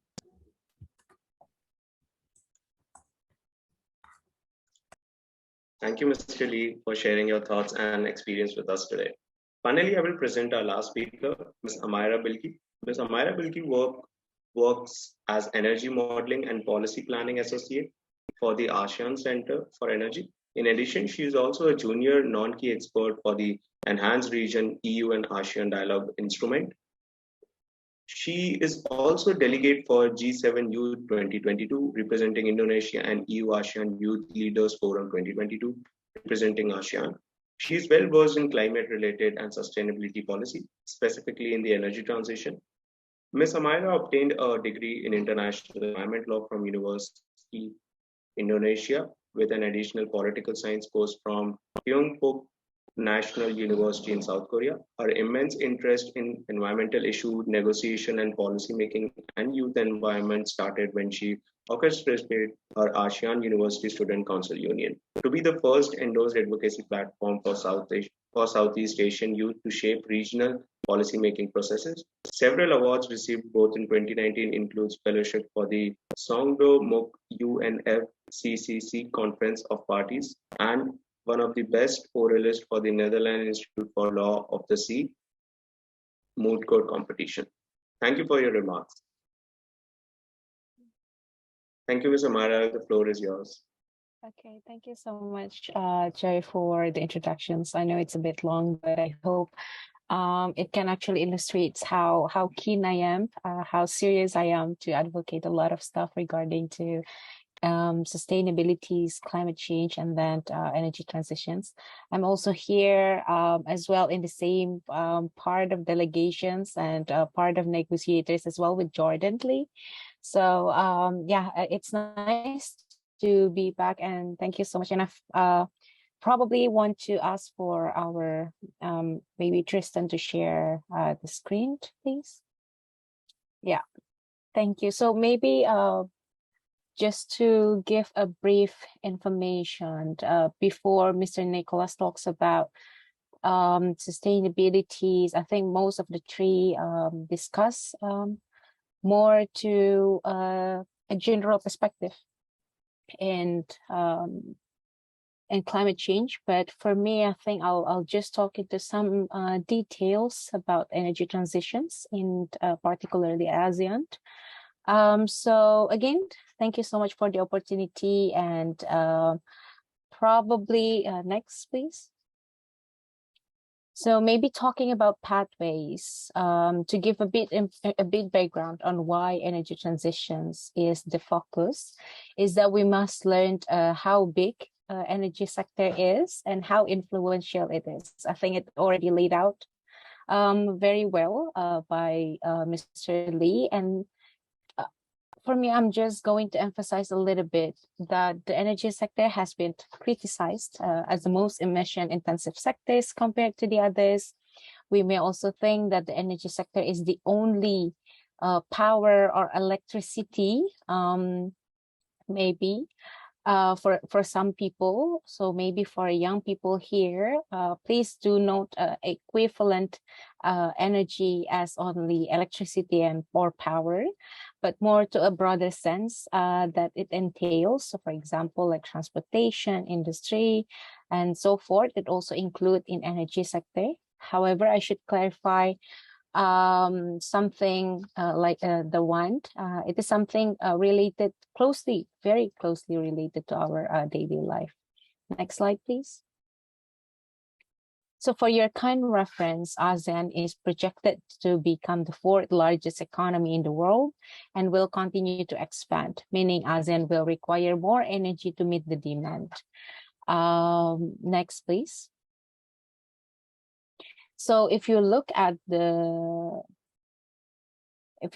graph, decoupling emissions from economic activities is actually the key. Based on the recent findings in ASEAN Energy Outlook, the seven editions of it, or we call them AU7, the current policies set by the ASEAN member states will still produce around 4.5 million tons of CO2 equivalent by 2050, and then the question remains is why is it so challenging to offset and mitigate emissions, right? Next, please. So you may have seen this triangular notions or ideas. So it's called energy trilemma, where we need to balance energy security, affordability, and sustainability, which is hard to achieve and to balance because somehow one on another is like clash and overlap. So next, please. So maybe just one key questions that I would like to ask. What comes to mind when it comes to decarbonizing energy sectors? So if you have any idea, please feel free to just write it in the chat box. But it's, or just answer it yourself, it's also fine. But next, please. So you may have thought about the word that is of pertinent to today's issues, which is renewable energies, energy efficiencies, and so forth. Although it may sound easy to shift towards renewable resources, there is an issue of intermittency and grid capacity, which pose a huge threat to the energy transitions. Next, please.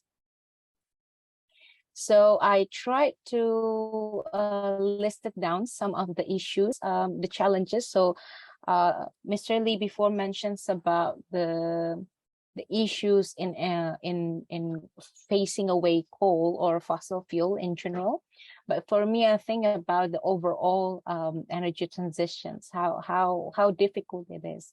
The first one is the finance and investment, As a new emerging technology, renewable energy requires a high upfront cost, and setting up a renewable project requires a huge cost to procure parts, now actually mostly coming from China, and since local manufacturers are yet to produce the needed part as well.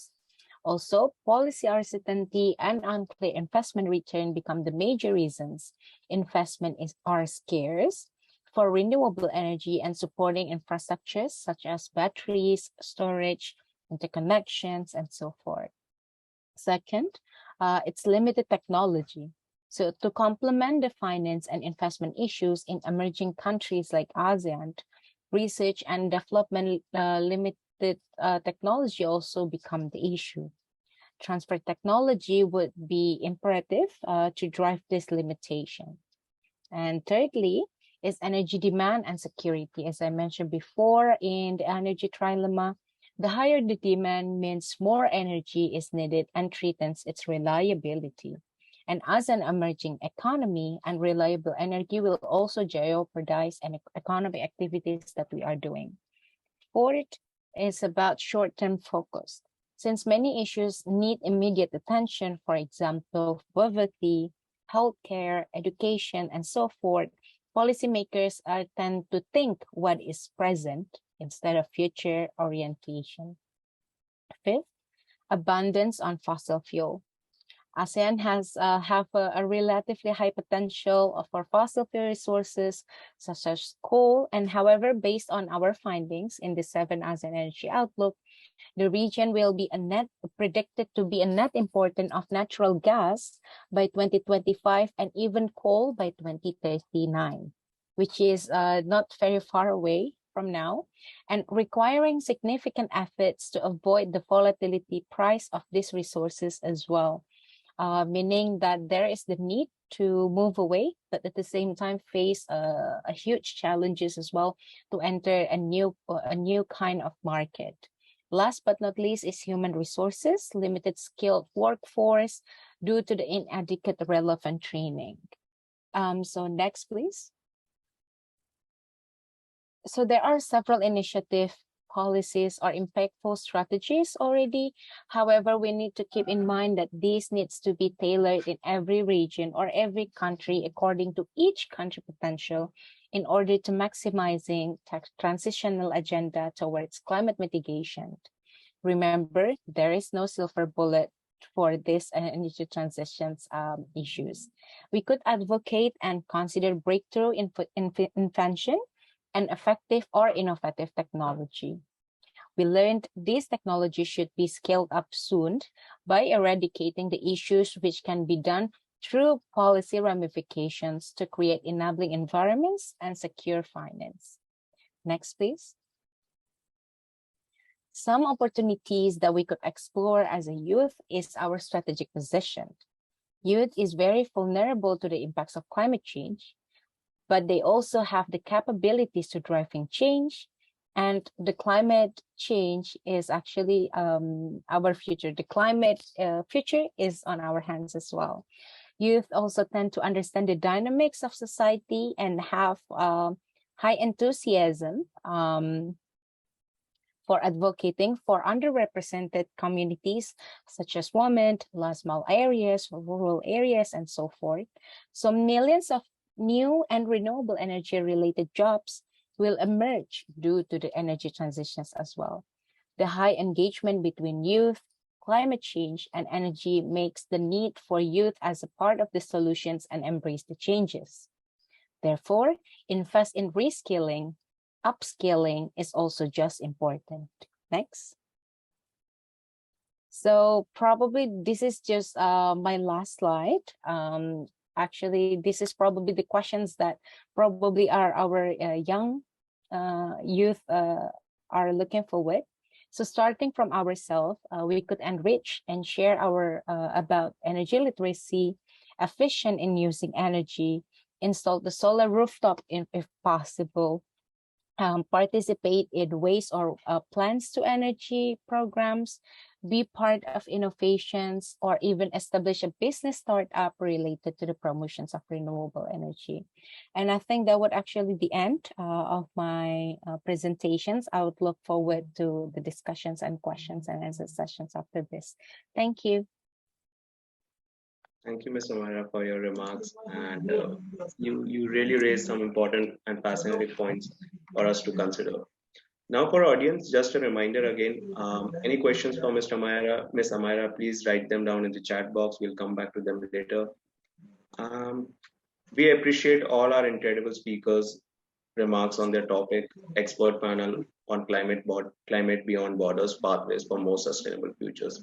As we move to the question and answers portion of our event, I encourage all our audience members to write any questions you may have for our speakers in the chat. As we wait for more questions, I believe we do have a question from Mr. Nicholas. Mr. Nicholas, we have one question in the chat. I'll read out loud for you. Mr. Nicholas, as you mentioned, degrowth is a taboo topic for business and country leaders. Furthermore, citizens of developed countries are not in the mindset of giving up their confront for climate issues. So how do we change mindset and make degrowth an acceptable options for everyone? In regards of the emergency, youth education is surely not enough, as we cannot wait a generation time to reduce growth. Yes, thank you for the question. I think there are 3 points in this question, 2 of them being affirmation. The first one, you're talking about efforts that have been made in developed countries, and you're absolutely right. When we talk about degrowth and reducing consumption to reduce global emission, we're talking about global. I cannot ask the same efforts from people in Africa and then people in Europe, for example, obviously. It's very likely that, yes, reduction in consumption has to come from rich countries. You're also saying like, okay, having only youth making efforts won't be enough. And yes, you're absolutely right. So coming to the bulk of it, which is how do we convince people that this is necessary and this has to be done, and that they have to accept sacrifices, as Professor Saka talked about also, to make that happen. This is a tough one. I would say the problem with democracies is that you can't impose things on people. It's not a top-down approach, it's a bottom-up system. It's when enough people care about a subject, then the leaders are changed and implement whatever they've been voted for. So the whole point here is not to sell degrowth as you're going to get less, means you're not going to drive a 1 Python car anymore. You're not going to change your iPhone every year, sorry, not every day. You're not going to travel internally in the same country by plane. If you sell it as less, that's obviously not very interesting for people. I think it's an education process about these are the catastrophic events that will happen if we don't implement degrowth, and at the same time sell an alternative society based on degrowth, and understand that less consumption is not necessarily a bad thing. It has obviously it has to be shared by everyone based on everyone's needs. But this is not necessarily a bad thing. It's not changing your iPhone every year is not a problem. Not driving a 1.5 or 2-ton EV is not a problem. And if you consume less, potentially we can invent a society where we need to work less and where there can be work for everyone. So I think it's very much creating a new project for society that is at the core of selling degrowth. Obviously, hopefully that answers your question. Thank you. Thank you, Mr. Nicholas, for that comprehensive answer. In meanwhile, we are waiting for more questions to come from audience. I would like to ask one question of mine to the panel members. I think this question is again for Mr. Nicholas. Mr. Nicholas, as being expert of your field, what are personal views for a greener energy and more sustainable future? What action should be taken at earliest from the businesses, from the government sides? Well, that's a very vague question. I'm not sure I qualify to answer that. I can talk about what I work about, which is energy mix. And I think Amira talked about that pretty well, about decarbonizing the energy mix. I can talk about that a bit. I think, you know, and I'll just add on what you were saying, but, you know, obviously I talk about degrowth, but, you know, the more we can decarbonize the energy mix, the less we're going to have to reduce our consumption. So I'm all for implementing as much as possible renewable energy, and I'm also a proponent of nuclear, but that can be a different discussion.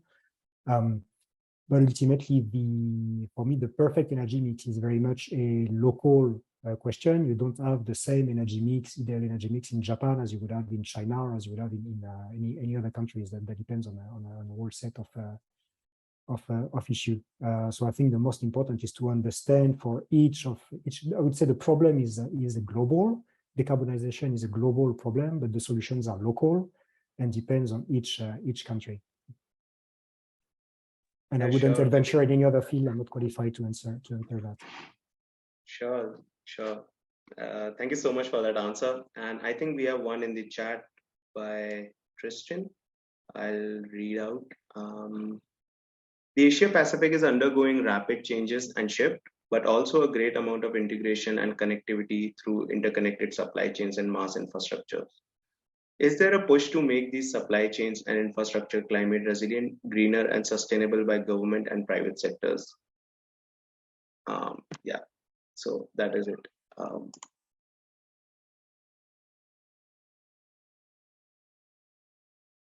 Tristan, would you like to highlight? This is for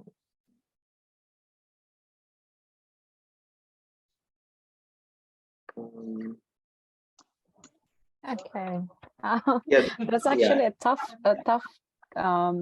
questions, I would say, because we definitely need to understand that an energy transitions needs to require a lot of like picking emissions first. There will be a huge infrastructures building. There will be a lot of transformations in our economic activities. How do we keep industry alive? How do we keep people mobilized from one to another region, for example? But in terms of what kind of efforts that actually the governments, I probably need to highlight that I will be speaking on behalf of the regional perspective of ASEAN and the governments, because we are actually an intergovernmental organizations that advising the 10 ASEAN member states. So in ASEAN itself, we already have a support for these changes. So for example, right now in ASEAN, we have program, what we call ASEAN Power Grid, in which we want to build an interconnections between one and another among the 10 ASEAN member states. And this connectivities indeed requires a huge mass infrastructures, but this already been conducted with several environmental study. And then there are also some discussions. So we are trying to work with a lot of like stakeholders to let them know and to let them give us advice on how to do things right, because we know that we don't have a lot of carbon budget left in a way. And at the same time, for us, besides interconnections, there are also some efficiency measures that we really wanted to drive higher. There is a potential of 32% of energy intensity reduction as per region. So it's really huge potentials. And at the same time, we try to do that with first labeling. So for example, on your AC, on your refrigerators, there is a lot of like labeling, which one is more efficient. So as a consumer as well, we need to be more aware of that. And then second, there are what we call about MEPS. Basically, we are trying to make more technologies to be achieving the higher efficient as much as possible. We are focusing on air conditioner because in ASEAN region, we need a lot of like cooling, both in residentials as well as industries level. But I think there are some discussions maybe could be answers by other panelists as well, but that's for my answers. Thank you. Thank you, Dr. Amira. Again, the another question is for you. Dr. Amira, you mentioned several challenges for the clean energy transition. Which challenges would you say should be prioritized to speed up the transition in ASEAN and other regions?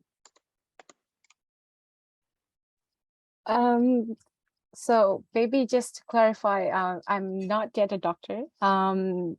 So please call me Miss Amira instead. And then for discussions, the challenges that I think would actually be really, really relevant right now is that we need to do both approach. So if people say like finance is very important, or maybe building infrastructures is important, for me, I think it's a bottom up and top-down approach at the same time.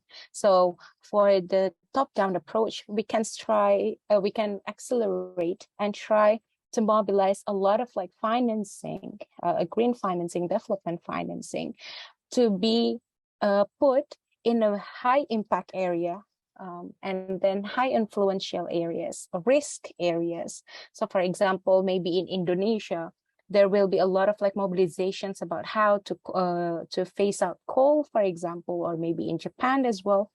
And then at the same time, there would actually be another case for other country, for example, in Singapore, because they have quite a relatively small landmass, for example. They need a lot of like energy, electricity imports, for example. So the mobilizations of such funds needs to actually accelerate it.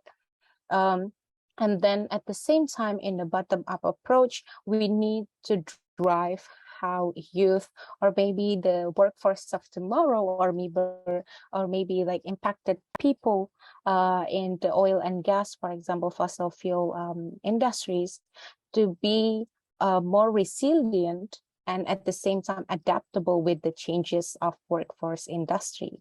So if you actually enhance the work that you do, enhance the educations, trainings, workshops, webinars that are relevant, very pertinent to today's discussions, there will be a huge potential of high qualified people, and then that can actually drive a lot of like businesses, and that a lot of basically a lot of opportunities could actually be driven in the grassroots communities as well. So I think if we can actually accelerate these 2 points, we can actually, speed up in a more progressive manner, if I could say, and then that could also impact it, how we change the market could actually grow as well. I think that's my point, but I think I really need to hear as well from the other panelists as well, if that's possible. Yeah, sure. Thank you for that interesting thoughts. Mr. Jordan, would you like to take ahead? Any thoughts? Yeah, well, yes, thank you. This is the latest question on the kind of which challenges within the kind of decarbonization sphere needs to be addressed first, correct? Hello, can you hear me? Hello. Okay, yeah, I'm not sure if you can hear me. Sorry about that. I think Yeah, we can hear you now. Oh, okay, great. Sorry about that. Yes. So yeah, regarding this question, so one, I will say that yes, Miss Amira, I do like Dr. Amira sounds nice though, so maybe, but I say that Miss Amira really, she hit kind of really all of the key points. I'm trying to think if there's anything I would add. What challenge I say is prioritized? I don't know. I think I'm generally of the view that, look, it's given kind of where ASEAN is kind of in its energy transition, I think that the kind of the lowest hanging fruit is electrification. And then it is also that means that the power sector then needs to be decarbonized. So I really do think it is a combination of getting rid of the old emitting infrastructure and building new, building new infrastructure. But I think, just to add kind of something else, I do also think that ASEAN, ASEAN, even beyond just as ASEAN, like APAC more broadly, there's a lot of potential there for the countries there to be a force for, I would say, it's like South-South cooperation, kind of finding basically an answer or response to things like the G7 and various kind of like wealthy countries giving climate finance. On the other side of that, like emerging economies working together, say, okay, how can we either use some like kind of collective leverage to get more effective climate financing, or how can we work together to kind of address our own needs without relying on advanced economies, since they unfortunately have not always proven to live up to their promises. So I don't know if that's like the biggest priority, but I think it is a new area that could be interesting. I think APAC is uniquely well positioned to work on that. Those are really interesting thoughts. Mr. Jordan, I think you have another one here. The question for you is, if there are not many people who are passionate about sustainability around myself, how would I encourage them to be aware of climate change and active voluntarily? I would not like to ask or force them. I want them to realize climate change is a big issue that youth would need to carry and find the way to live with it. I think that's a very interesting one. Yes, yeah, it is interesting, mostly because I'm not sure what the answer is, but that is a very good question.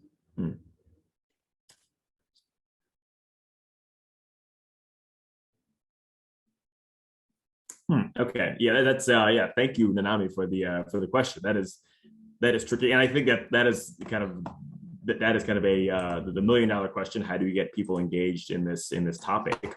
And honestly, I think in terms of how to kind of get people active, I can only take the example from one of my coworkers here, actually. So I've been working with her quite a lot, and she never worked in sustainability, this area, before, until it just kind of came up in her work.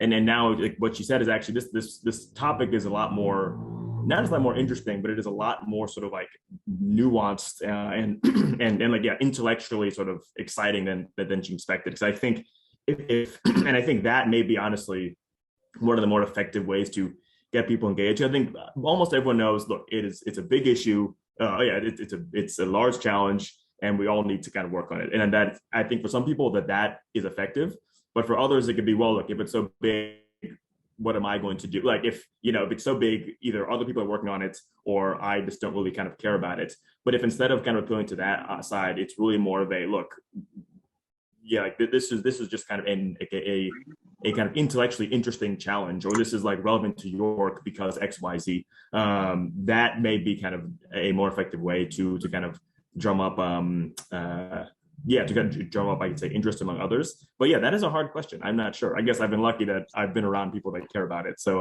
anyone else is probably yes. Just to jump in, if possible, Jay. Please. Yeah, probably there are two main points that I would like to make. So in terms of the previous questions, to be honest, on how to prioritize, probably I'm just going to add one more thing, which is very pertinent to Japan, which is the transfer of technologies. There are a lot of technologies like CCUS, and then CCS, storage, hydrogen, and then coal firing, I think. So it's really relevant. And I think having that would actually really work. And then for the questions about how to make them voluntary,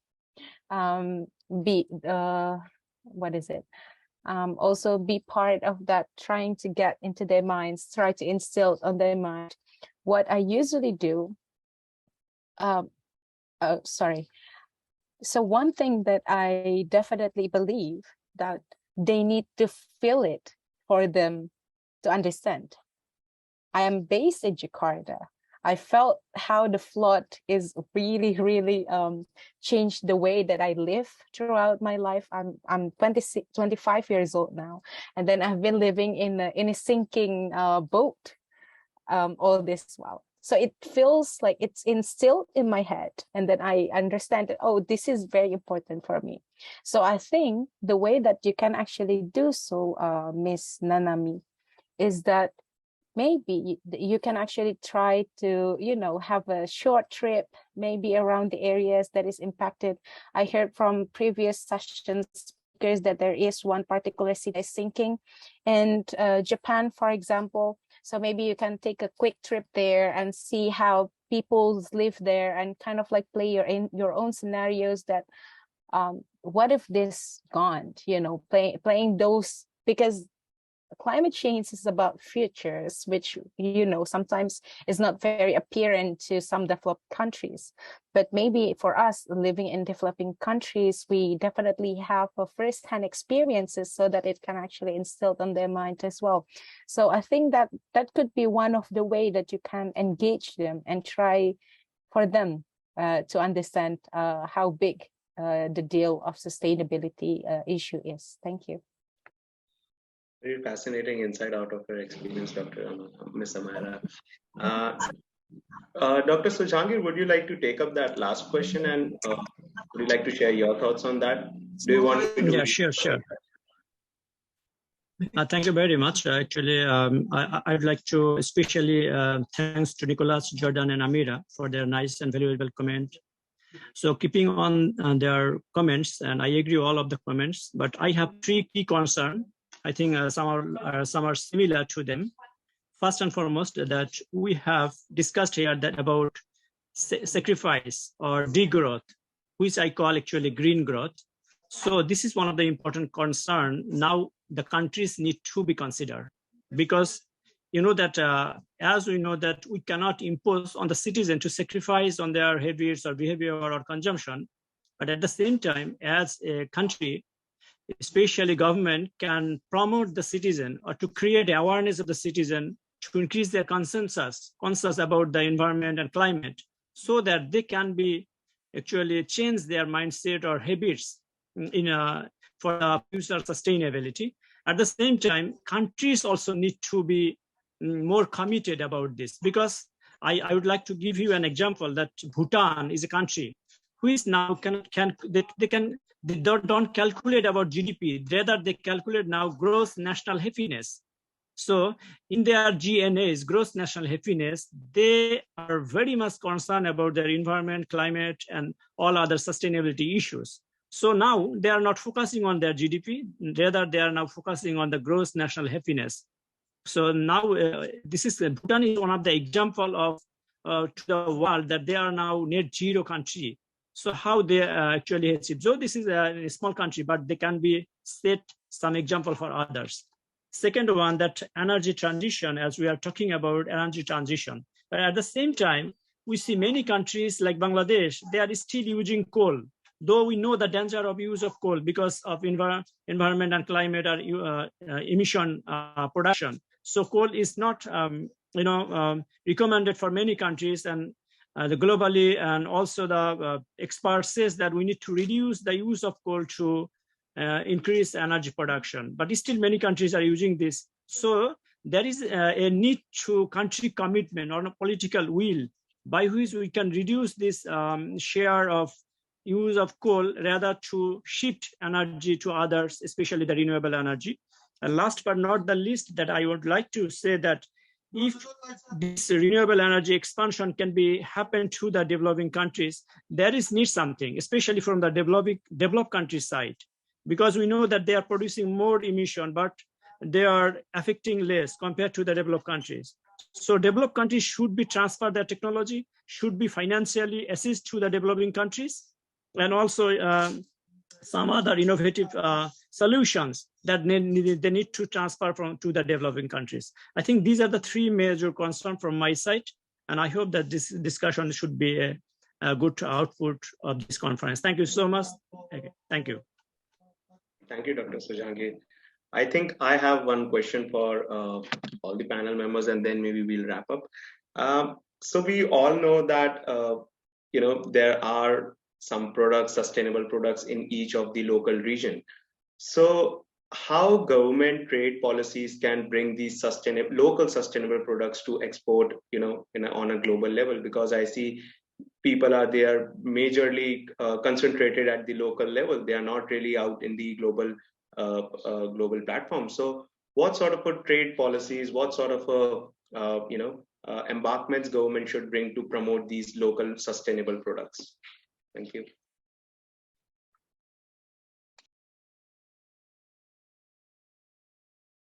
I'll jump in first if you don't mind, Jay. Yeah, please. Okay. That's an interesting question, but I think the devil is in like, how do you define a sustainable product? And I think that's really where the core of this discussion is.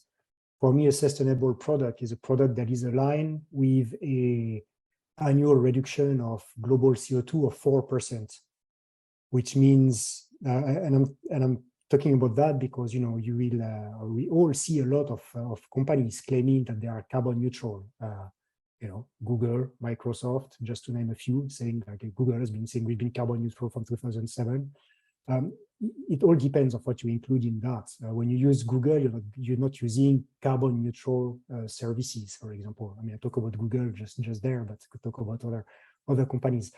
It's very important to understand that a company or even a country cannot be carbon neutral just by themselves in their corner. They're not isolated from the rest of the world. So that's, I think, when you talk about Google, what are we talking about? Are we talking about scope 1, just their direct emission, scope 1 and scope 2, their direct emission plus the electricity they use? Or are we also talking about, you and my computer that we use to access Google services and the network from, I'm in Japan, so from NTT to access Google services and all these, they're not carbon neutral, basically. So that you can't be carbon neutral. So often we hear about sustainable or carbon neutral products somewhere when actually they're not really. So once again, you have to think in terms of a framework of product would be sustainable if it's aligned with a decrease of carbon emission of 4% a year for the next 30 years. That's really what it takes. And I'm not even talking about carbon emissions, which are, I think, a hoax in my opinion. Thank you, Mr. Nicholas, for that answer. We have one question in the chat, again, for all the panelist members, and I'll read out loud. What do you think about the need for policy enforcement in addition to public education to effectively implement renewable energy projects? It's for all the panel members. Maybe Mr. Lee, if you want to take this one. Yep. Yes, I can definitely jump in here. Thank you for the question. Also, I did not get your name. Thanks for the question, Sam. I mean, look, if the question is like, how should you think about policy enforcement in its relation to kind of public education? I think, look, policy is oftentimes only as good as the enforcement, and so I mean, policy enforcement really cannot be more. It is difficult to overstate how important it is. But I even think specifically, we look at renewable energy projects. I think that in terms of where we should focus on policy enforcement is sometimes not even as much on kind of targets or on the targets themselves. I think one, those oftentimes are already there. And I say two, it's relatively straightforward to set a target, specifically one that's kind of far out.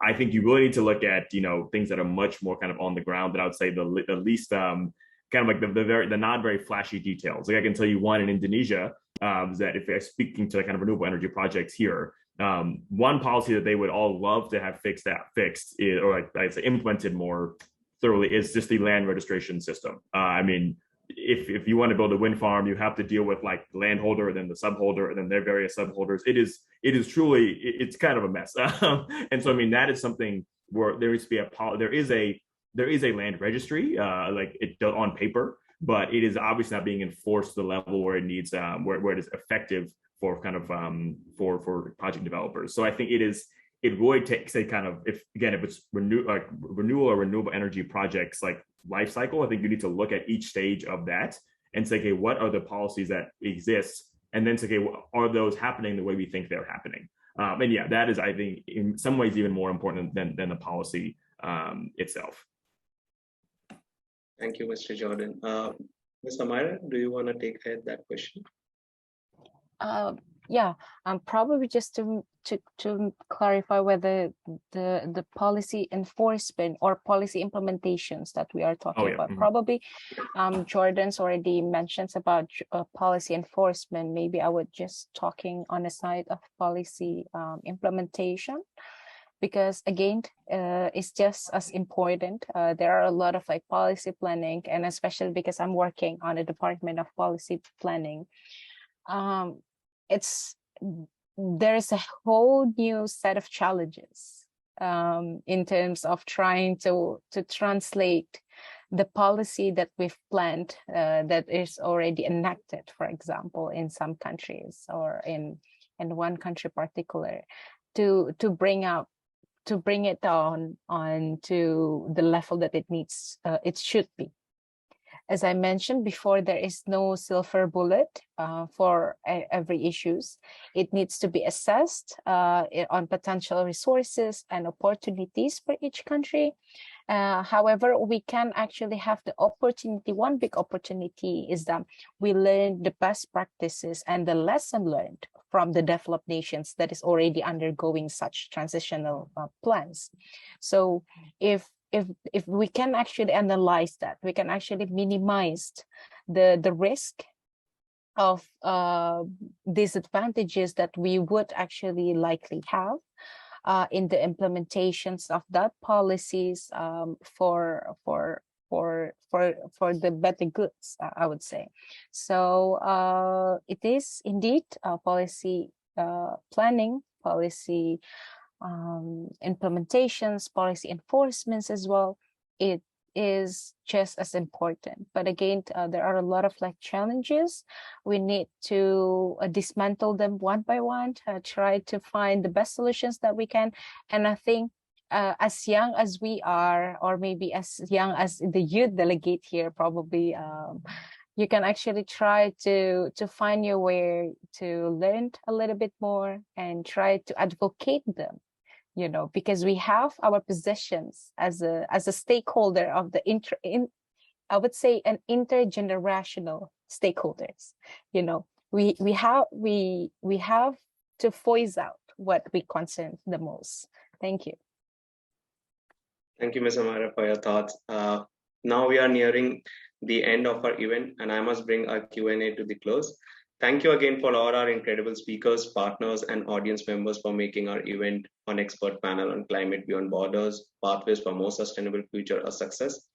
We would like to remind audience members to stay tuned for our remaining program of our LCOY 2022 Japan conference brought to you by YPFP Tokyo. In the chat, you will see the link to the YPFP Tokyo homepage, where you can find links to our conference program and information on how to remain connected with YPFP Tokyo. We hope you enjoyed this fascinating session and look forward to seeing you again in the future. The next event for today is Youth Delegate Workshop on Becoming a Leader, Leading Self and Others Effectively by Karen, which will begin at 3:30 p.m. JST. To join the event, please stay in the Zoom session. Thank you all. Thank you for being here. Thank you so much for the opportunity. Bye, everyone. Thank you. Thank you. Thank you. Goodbye. Thank you. Thank you.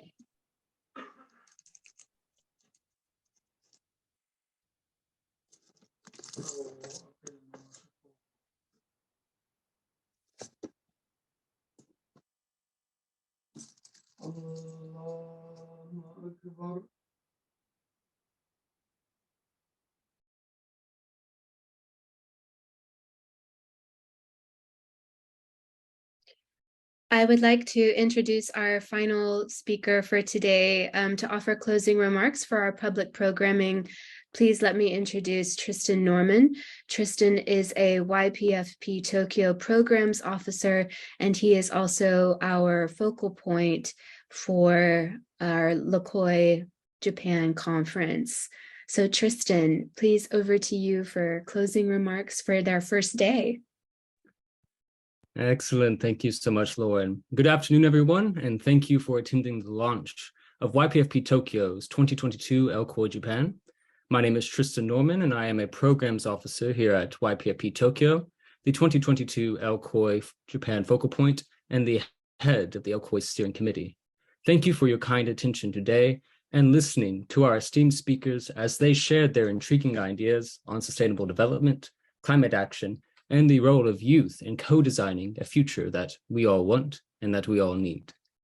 As we close out today's session, I would like to give a warm thank you to the many parties and individuals who supported us. Firstly, we would like to extend a warm thank you to all of our speakers for giving their time, their perspectives, and their expertise to today's sessions. The diversity of your experience and recommendations for youth to get involved in climate action are very valuable and inspirational. Next, we would like to give a thank you to our partners who have supported YPFP Tokyo in delivering this local conference of youth for Japan. To our youth delegates, we would like to thank you for your hard work and participation. We know that these sessions will be insightful and invaluable to you as you draft your policy inputs for the National Youth Statement of Japan. To our YPFP Tokyo LCOY Steering Committee team, including our YPFP Tokyo Managing Director, Lauren Power, I would personally like to thank you for all of your hard work, your passion, and your contributions in organizing this conference of youth, by youth, for youth. Your time, your energy, and your perseverance have made the impossible possible. Lastly, we would like to give a warm thank you to all of our audience members who joined today's sessions and shared your voices and your ideas on climate action and sustainability in Japan and the Asia Pacific. We hope that you will continue to do so for the rest of LCOY Japan Action Week and also continue to remain engaged with YPFP Tokyo's ongoing work on climate and sustainable development in the future. As we close today's session, I would like to highlight some of our other programming for this week. Starting from tomorrow until Saturday, October 29th, we will be having daily side events hosted by our partner organizations. In these sessions, you will hear from young professionals, sustainability experts, leaders of NGOs, and youth climate activists. We encourage all participants, including youth delegates, to attend these sessions, interact with the speakers, and share your ideas for a greener, more sustainable future in Japan and the world. After registering for the LCOY conference, you will have been provided with links to these sessions via email, and they will be sent out again as a reminder tomorrow for you to use. We encourage you to visit our YPFP Tokyo website for the most up-to-date information.